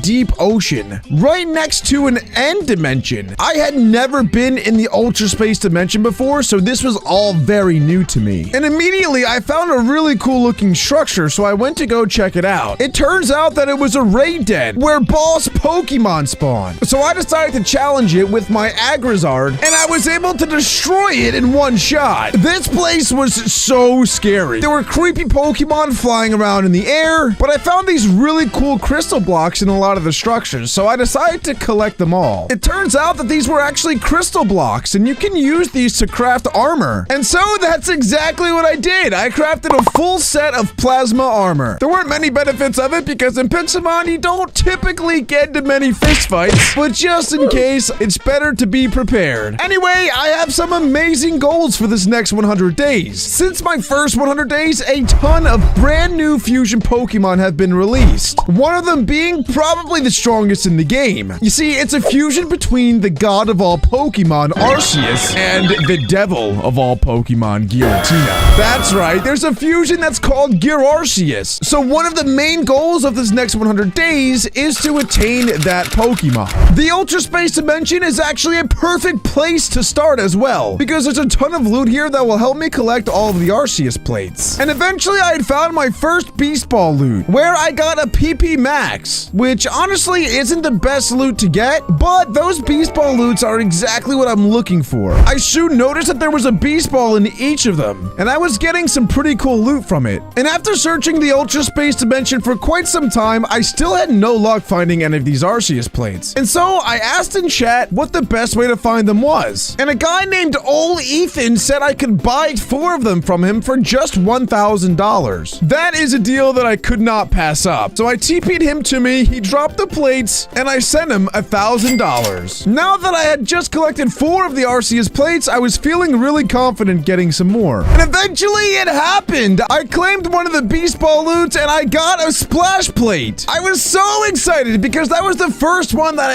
actually found by myself. And that motivated me even more to go find them. So I continue looking and continue looking until I found another one, the Earth Plate. And then I start to go on a little bit of a roll. I found another one, the Spooky Plate. Now I wasn't getting all of these back to back to back. There was a whole bunch of other loot that I was getting in the meantime, but I had also just found the Flame Plate. Then I found the Zap Plate, and I was really feeling like I was on a roll now. I had collected 9 of the plates and got 0 duplicates so far. Then I found the Icicle Plate, and finally I found a duplicate. I found a second Flame Plate. The last one I found was a Metal Plate, and I was getting pretty tired of this Ultra Space Dimension, so I decided to call it quits. And just as I was about to leave the Ultra Space Dimension, something crazy happened. I found a Pheromosa. This is an Ultra Beast Pokemon that is extremely powerful. You can only find the Ultra Beast in this dimension. I was able to get it into the red with my Terrakion and start throwing Ultra Balls at it. And after just 2 tries, I did it! I caught the Pheromosa. Now, even though Pheromosa is an extremely strong Pokemon, unfortunately, there are no fusions for it yet on the server. So even though I would love to use it, my plan is to sell it on the GTS to get some money to hopefully buy another Pokemon that can fuse. So then I decided to put Pheromosa on the GTS. I listed him for $30,000 and listed him up for an hour and a half. And if you guys remember from the first 100 days, I still had $97,000. So I decided to look at the GTS for myself, and I found a deal that I just could not pass up. There was a Celesteela that was listed at $35,000, which is pretty ridiculously expensive, but I decided to buy it anyway, because Celesteela is one of the rare Pokemon that has a fusion counterpart. All I would need to do is find a Beedrill. Yes,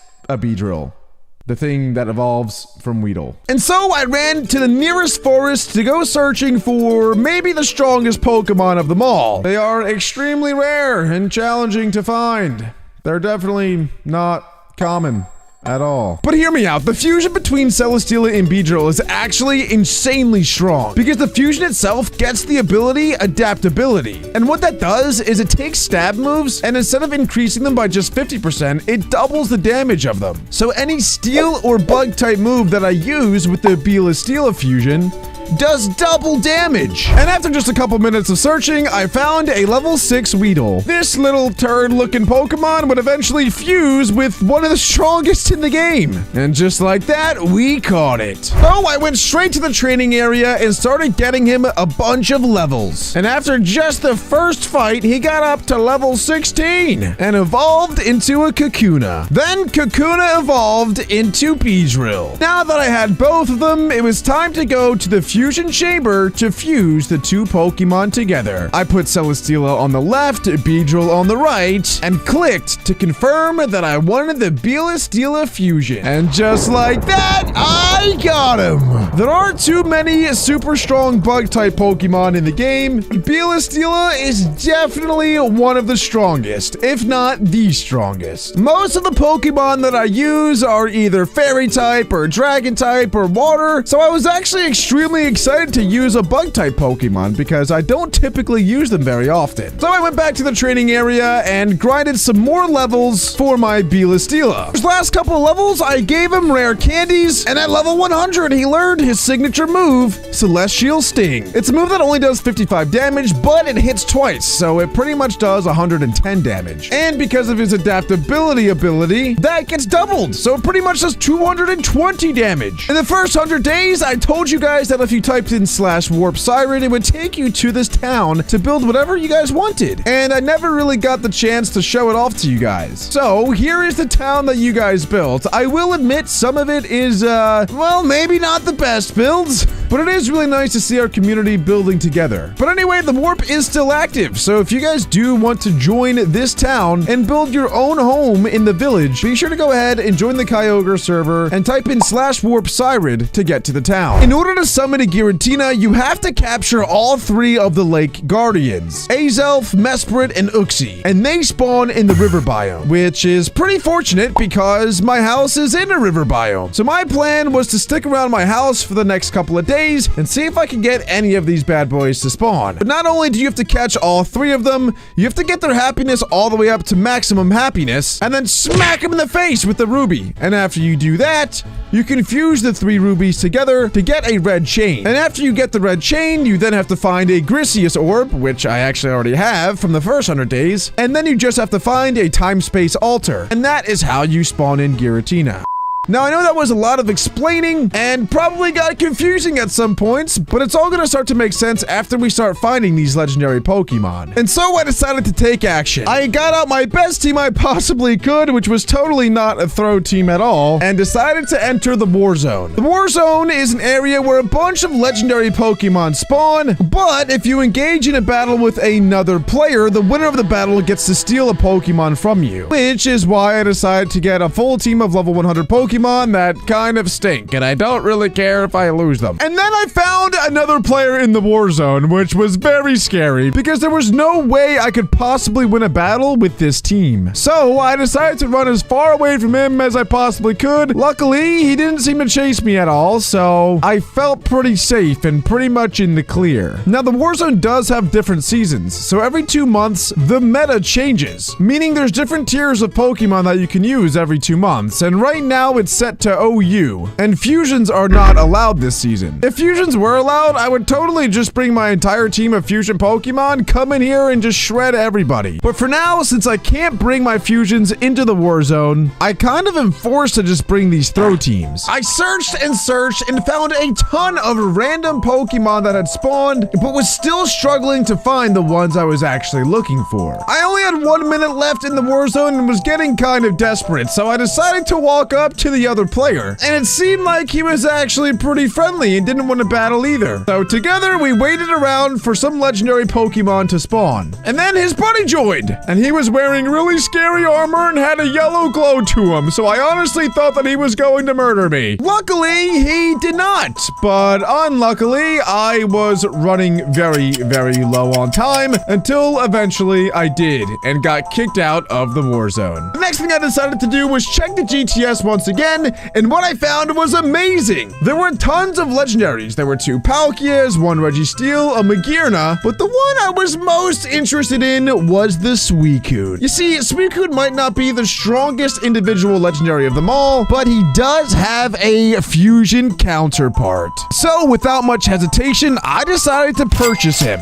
I went straight to my PC to get out my new Pokemon. He looked so cool, and I could even ride him as fast as I wanted. Although it was really cool to buy all of these amazing Pokemon, I was running really low on money. So I had to be very careful with my next purchases. Now, even though I had one half of this fusion, the other side was also not very easy to attain. You see, the other Pokemon also maybe is a legendary. Luckily though, it's not the most challenging one to get. All I would need is a legendary orb and an ice stone, because the Pokemon I needed was an Articuno. And because I play on a server, it's a little bit easier to find these items. I asked in chat if anybody had a spare one, and Rigsy said he did. But I didn't need all 3! Take 2 back! I paid Rigsy $1,000 for the orb and gave him a screenshot. Jeez! Thanks for the legendary orb, Rigsy! Okay, but now that I had the legendary orb, all I needed was this ice stone that I got from the first 100 days to combine them together. And that gave me the Orb of Frozen Souls. And that is exactly what I need to spawn in Articuno. But it's not the last step. Now what I had to do is actually fill up the orb itself. And to do that, I had to eliminate 375 Pokemon. Each time I eliminated a Pokemon, it added its soul to the orb. And so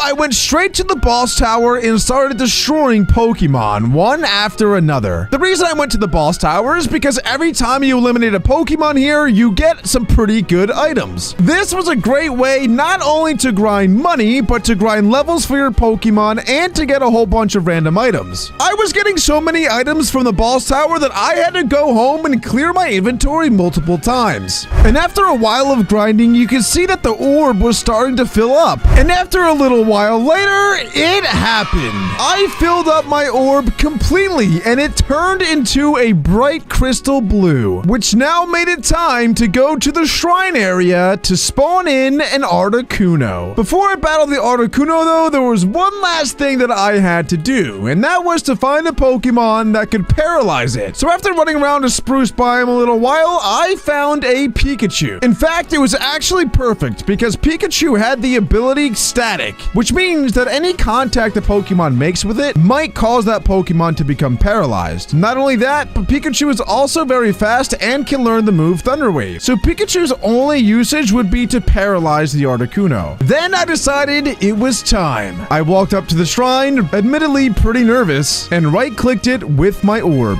Immediately, Articuno spawned, and I had sent out Pikachu. I clicked the move Thunder Wave and missed. But it's okay because Pikachu lived the first turn and managed to paralyze the Articuno on the second. Then I switched into my Terrakion, and I didn't want to risk killing it at all, so I was just using Quick Attack to do some chip damage. I Quick Attacked a couple more times until it was in the red, then started throwing Ultra Balls. And after what felt like 1,000 Ultra Balls, I finally captured the legendary bird. Articuno was mine. I quickly rushed to get him into my party along with the Suicune. Then I raced to the fusion room and headed straight to the fusion machine. There I added Suicune to the left, Articuno to the right, put in my fusion key, and clicked to confirm that I wanted the fusion Pokemon, Suicuno. And just moments later, boom! There he was! Probably the most majestic bird you will ever see. Not only was it super cool looking, but it was also incredibly strong. It has the ability Ice Scale, which halves all damage taken from special attacking moves. And it's incredibly fast and hits really hard and is relatively tanky as well. But the best part is, it gets a signature move at level 100 called Frostbitten Flurry, which does does 100 damage, has 100% accuracy, and it even summons hail. If I could conjure up a team that benefits from hail, this Pokemon would certainly lead the charge. After I fused my Suicune, I had a sudden urge to use it in battle. And to be honest, I had the same feeling for the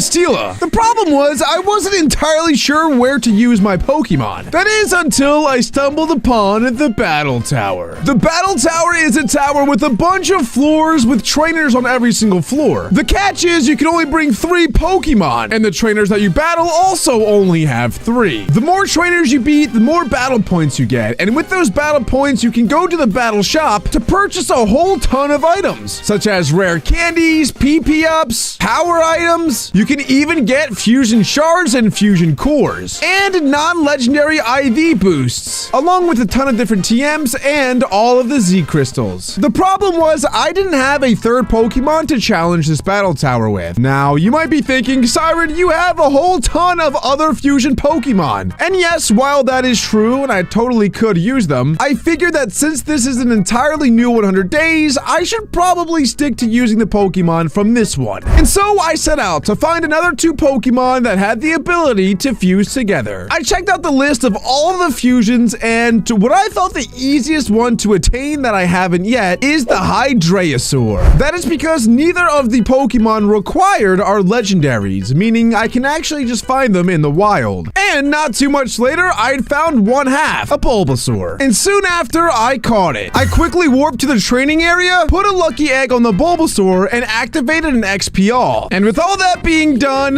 Bulbasaur was gaining levels like crazy. He evolved into an Ivysaur, then into a Venusaur. And after that, I set off to find a Hydreigon. And eventually, I found a Zweilous, which is the evolution right before Hydreigon. And then we caught him. I used the same strategy I did to level up the Venusaur with the Hydreigon. Except this time I went after Charizards because I could one-shot them really easily. And eventually, Zweilous leveled up to 64, which allowed him to evolve into the pseudo-legendary Hydreigon. And now that I had both of the fusion counterparts, it was time to go to the fusion chamber. I was so excited for this fusion in particular because I thought it was one of the coolest looking fusions of them all. And there he was, Hydreisaur. He looked so cool. He was pretty much a giant Venusaur with 3 heads. I was so excited to use him in battle. Hydreisaur has a special attack of a whopping 135 and gets a signature move at level 100 called Tri-Beam Cannon. It's a grass move that does 160 base power with 100% accuracy. However, every time it's used, Hydreisaur's attack and special attack drop by 1 stage. He's also a very tanky Pokemon and gets the ability Thick Fat, which boosts its resistance to fire and ice type moves. But now that I had 3 brand new fusion Pokemon, it was time to train them up and get them prepared for the battle tower. And so the next thing I did was warp to the Pokemart and go down a couple floors into the TM shop. Here is where I would buy moves for my Pokemon, like Scald, that I could put on Suicune. And after I was done putting all the moves on my Pokemon, I went back to the training area and trained everyone up to level 100. And after a good bit of time, I was ready.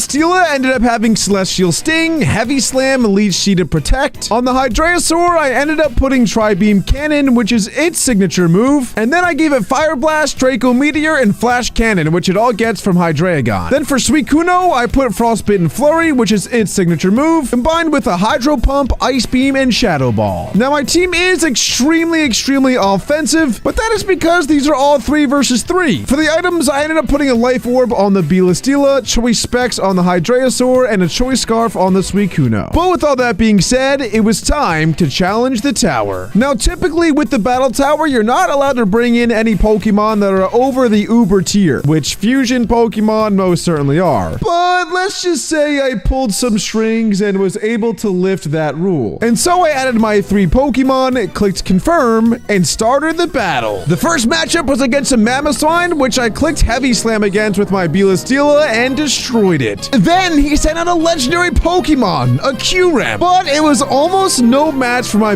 Steel as he destroyed it in 2 hits. And last but not least, this trainer had a Xurkitree, which again, I clicked Celestial Sting and killed it in 1 shot. One trainer down, a lot to go. And Belistila was not playing any game. He managed to get through the first couple of trainers on his own before finally going down to an Altaria, which Suicune had zero struggles with. The higher up the tower I climbed, the harder the competition went. And I soon realized that even though I had very strong fusion Pokemon, they were not invincible. And after a couple more trainers, it finally happened. I got taken out by about the 10th trainer. After my first attempt, I decided to regroup and rearm and bring in the demon himself, Dragon Ninja. Hydreisaur did great and there's nothing wrong with him, but I just feel like with Dragon Ninja on my side, I'll be able to destroy everything. And right away, Dragon Ninja was put to work destroying Pokemon. So after battling trainer after trainer after trainer, I kind of got bored and set myself a rule where I was not allowed to switch out Pokemon. And,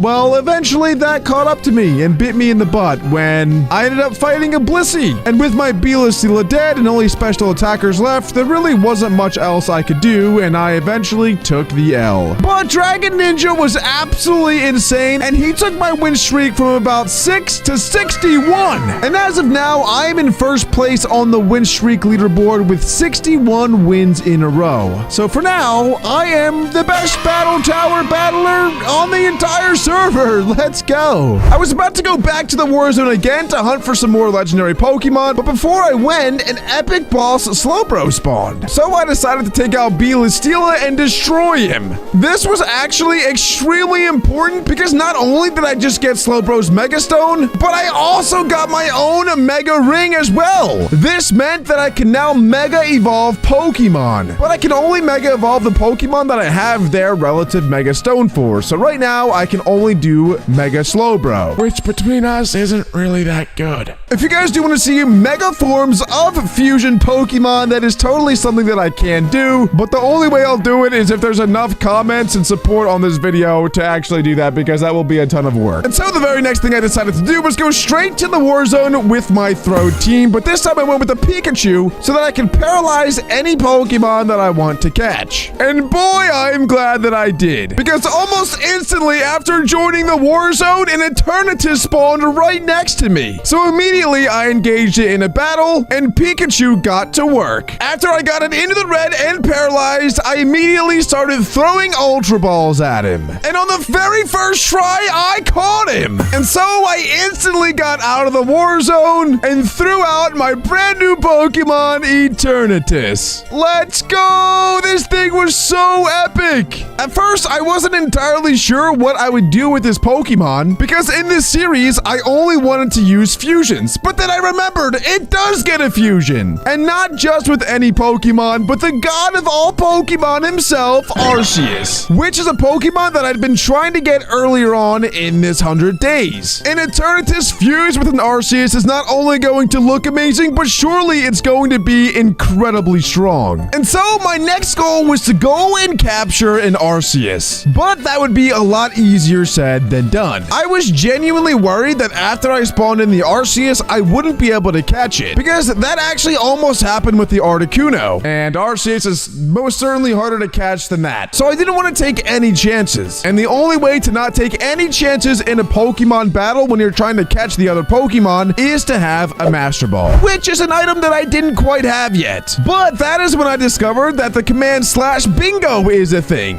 And if you complete one bingo, one of the rewards that you can get is a Master Ball. You can also get a Z Crystal, Arceus Plate, random battle item, and if you can complete the entire card, you get even better items. A rare crate, a Mega Stone crate, a Fusion Shard, Fusion Core, Z Crystal, or a legendary held item.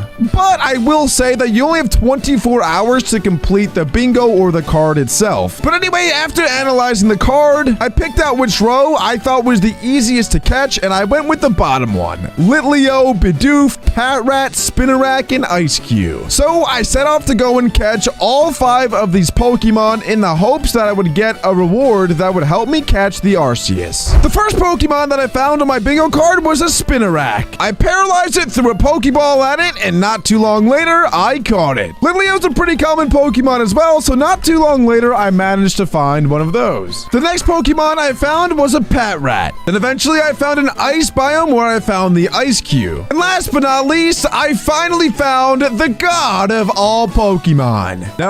No, not Arceus. But Bidoof, there he is! This is the last Pokemon that I need for my bingo. And after catching him, I received a Master Ball. Completing that bingo was actually a lot of fun, and it made me kind of want to try to complete the entire thing. But the thing is, I had much bigger fish to fry, such as catching the actual god of all Pokemon, Arceus. So I went home and grabbed all of the plates that I currently have, just to keep myself organized, and then continue looking for a wormhole spawn. And after a little while of searching, I finally found one. A wormhole to the ultra space dimension. I've been in here quite a lot recently and have started to feel a little bit more comfortable, even though it did have a very gloomy ambience. And after searching Beast Ball after Beast Ball, I finally got lucky once again and got another plate that I needed. The Dread Plate. Finding all of these plates was taking an excruciating amount of time. While I was searching for more Beast Ball loot, I found a 4-star raid and decided to take it out. Unfortunately, it didn't give me any Arceus plates, but it did give me a Destiny Nut, an Everstone, and a Big Nugget. For some reason, though, I do feel like in 5-star raids, there is a chance that those Pokemon will drop Arceus plates. And after a long time of hunting, I finally found a 5-star den. It was a Superior. I got a ton of really good items from that, including another Arceus plate that fell on the ground. Luckily, I saw it because if I didn't, I would have just let it go. After getting a plate from a raid den, it kept my eyes peeled for other raid dens. But I was only battling ones that were 5 stars, and so I ended up leaving the majority of them. But what I did not leave the majority of are the Beast Ball loots. I was picking up every single Beast Ball loot that I could find, and by doing that, I had collected another plate that I needed, the Sky Plate. Eventually, I managed to collect 16 of the 17 Arceus plates until one last Beast Ball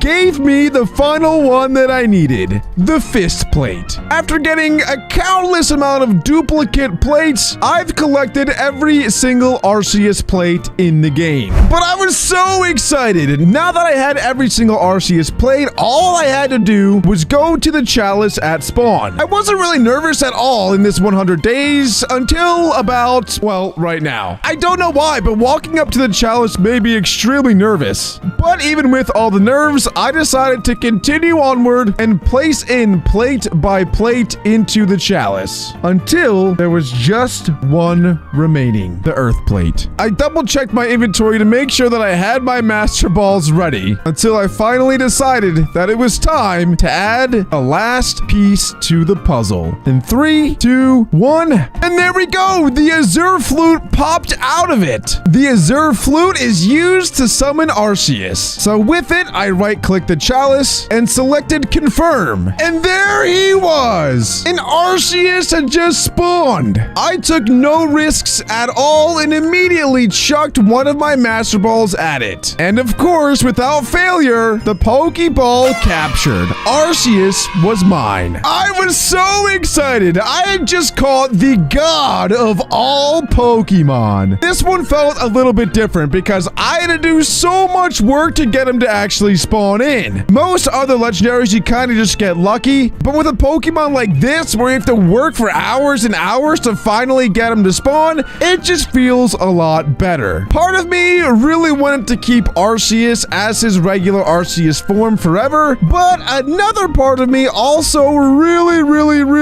wanted to fuse him with the Eternatus immediately. Look at how amazing both of these Pokemon are, and immediately it seemed like they became best friends because they started kissing.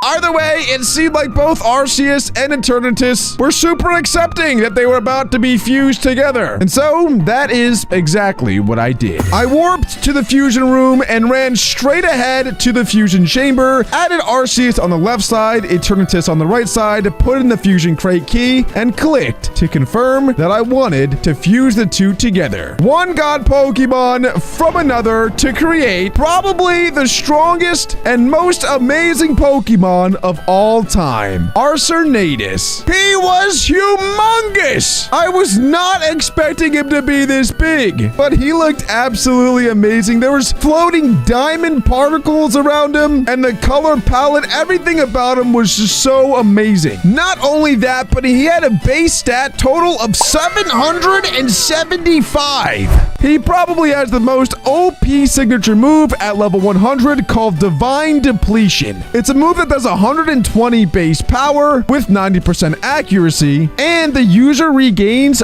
40% of all of the damage dealt. I honestly don't know if there's any Pokemon that could possibly ever stop this guy. This Pokemon truly is the god of all Pokemon. Eventually, I trained him all the way up to level 100, where he finally learned that signature move, Divine Depletion. I went straight to the boss tower to test out how strong my new Arcernatus was. And what I found was that he was insanely strong. He was eliminating Pokemon in pretty much one shot with a move that wasn't even super effective. I kept climbing the tower to hopefully find some sort of challenge for Arcernatus. But the more Pokemon I fought, the more I realized there wasn't really anything that could stop him. That is until I made it to the final floor and I found myself. This was certainly unexpected. I seem to be a legendary boss trainer, and a challenge is kind of exactly what I was looking for. And so, of course, I decided to challenge him to a battle. He led off with the Spiritomb that was level 140, and although I had a full team of legendary Pokemon, this 40 level gap was going to make a huge difference in this battle. I decided to lead with my Agrizard and Gigaton Volcano the Spiritomb. This guaranteed that the Spiritomb would be burned, having his attack for the rest of the battle. And even still, that wasn't enough for my Agrizard to take the Spiritomb down. So then I went into my super speedy Dragon Ninja to finish the job, to which he switches into Lucario, and I try to counter that with my Suicune. After Lucario used a close combat which lowered his defense, I went for a Frostbitten Flurry which did a ton of damage. Suicune ended up going down, and I went back into Dragon Ninja to finish the job. Then he switched into Roserade, which was a little bit of a head scratcher for me. I wasn't entirely sure how to counter him, so I went to Belastila. Celestial Sting ended up doing a pretty good amount of damage actually, and was able to take him out. But then he had a fusion of his own, a Kyoleki, one of the fastest and hardest hitting fusion Pokemon of them all. So then I switched straight into Hydrausaur because I didn't think Kyoleki had anything that could really touch it. And I was right. I went for a Tri-Beam Cannon, and I destroyed it in just one shot. Then he switched into Garchomp, and I really wanted to keep my Hydrausaur alive, so I switched into Belastila and let it die. Then I went back into my Dragon Ninja and used Draconic Kunai, which absolutely destroyed the Garchomp in one shot. His next Pokemon was Gastrodon, and I keep saying him as if it's not me, but really it's me, so it's a little bit weird. I'm not sure if I should say me or him or who, but either way, he is an imposter and do not trust him. Nonetheless, he had a Gastrodon, so of course I switched into my Grass-type Pokemon, because that was 4 times effective against it. I clicked Tri-Beam Cannon, and that destroyed him, and that was his last Pokemon, which meant I was victorious. And as I looked in chat, I realized that this wasn't just any trainer. This was a Dynamax keeper, meaning that if you beat him, you get a Dynamax band, which is exactly what I got. And so I equipped it instantly. Yo, that looks so cool. I decided to feed all of my Dynamax candies to my Arcernatus until it was the highest possible Dynamax level. Then I fed the rest of them to my Dragon Ninja because he's the glass cannon of the team and he's so cool. Now I have the ability to Dynamax any Pokemon that I want, including this Arcernatus. But if that is something that you guys would like to see, be sure to stay tuned for the next 100 days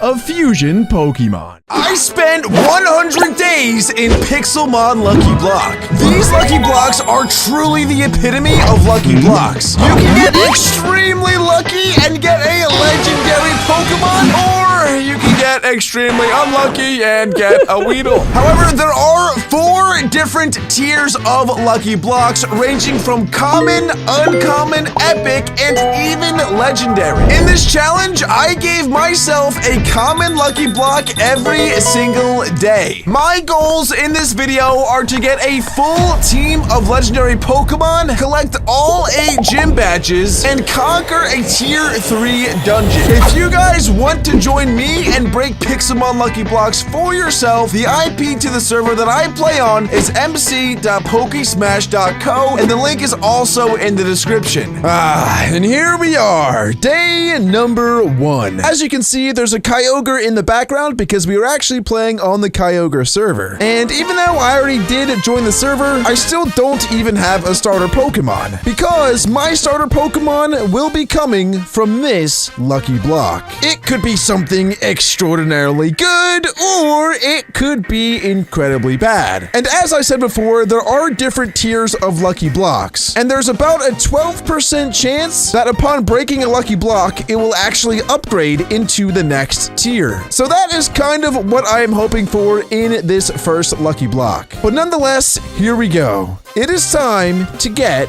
my starter Pokemon. What is it gonna be? Let's find out in 3, 2, 1. Oh my goodness! Are you kidding me? My very first Lucky Block ever! I got a legendary Pokemon! A Mesprit! Oh my gosh! That is insane! Honestly, I didn't even know that that was possible. I thought you could only get legendary Pokemon from Ultra Ball Lucky Blocks and Master Ball Lucky Blocks. That might have to get patched, but I will take it. Let's go! So one thing that is really awesome about this series is I'm not gonna have to worry about going into the wild and finding my own Pokemon, because all the Pokemon that I will be acquiring will be from Lucky Blocks. And so what I can spend my days doing instead of actually going out and looking for Pokemon is just training. So I spent my entire first day training up Mesprit in EVs. I gave him a perfect special attack EVs and perfect speed EVs. I was about a third of the way done EV training my Mesprit before the next day came about. And so I went into my vault and collected another Lucky Block. And here we go, Lucky Block number 2. I don't think I'm gonna get anywhere near as lucky as Lucky Block number 1, but hopefully we get something somewhat similar to our first one. Let's see what it is in 3, 2, 1. Oh, we got an Unknown. I mean, honestly, Unknown is a pretty bad Pokemon, but it's really cool. Like, they're very rare in general to find Unknowns, so it is pretty cool to have acquired one. However, I doubt that I'm actually going to be using this thing. Anyway, back to EV training my Mesprit. Okay, I hate to keep cutting to me just opening Lucky Blocks, but literally all I'm doing is EV training my Mesprit, so there's really nothing for you guys to see. So anyway, let's go ahead and open up my third Lucky Block on day number 3. I think I'm about due for a Lucky Block upgrade. Let's see what we get in 3, 2, 1.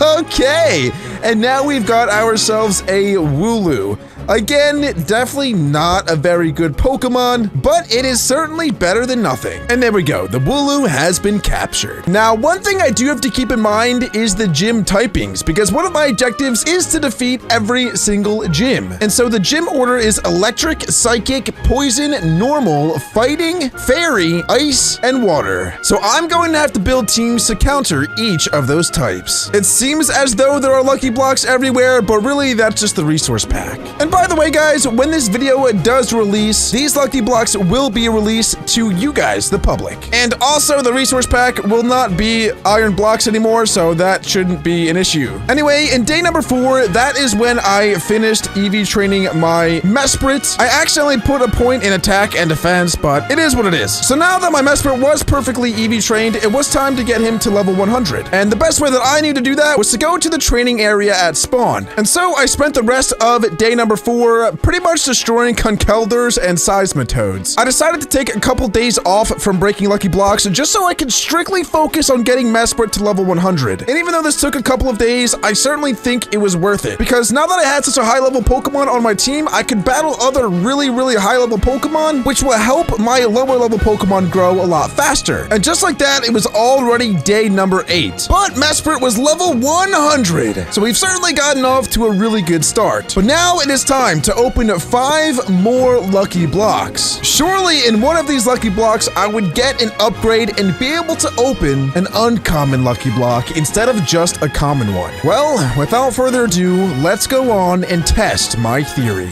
In 3, 2, 1. In our first lucky block, we got a Linoon, which honestly isn't the worst Pokemon in the entire world. He's the second worst. I'm kidding. Linoon, you know, he's not the best, but he does evolve into Obstagoon, which you can do something with. You know, he's not totally irrelevant. But anyway, moving on to our second lucky block of 5. Let's see if we can get an upgrade. 3, 2, 1. And we did! We actually have an uncommon lucky block. That is epic. Well, I guess it's uncommon, not so much epic. So let's go ahead and place this down and see if we can get another upgrade. If we do, we would get an Ultra Ball lucky block, which would just be absolutely insane. So let's go ahead and open this in 3, 2, 1. Yitis McGinnis, we got a Happiny. We got a Happiny, but it's shiny! Oh my gosh! Wait, that's actually kind of sick. Low-key, Blissey is pretty freaking good in competitive Pokemon, so I might actually end up using that, especially because it's shiny. Well, let's go ahead and open up the rest of the 3 lucky blocks. And we got another upgrade. Let's go! All right, let's open up the other ones. A Bronzong. That's not too bad. And for the last one, we got an Orbeetle. Certainly not too shabby, but let's go ahead and open up this uncommon lucky block, and we got a shiny Hippopotas. Dude, Hippowdon's actually really good, especially considering that the first gym that we're going to be battling is electric, so he's going to be able to counter that very, very well. So after just 8 days, my team is looking pretty insane. We already have 2 shiny Pokemon,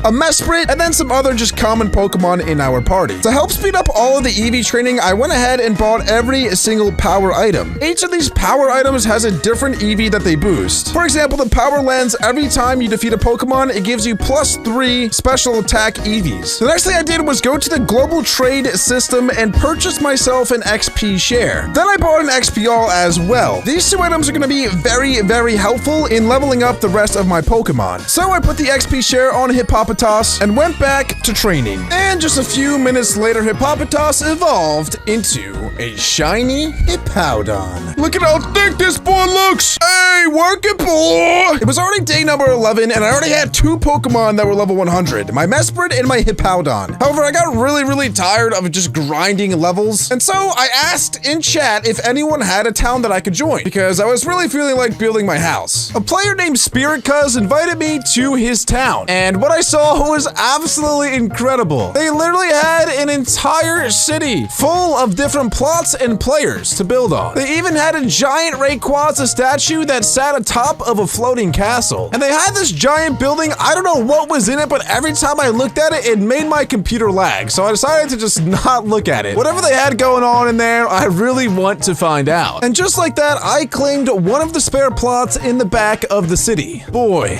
look at this view. After touring the Grand City for some time, I decided to put my best foot forward when building my house. Because I didn't want to put some stupid like dirt house in the corner of the city to make it look ugly. And I knew that I wasn't really the best builder that there was, so I really needed to take my time and build something that would make the city look even nicer. I wanted to keep my build Pokemon themed since this is obviously a Pixelmon video, so I decided to make my house one giant Pokeball, but that actually got a lot more confusing than I thought it was going to. I even tried doing like a full layout of doing like that cross pattern you see in the middle to help me align everything, but in the end it just got really confusing and I had to break it down and build it back up like 3 different times. But anyway, here's the final product. Okay, and here we are with my Pokeball house. That I honestly, guys, I did try really, really hard to make this good, and it came out, well,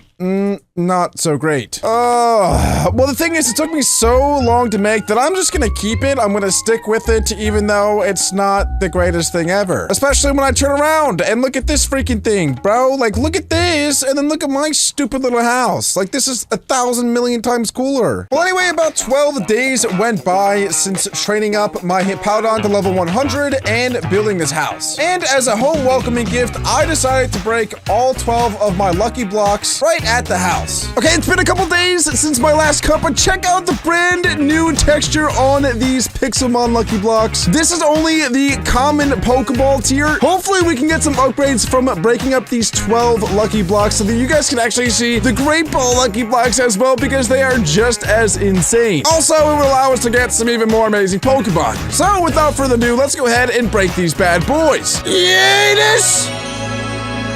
Is it glitched? Is this glitched? There's no way I just got 4 of these in a row, right? What? Wait! Oh my gosh! Oh my gosh! It wasn't glitched. I actually just got 4 in a row. I stopped breaking them because I was like, haha! Also, we got a Greninja, so that's pretty awesome. All right, so let's go ahead and open the rest of these 5 common lucky blocks, and then we can get into these uncommon lucky blocks. Here we go in 3, 2, 1. Boom, boom, boom, boom, boom. Okay, so honestly, didn't really get anything too insane. The Samurai's pretty good. The Chespin's actually not too bad as well. So let's go ahead and catch all of these Pokemon, and then go ahead and open up our uncommon lucky blocks. Oh, check out how epic these things look, dude. These are insane. Hopefully, from at least one of these, we get an Ultra Ball lucky block, which is pretty much a guaranteed legendary. Like, that would be so epic. So, without further ado, let's go ahead and do it. In 3, 2, 1. Boom! Yes! We actually got one, dude. Let's go, bro. That's so sick. Let's open up another one. Boom! And we got a shiny Hatina. I'm pretty sure that evolves into Hatterene, which is a very, very good Pokemon, so that's not too bad. Let's go ahead and open up this one, and we got another Ultra Ball lucky block. Let's go. And a shiny Marine, which will evolve into a Toxapex, guys. My team is starting to look insane. So if you guys remember, one of the objectives in this series is to get a full team of legendary Pokemon. I already have a Mesprit, which is a legendary, and I'm pretty sure that these Ultra Ball lucky blocks are guaranteed legendary Pokemon, which means that after I open these up, I'm gonna be halfway to achieving that goal. So, ladies and gentlemen, without further ado, let's go ahead and open up both of these Ultra Ball lucky blocks. In 3, 2, 1. Boom! Oh, we got a Cosmoem, which in its own really isn't that great, but we can either evolve that into a Solgaleo or a Lunala. That's gonna be epic. All right, and for the other Ultra Ball lucky block, let's see which legendary we get in 3, 2, 1. Ooh, a Latios. Let's go. Oh my god, it's flying away. Please come back, bro. Wait, actually, like, is it gonna come back? Like, how am I supposed to catch this thing? Oh, lovely. And as soon as I build up, you go down. Cool, bro. Nah, that's cool. That's really awesome. I have a feeling that Latios really does not want to join my team. But unfortunately for him, he really doesn't have a choice. Come here, buddy. Let's go. Latios, you are mine. Check out my team now. We have a Mesprit, Hippowdon, Latios, Greninja, Cosmoem, and Hatina. Or we have that thing, guys. Also, I've decided to evolve my Cosmoem into a Solgaleo over a Lunala, just because I like Solgaleo more. In order to do that, all you have to do is get Cosmoem to level 53 during the day. If you get him to level 53 at night, he will evolve into a Lunala. But anyway, I'm gonna go spend the next couple of days training up my Pokemon in EVs and levels, and then I think I'm going to try to challenge my first gym battle. Oh, and here we go. Cosmoem is evolving. Okay, yeah, there he is. Please turn into Solgaleo. I hope that I did this right, guys. Hopefully it's a Solgaleo, not a stupid Lunala. Yes! Okay, why does he look like that? Wait, whoa, yo! Why does my Solgaleo look like that? Please, is that just a bug? I don't know, but he looks kind of cool.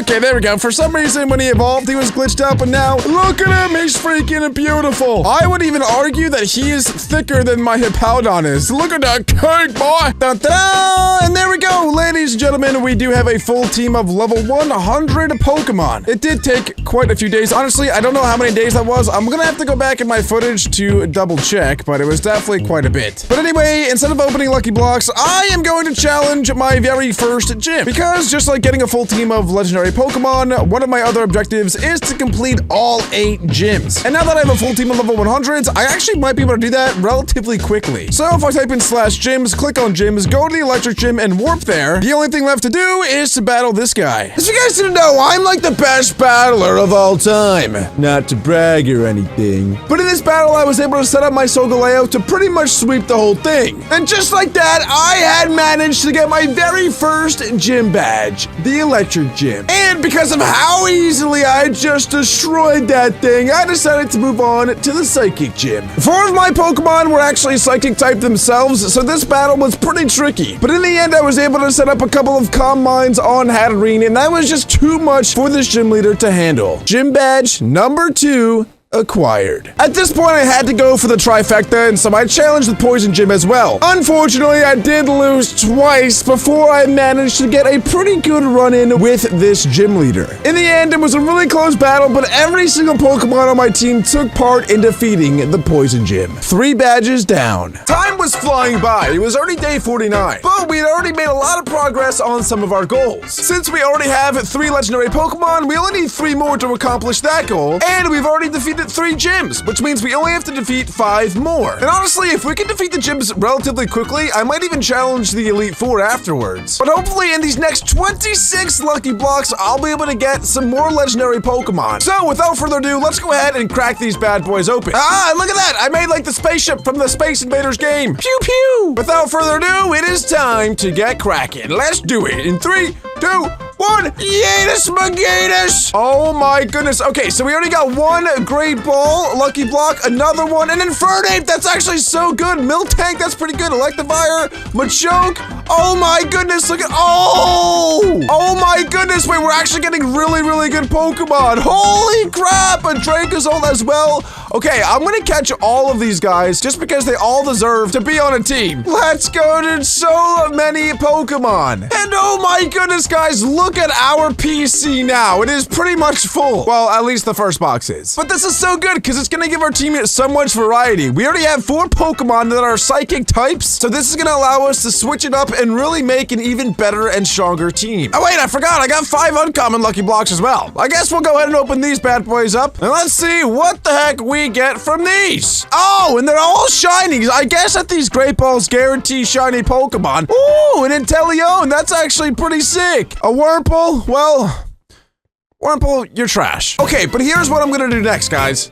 I am gonna go to the War Zone. If you guys didn't know, the server has an area called the War Zone where legendary Pokemon spawn all the time. But if you go there, other players can battle you, and whoever wins that battle gets to steal a Pokemon from the opponent. So it is very, very risky. But now that I have all of these Pokemon, I'm gonna try to select the best team possible and bring it into the War Zone. That is going to require me to level them up to level 100 though, so it's gonna take some time. But anyway, let's do it. Going to the War Zone is always very exhilarating. You never know if you're gonna win Pokemon or if you're gonna lose Pokemon. Especially in this series because I'm not allowed to catch wild Pokemon. The only way I'm allowed to get Pokemon is by breaking Lucky Blocks or by stealing them, I guess, from people in the War Zone. So anything that spawns there is pretty much off the table. And of course, with my luck, an Arceus spawns like 3 minutes after I go there. So the only thing I can really do is stare at it and cry. But that's okay because it only makes room for a redemption arc. I saw a player far away and I decided to Swanton Bomb on top of him. His name was Dented Spinach, so I kinda had a feeling that he wouldn't be the best player. And that feeling certainly came to fruition. I ended up dominating this player fairly quickly and stealing his Delphox. So everything was going great until, again, another Arceus spawn. Typically, this would be a miracle on ice. But in this scenario, it was like the worst thing ever. I was literally getting trolled by the War Zone. Not too long after that, I did type in chat that I was in the War Zone, and so a lot of really good players came to battle me. One in particular was named Hobnobber. And, well, he was really good. He used a full water Swift Swim team, and there really wasn't much I could do about it. He ended up beating me, and unfortunately, he stole my Latios. Rest in peace, buddy. And so Latios was never seen again. But like I said before, whenever something bad happens, there's always time for a redemption arc. And so that is exactly what I set out for. Instead of hanging my head down, I picked my chin up, and I went right back and stormed the War Zone. Obviously, I didn't have my Latios anymore, so I brought in my starter Pokemon Pokemon Mesprit. And honestly, he came through huge. I ended up battling an admin named Archie, and he had a really good team. One Pokemon in particular that was pretty awesome was his Xerneas. But I have battled quite a few Xerneases in my time, and so I knew exactly how to counter it. With a little bit of luck and incredible battle strategy, I managed to destroy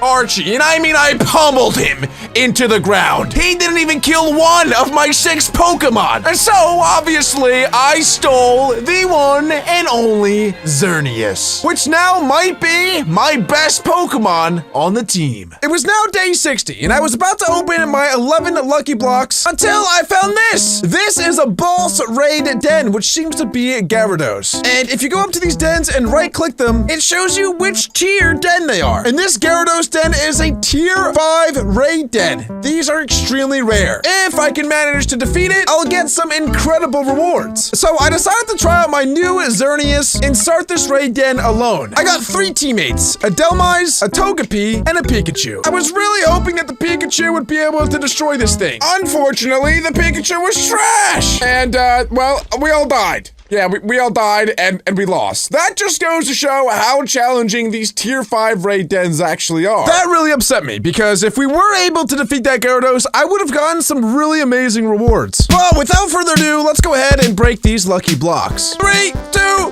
1, huzzah! And boom! We actually got some pretty decent Pokemon, maybe? I don't know, we got a Feraligatr. That is not too shabby. A Squirtle I will take. A Slakoth, a Yungoos, Golduck, a Nidoqueen, that's not the worst. An Impidip, that is the worst. And a Rufflet. But we did also get 3 more Great Ball Lucky Blocks. Hopefully one of these is an Ultra Ball Lucky Block. At this point, we only have 40 more Lucky Blocks to open. So we actually do really need to get some more legendary Pokemon if we want to complete our one challenge of getting a full team of legendaries. So without further ado, let's go ahead and open up these 3 Lucky Blocks in 3, 2, 1, boom! Oh, a shiny Lurantis. Okay. Oh, yes, we got an upgrade. That's sick. And the last one is a shiny Volcarona. That is not too bad. All right, well, let's go ahead and open up this Ultra Ball Lucky Block as well. If we get another upgrade, it will become a Master Ball Lucky Block, which would be absolutely amazing. So let's go ahead and give it a try in 3, 2, 1.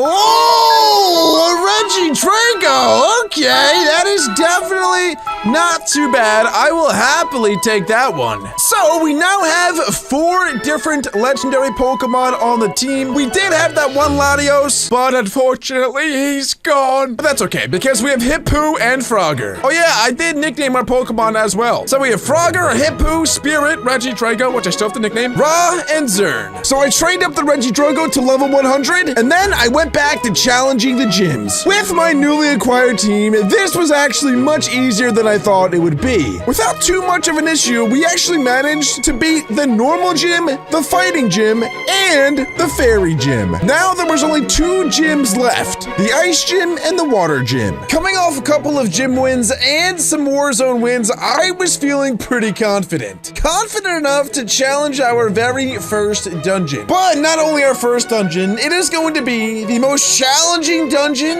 on the server. If you type in /dungeons, you'll see that there's 3 different tiers of dungeons. There's easy, medium, and hard. I'm pretty confident that the easy dungeon is mostly ice type, the medium dungeon is mostly bug type, and the hard dungeon is mostly normal type. And keeping that in consideration, I decided to bring our brand new Volcarona onto the team. And I also benched Hippo for Manny. So this is the team that I'm bringing into this dungeon. And I also put Focus Blast on the Xerneas. So without further ado, ladies and gentlemen, let's go ahead and challenge the hardest dungeon on the server. Royal Dungeon, here we come. All right, so entering this dungeon seemed pretty intimidating right off the get-go. Also, my shaders were derping out a bit, and this Bouffalant looked like it was dropped as It's a baby. Also, I could see Pokemon through walls. I'm not really sure what was going on. But I just realized that there was a timer on the top of the screen, and I only had 30 minutes to get through this entire dungeon. So I wasted no time, and I just started focus blasting everything with the Xerneas. And even though I was really confident with my newly acquired team, things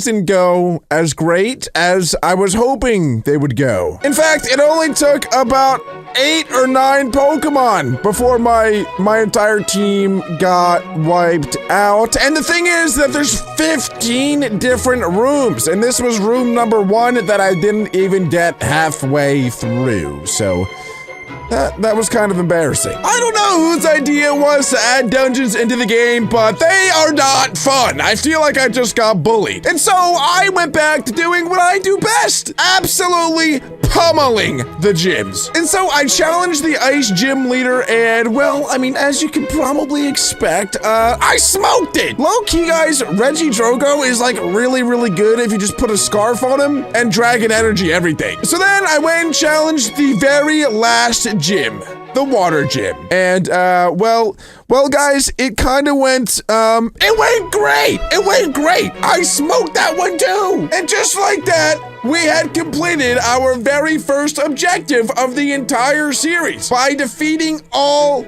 8 gyms. Right, it is now day 85, so we are almost done with our journey. So far, we have already accomplished one of our tasks in defeating all 8 gyms. However, we did fail in beating the dungeon. That thing was insane. And also, we still don't have a full team of legendary Pokemon. We do have 4 of 6 though. So, hopefully in these next 25 lucky blocks, we can get even more legendary Pokemon. Not only are we gonna need that for one of our challenges, but also we're definitely going to need that for one of the dungeons. So without further ado, let's go ahead and break these lucky blocks, but this time 1 at a time instead of all together. All right, lucky block number 1 is a Bastiodon. Honestly, not really entirely what I want. Number 2 is a Heliolisk. Honestly, at this point, guys, if I get anything that isn't a pseudo legendary or a upgraded lucky block, then it's kind of disappointing. So, for example, when I get a Pineco, let's just say I'm not too happy with that. And also, I can't do this whole opening 1 block at a time thing, so let's go ahead and open up 6 of them. Boom, boom, boom, boom, boom, boom, boom. If this stupid Samuro will get out of my stinking way. Oh, we actually got 3 uncommon lucky blocks from that. That's actually pretty good. All right, let's open up a couple more of these things. Boom, boom, boom. Oh, a Pelipper, actually. That's not too bad. Oh, baby, let's go, dude. A Ferrothorn, a Trevenant. That's not too bad. A Pelipper, if he wants to join the team, you're welcome to, buddy. Well, we also got this Heracross over here as well. Actually, the Heracross could be pretty good for that dungeon that we're trying to defeat. Let's go ahead and break it. Oh, we got a Metagross, dude. Let's go. Wait, that's actually really good. We might be able to use that Metagross to help out in that dungeon. Well, let's go ahead and open up another 7 of these lucky blocks. Let's see what the heck we get. Okay, that was very underwhelming. These Pokemon are kind of trash, I gotta be honest. But in all of those lucky blocks, we did get 5 more uncommon lucky blocks. And ladies and gentlemen, now more than ever is when we're gonna need some upgrades on these lucky blocks into Ultra Ball lucky blocks. So let's pray to the Pixelmon gods above that it happens and we get some more lucky block upgrades. Let's break them. In 3, 2, 1, boom! Ooh, a shiny Vaporeon. That's low-key kind of sick though. Oh, dude, a freaking shiny Venipede? Are you kidding me, dude? Okay, what is... Oh my gosh, this Abomasnow is giant! But it's not really what I want. Please give me an upgrade! No, a Castform, bro, are you kidding me? And last but not least... Oh, we actually got it, dude, let's go! We got an Ultra Ball Lucky Block, which is pretty much a guaranteed legendary. We only got 1 Ultra Ball Lucky Block from 25 Pokeball Lucky Blocks. And we only have 15 days left, which means we only get 15 more Pokeballs after this. So I'm gonna have to get a lot more lucky in my next 15 Lucky Blocks if I do plan on getting a full team of legendary Pokemon, or I'm gonna have to go back to the War Zone and steal a legendary. But without further ado, ladies and gentlemen, let's go ahead and open up this Ultra Ball Lucky Block in 3, 2, 1. Oh, it's Aurora. That is pretty sick. I think that this thing can learn close combat, which is definitely going to be very, very helpful. Let's go. Okay, so that is now 5 of 6 legendary Pokemon that we need to complete one of our goals. If we saw that Latios, by the way, if that never got stolen, we would definitely have enough. We also have this Metagross too. That is so cool. Okay, so I'm gonna train up the Aurora and the Metagross for the next couple days until they are ready to battle, and then I think we might try that dungeon again. Alrighty, and I've officially trained up a couple of new Pokemon. We now have that Metagross on the team and the Aurora, who are named Metapod and Zappy Clappy. But without further ado, let's go ahead and give this dungeon another shot. Honestly, I didn't really know what to expect, but I kind of went with a similar strategy and just sent out a Pokemon that knew some fighting type moves at these guys and kind of just hoped for the best. The first 3 Pokemon were going a little bit more smoothly than the last time, so far, so good. And since this was my second time around, I did learn from my mistakes. So I managed to kill these stupid Cinchinos relatively easily. It actually went so well that I even made it to the second room, which is where I realized that this entire dungeon was not normal type. I guess it's, well, it's every type, because this room seemed to be grass type, which is not good because I don't have a single fire type move on my entire team. So what I decided to do was just send my boy Drogo at these things, and he was actually able to one-shot quite a few of them. That is, of course, until he ran out of dragon energies, because, well, once that happened, he had to rely on Draco Meteor, which was missing, and that pretty much allowed the enemy to attack. But to be fair, he still did wipe out quite a few of these guys. With only 3 Pokemon left in this room, only Drogo has died so far. Luckily, Zappy Clappy was able to pick up the slack,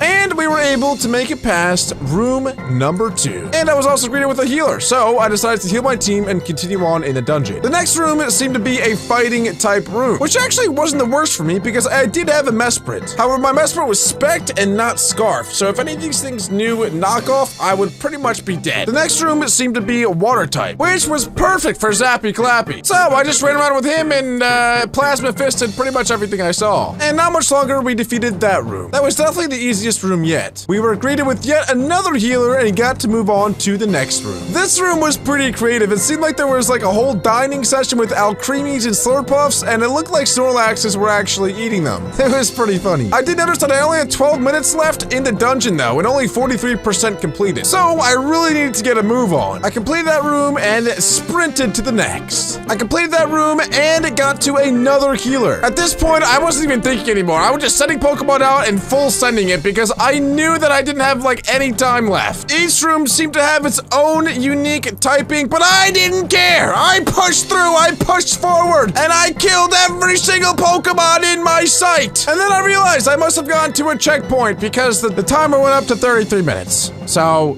all that sort of for nothing. Now I was 77% through the dungeon. This is when I had my first trainer battle. It was right after a healing room though, so I was max healed. At first I was really nervous because I knew that this person probably had really good Pokemon. But then I thought to myself, hey, Sirud, listen, you are the best Pixelmon player in the world. There's no reason for you to worry. And so I got my act together and absolutely spanked this NPC. I was now 88% done the dungeon. This run was amazing. And now I was on to the final room to defeat the final boss of the hardest dungeon. And lo and behold, it was me!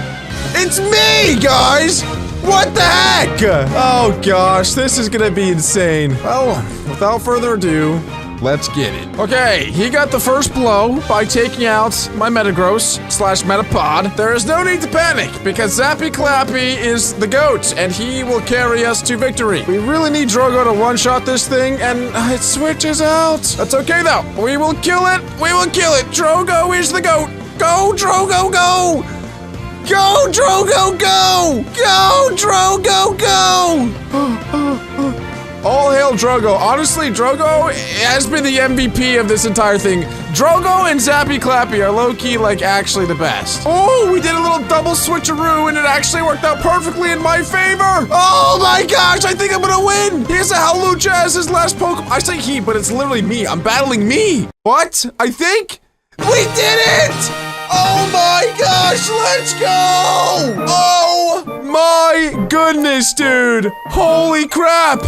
Wait, where do I go? Where do I run? I thought I would get TP'd out. What happens? Is there like a big, super awesome surprise? Oh, what is down here? Oh?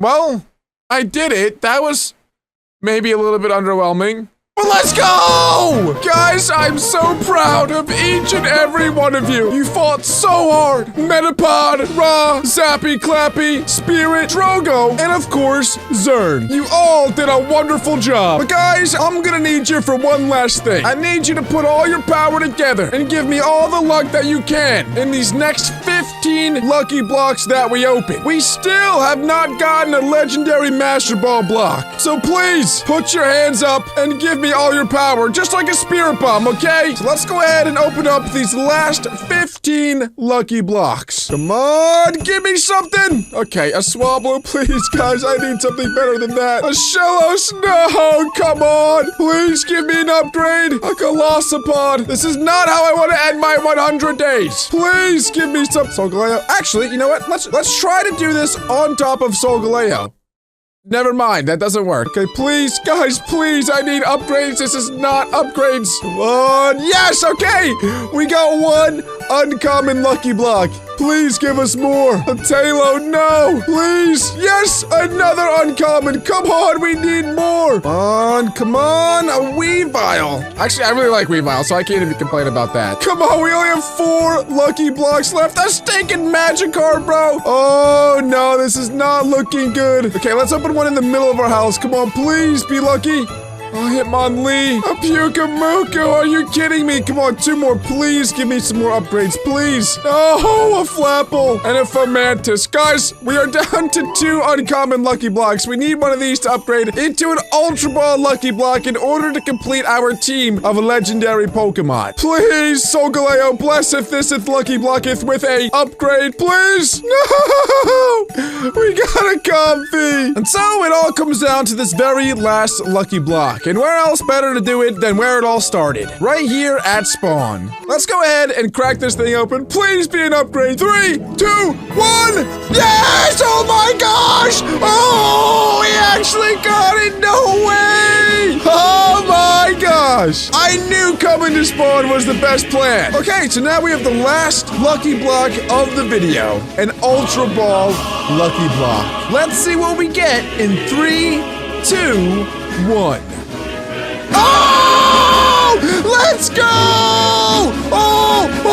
Oh my gosh, we actually got it! No way! It is day 100 and we finally got our very first Master Ball lucky block. Okay, let's put this down right where the Ultra Ball lucky block was, because that seemed to be pretty lucky. And let's see which legendary Pokemon we get in our last day of this 100-day challenge. In 3, 2, 1. Oh my gosh, dude. Are you kidding me? We just got a freaking shiny Zacian. Oh my goodness, look at this bad boy. Metapod, listen buddy, I love you so much, but you just cannot compete with a shiny Zacian. He fits right into the team. And so there we go, our third objective is complete. We have acquired a full team of legendary Pokemon. The original beauty of Minecraft comes with virtually endless exploration and everlasting adventure. However, over the years, with the creativity of mod development, the game has evolved beyond its early vanilla experience. Now that players have access to these modifications, anything is possible in this realm, such as this. A world of Pokemon. That's right, this is what we call Pixelmon. It's every kid's dream. Minecraft, but it has every feature of the Pokemon games. In this video, I will be spending 100 days in this Pixelmon mod. I have 3 objectives, and since I've been playing this mod for years, I decided to make them extremely challenging and debatably impossible. First and foremost, I want to complete the entire Generation 1 Pokedex. That means I must catch all of the original 151 Pokemon, including Pikachu, Charizard, Mewtwo, and of course, my personal favorite, Snorlax. However, due to time constraints of the 100 days, this challenge will not be attainable without some help. Which is why I am choosing to go on this 100 days journey on a fantastic Minecraft server called Pokesmash. I'll be able to recruit players on the server to help me catch all 151 Pokemon. Together, this challenge might be possible.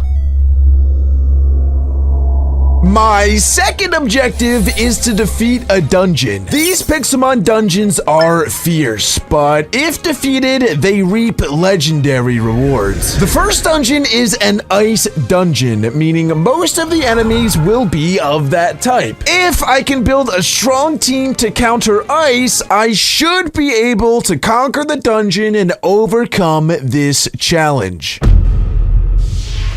And lastly, my third objective is to capture at least 5 legendaries in the War Zone. The War Zone is a unique feature the server offers that has a very high legendary spawn rate. To enter the War Zone, however, your entire team of Pokemon must be level 100. Although that might sound very appealing, this area is incredibly risky. If a player battles you in there, the winner of said battle gets to steal a Pokemon from the other player. So, my plan is to train up terrible Pokemon up to level 100 and log on to the server when no one else is online, so probably at like 3 a.m. This way, even if I do get battled, I'm not even gonna care if I lose. But if I don't get battled, then I have a really good chance of catching legendary Pokemon. If my plan prevails, I'll be catching legendaries as easily as Caterpies. But that is a lot easier said than done. Wish me luck. If you guys want to join me on this adventure, be sure to go ahead and join the Zekrom server on the Pokesmash network. The IP will be linked in the description. Although this video does capture a ton of amazing features that the server offers, there's still plenty more that I didn't even touch on, such as 8 gyms, custom tournaments a few times a month with unique formats, Dex Quest, which is an event that happens every single Wednesday at 5 p.m., where all players on the server collaborate to catch a customly made Pokedex. If the server does manage to catch that Pokedex, an epic reward is given to everybody that was involved. Also, every Friday there are boss raids where people on the server cooperate to defeat one super Pokemon. There's also insanely cool textured Pokemon like this Galaxy Xerneas, and there's much, much more. Okay, and lastly, before we finally get into this epic adventure, I'd just like to ask that you guys please scroll down and hit that like and subscribe button. This video literally took me hundreds of hours to make, and only a fraction of the people who watch my videos are actually subscribed. We are so close to 400,000 subscribers, so please consider subscribing. It would mean the world to me. Anyway, guys, thank you all so much for the support, but now it is time to sit back, relax, and enjoy this amazing journey of 100 days in Pixelmon.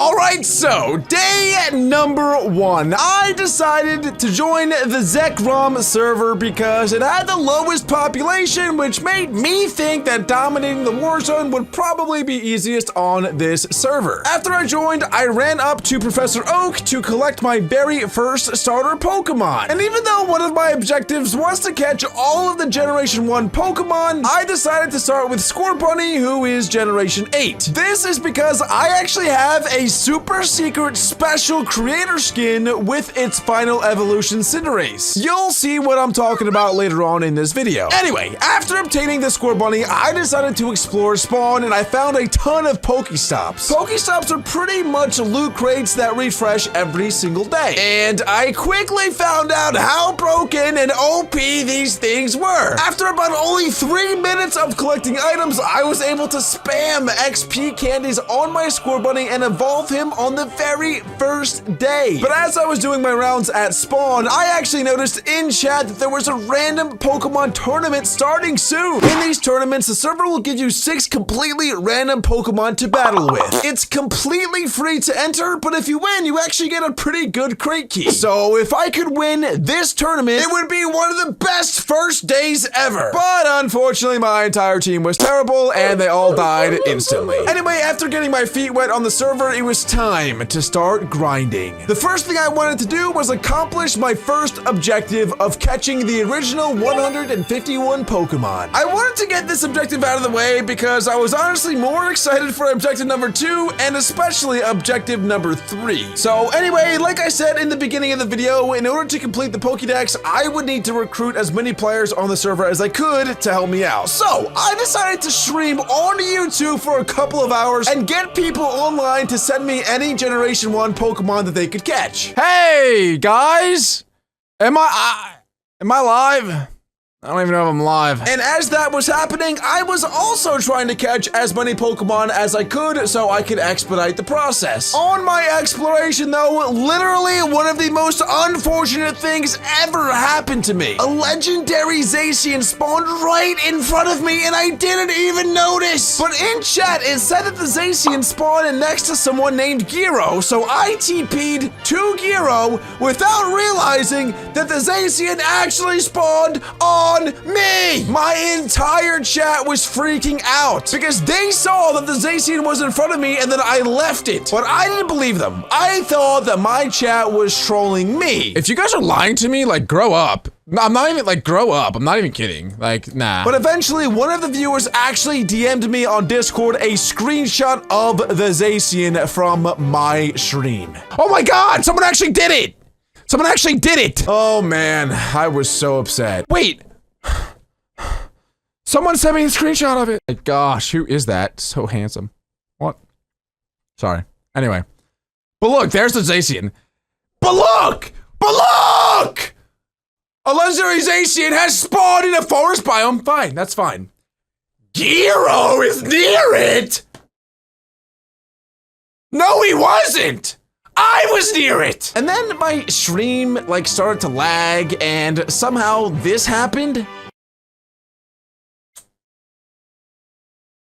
All right. Whoa! Whoa, dude! Whoa, bro! What was that? Who did? Whoa! Whoa! Whoa! Bro, what was that, dude? What the heck? So, I just lagged. Did you guys lag? Guys, if anyone out there streams and experiences like weird lags in their stream like this, please DM me how to fix it because I can't have this happening anymore.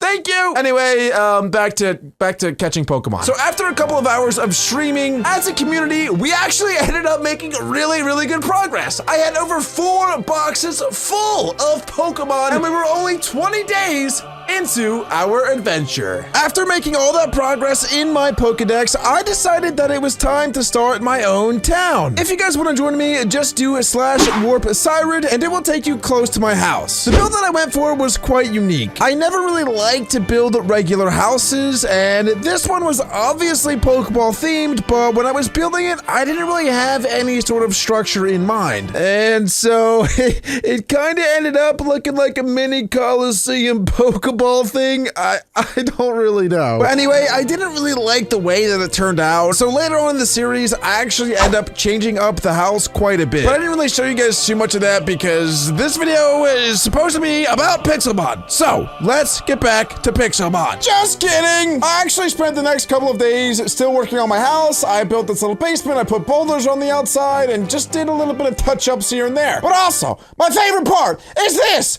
A mailbox. Where you guys can send me mail and give me items and things. You just drop it in the mailbox. It's actually called Siren Smelly Mailbox. So be sure to come and give it a sniff. But be careful, because apparently if you step on one of those movement pads, you get stuck forever, and you cannot get out unless you TP out or you break the block. But you guys can't break the block, so you would just be stuck there forever. So, note to self, don't ever step on the movement block again. Whew, okay, guys, I'm sorry. I really have to relax. I gotta take a breather here because that just got me really worked up, honestly. And I was yelling too much. I apologize. But anyway, after building my house for so freaking long, I decided that it was time to start raid nest hunting. And so I gathered a few guys on the server and we set out together on a mission to take out tier 4 and 5 raid dens. Now, if you guys don't know what raid dens are, they are similar to the plugin on the server for raid bosses, but these raid dens spawn randomly around the map, and if you find ones that are tier 4 and 5, they drop incredible loot. But pretty much you team up with a team of 4 players to battle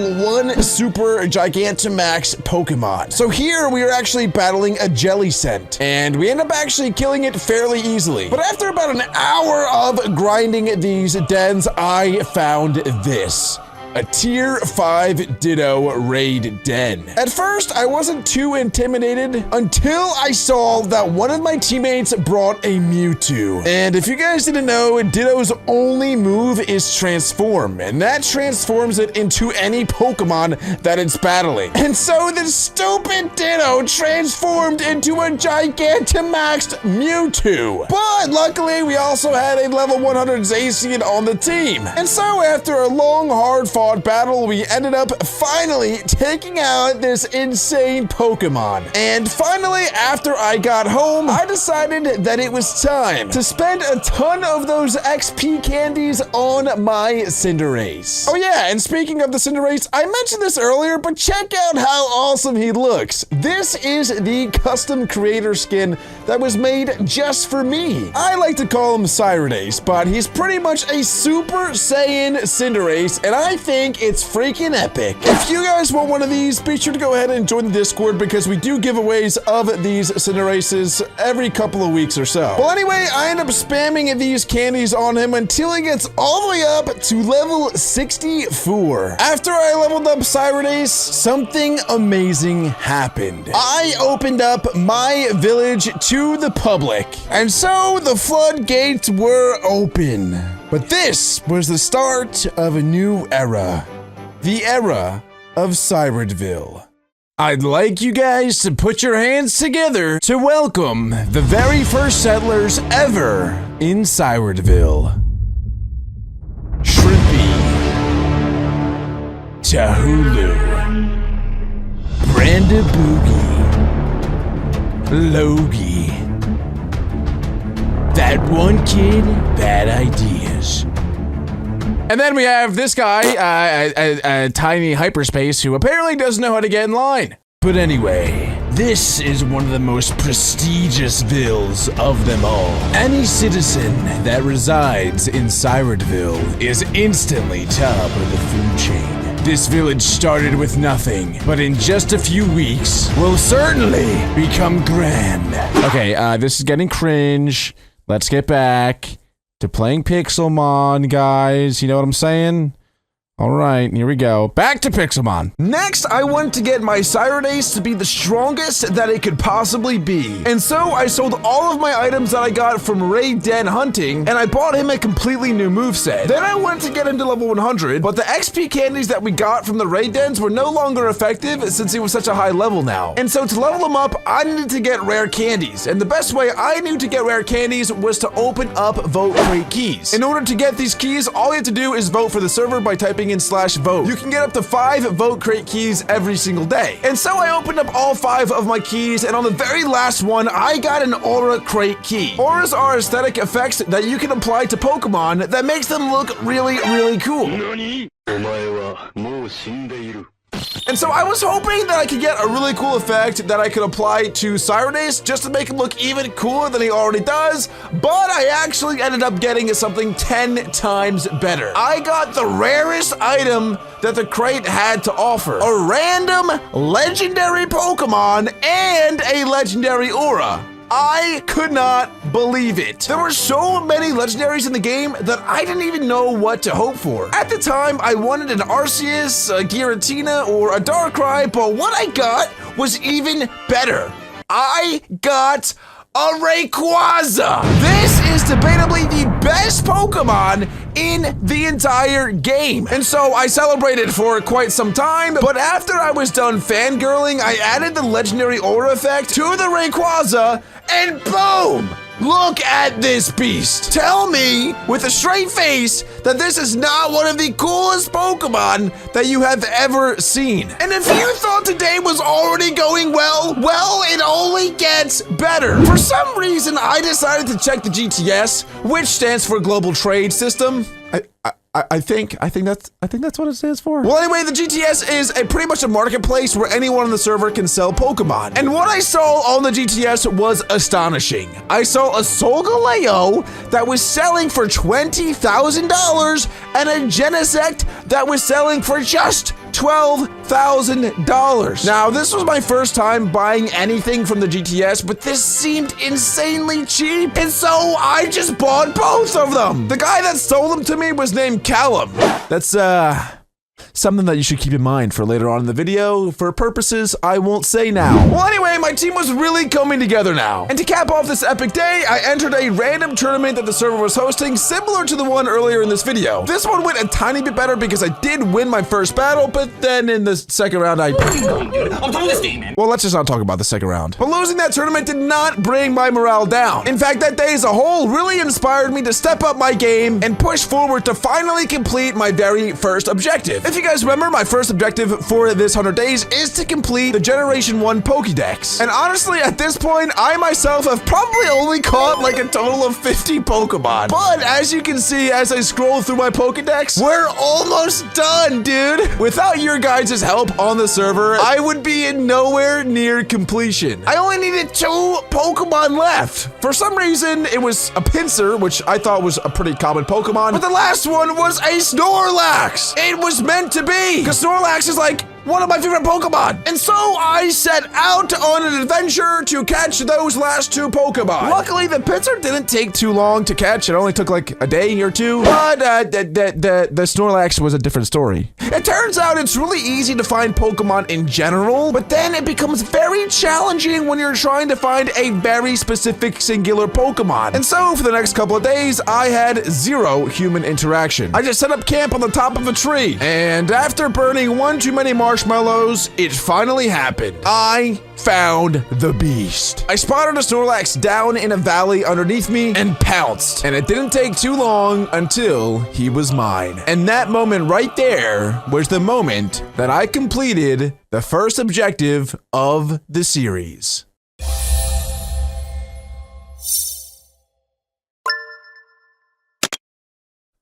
I wasted no time pursuing my next objective. Defeating the ice dungeon is no easy feat. In order to do so, I would need a fully trained team of level 100s, and so for the next few days, all I did was train my Pokemon. After days of hard work, it was complete.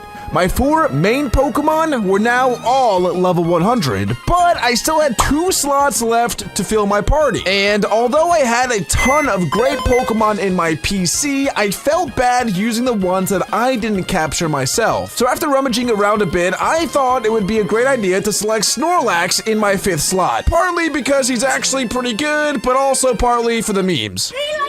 And so I trained up Snorlax level 100, but then again, I was faced with the decision to select another Pokemon to join the team. This one was a bit challenging and took me a while to finally decide who I was going to go with. But after I thought long and hard, I decided to go with Cloyster. I thought it was a really good fit for the team because he was water and ice, but it seemed like the Pixelmon gods were watching me and cringed at this decision because as soon as I picked him to be in my team, the game spawned a legendary Virizion. And so I teleported to the player that he spawned on, even though that is pretty frowned upon, and I found it shortly after. I used one of my Master Balls to capture it, and just like that, my team's fate was sealed. It's over 9,000! All I had to do at this point was train the Virizion to level 100, and I would be ready to challenge the ice dungeon. All right, boys, and it is time to grab your swords and shields because we are going in. I've never challenged one of these dungeons before, but rumor has it they aren't for the kind-hearted. These ancient chambers are known to be ruthless, so I'm not gonna lie, I was pretty nervous. The way dungeons work is that they are split into a certain amount of rooms. The ice dungeon, being the easiest of the 3 on the server, is only 5 rooms. Each room has a certain number of Pokemon in them that the player has to eliminate in order to advance to the next room. There is also no healing allowed, but after every couple of rooms, you are greeted with a lovely nurse who was kind enough to heal your mons for free. So I really didn't want to make any mistakes because I knew that one slip up could cost me the entire dungeon run. So before battling each Pokemon, I would /p wiki them, which allowed me to check what type was super effective against it. And since my Cinderace has such great type coverage, I was actually able to breeze past the first room without any trouble. The second room was certainly more intimidating as I was greeted by a giant Articuno. Luckily though, Cinderace was still very healthy and well, so this room was still a pretty clean sweep. He one-shot a Tangrowth, a Blissey, a Cloyster, a Lapras, and even the Articuno.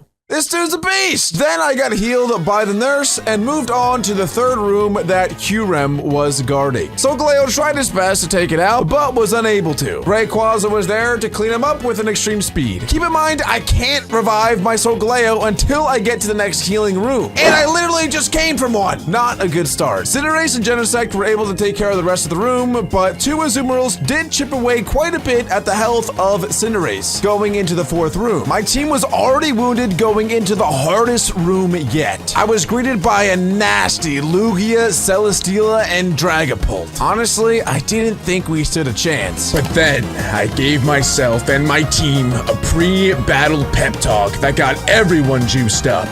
This is what it sounded like.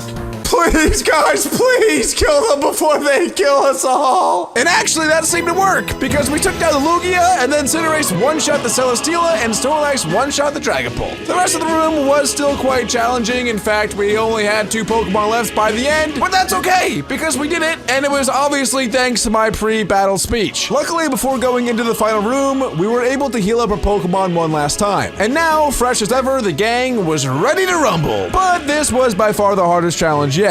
Although there were only 5 Pokemon in this room, each one was incredibly strong. There was a Zacian, a Glastrier, a Qrem White, a Qrem Black, and a Xerneas. Before engaging in battle, I researched each Pokemon extensively to ensure that I was making the right plays. And just like every other Pokemon Cinderace glanced at, he one-shot the Zacian. A great start to the final room. But then I tried to close combat the Glastrier with my Virizion, but that didn't really go as planned, and my Virizion died. No need to worry though, because the love of my life was there to pick me up. Cinderace finished the job with the signature Pyro Bomb. 2 down, 3 to go. The Qrems were a bit tricky, so I decided to Sunsteel Strike with Solgaleo, hoping it would OHKO, but it didn't. We did manage to kill the first one though and do a ton of damage to the second. Unfortunately, that was when Solgaleo fainted. But once again, Rayquaza comes in and extreme speeds to finish the job. So, as we approach the final Pokemon of the entire dungeon, Xerneas, we still had 3 Pokemon alive. Cinderace, Rayquaza, and Genesect. But come on, we all know how this is gonna go. Cinderace, do your thing, G. And bang! Just like that, we defeated the Ice Dungeon. Mostly thanks to Cinderace. Objective 2 complete. I opened up a Mystic Crate key I got from defeating the Ice Dungeon and received an IV boost that I put into Snorlax's attack stats. At this point, I didn't really have anything else to do other than to attempt the ultimate challenge, to survive and flourish in the Warzone. It was about 1 o'clock in the morning, so only about 8 players were online, and 2 of which were at spawn, so I knew that the Warzone was not going to be heavily contested. But still, I was shaking. If I lost any Pokemon, I would be distraught. Each of them had a very special place in my heart, and so my intentions of entering the Warzone were not to battle, but actually to stay away from enemies and just catch legendary Pokemon. And so I did it. I ran the command /Warzone and entered the Warzone. Even though though I've seen this Warzone countdown a couple of times before, it still gave me the chills. And shortly after entering, I saw Callum. That's the guy that I bought the Solgaleo and Genesect from. He was running around all over the place in the Warzone, so I thought he was going to be aggressive, but actually he ended up being quite friendly. That is until a freaking Mewtwo spawned, and he caught it. This got me really upset because Mewtwo is very powerful and I wanted him, but still, I didn't have the courage to battle him because I didn't want to risk losing any of my Pokemon. And then a couple of minutes later, a Groudon spawned right next to me, but for some reason, I couldn't engage it in battle. That stupid Callum stole it from me. This had me fed up. I was not going to take being bullied in the Warzone any longer. I took a deep breath and went on the offensive. Callum was not getting away with stealing my legendary Pokemon. So to start off the fight, he leads with a Galvantula and I lead with my Cinderace. I like starting with my Cinderace because it has U-turn, so if I ever have a bad matchup, I can just U-turn out of there. But whenever anyone leads with a Galvantula, 9 times out of 10, they're gonna have a Focus Sash and set up a Sticky Webs. Okay, let's pause the fight here. For anyone who is not into competitive Pokemon, these next couple minutes might be a little bit confusing to you guys because this is a highly competitive fight. Keep in mind, guys, whoever wins in this battle gets to steal a Pokemon from the opposing player. This is not a friendly battle. If I lose, I can literally have my Rayquaza stolen from my team. So it's about to get really serious. All right, back to the fight. So the very first turn, his Galvantula Thunder Waves my Cyradace, paralyzing me. Now that I'm paralyzed, the Galvantula is faster, so he Sticky Webs on the second turn, and Cyradace is paralyzed and can't move. On the third turn, he Thunders, and again, my Cyradace is paralyzed and cannot move. And then on the fourth turn, he finishes off Cyradace with a Thunder.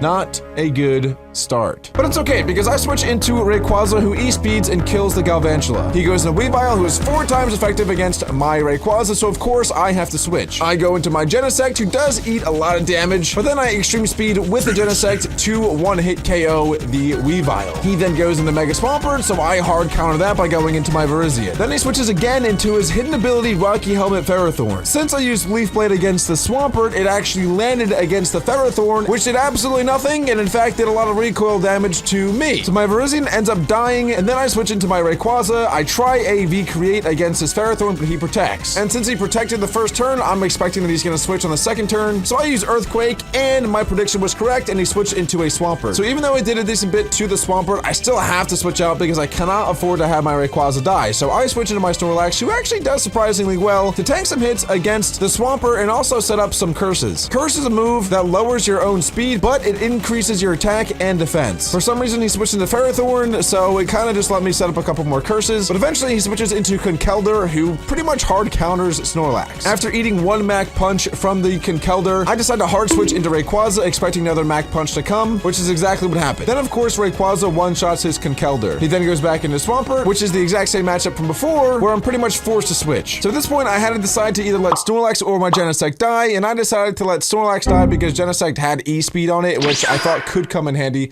later down the line. So after Snorlax dies, I switch into my Solgaleo and Photon Geyser. I thought it would kill, but it didn't. But it's okay because on the second turn, it did. He then switches into Ferrothorn, so I hard switch into Genesect and Shadow Claw, but unfortunately, I still do go down. So now I'm left with 2 Pokemon, my Solgaleo and my Rayquaza. He also only has 2 Pokemon left, a Ferrothorn and a Pokemon I have not seen yet. I decide to switch into my Rayquaza because I have V-Create. But if you guys remember, we had this exact same matchup earlier in this fight, the Rayquaza against the Ferrothorn. And on the first turn of that matchup, he used Protect on his Ferrothorn. So I predicted that he's gonna do the exact same thing. This time around, I decided to Dragon Dance on the first turn. And just like predicted, he protected. Dragon Dance is a move that will increase your attack and speed. So on the next turn, I decide to V-Create and I one-shot the Ferrothorn. Now we're down to his last Pokemon, a Kartana. Kartana is one of the hardest hitting Pokemon in the entire game. I thought for sure I was dead meat. But somehow, Rayquaza survived a hit and then one-shot it with a V-Create. And that was that.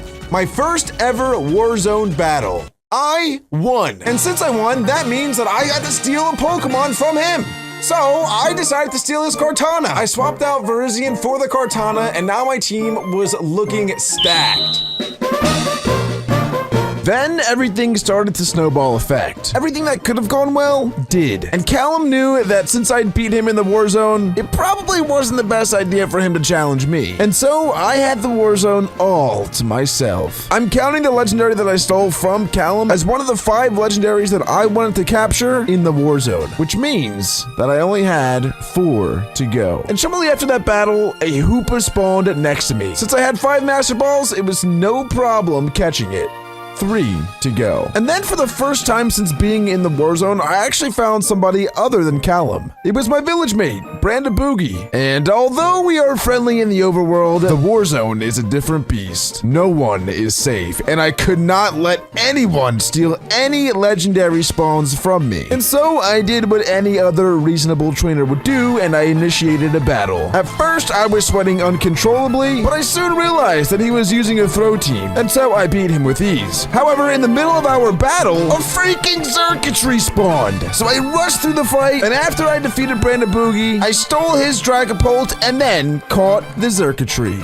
Only 2 legendaries left. And honestly, guys, the rest of my Warzone experience was not that eventful. All I did was watch Naruto on my left monitor while sitting in peace in the Warzone. I knew that nobody was going to challenge me, so I really had nothing to worry about. It was only a matter of time before the legendary spawned, and that is exactly what happened. About 45 minutes later, a Darkrai spawned, and I captured it, of course, and then a Victini spawned, and so I Master Balled that as well. I wish that there was a more dramatic finish to my last objective, but that's literally what happened. And so that right there, ladies and gentlemen, is how I completed my 3rd objective of this 100 days.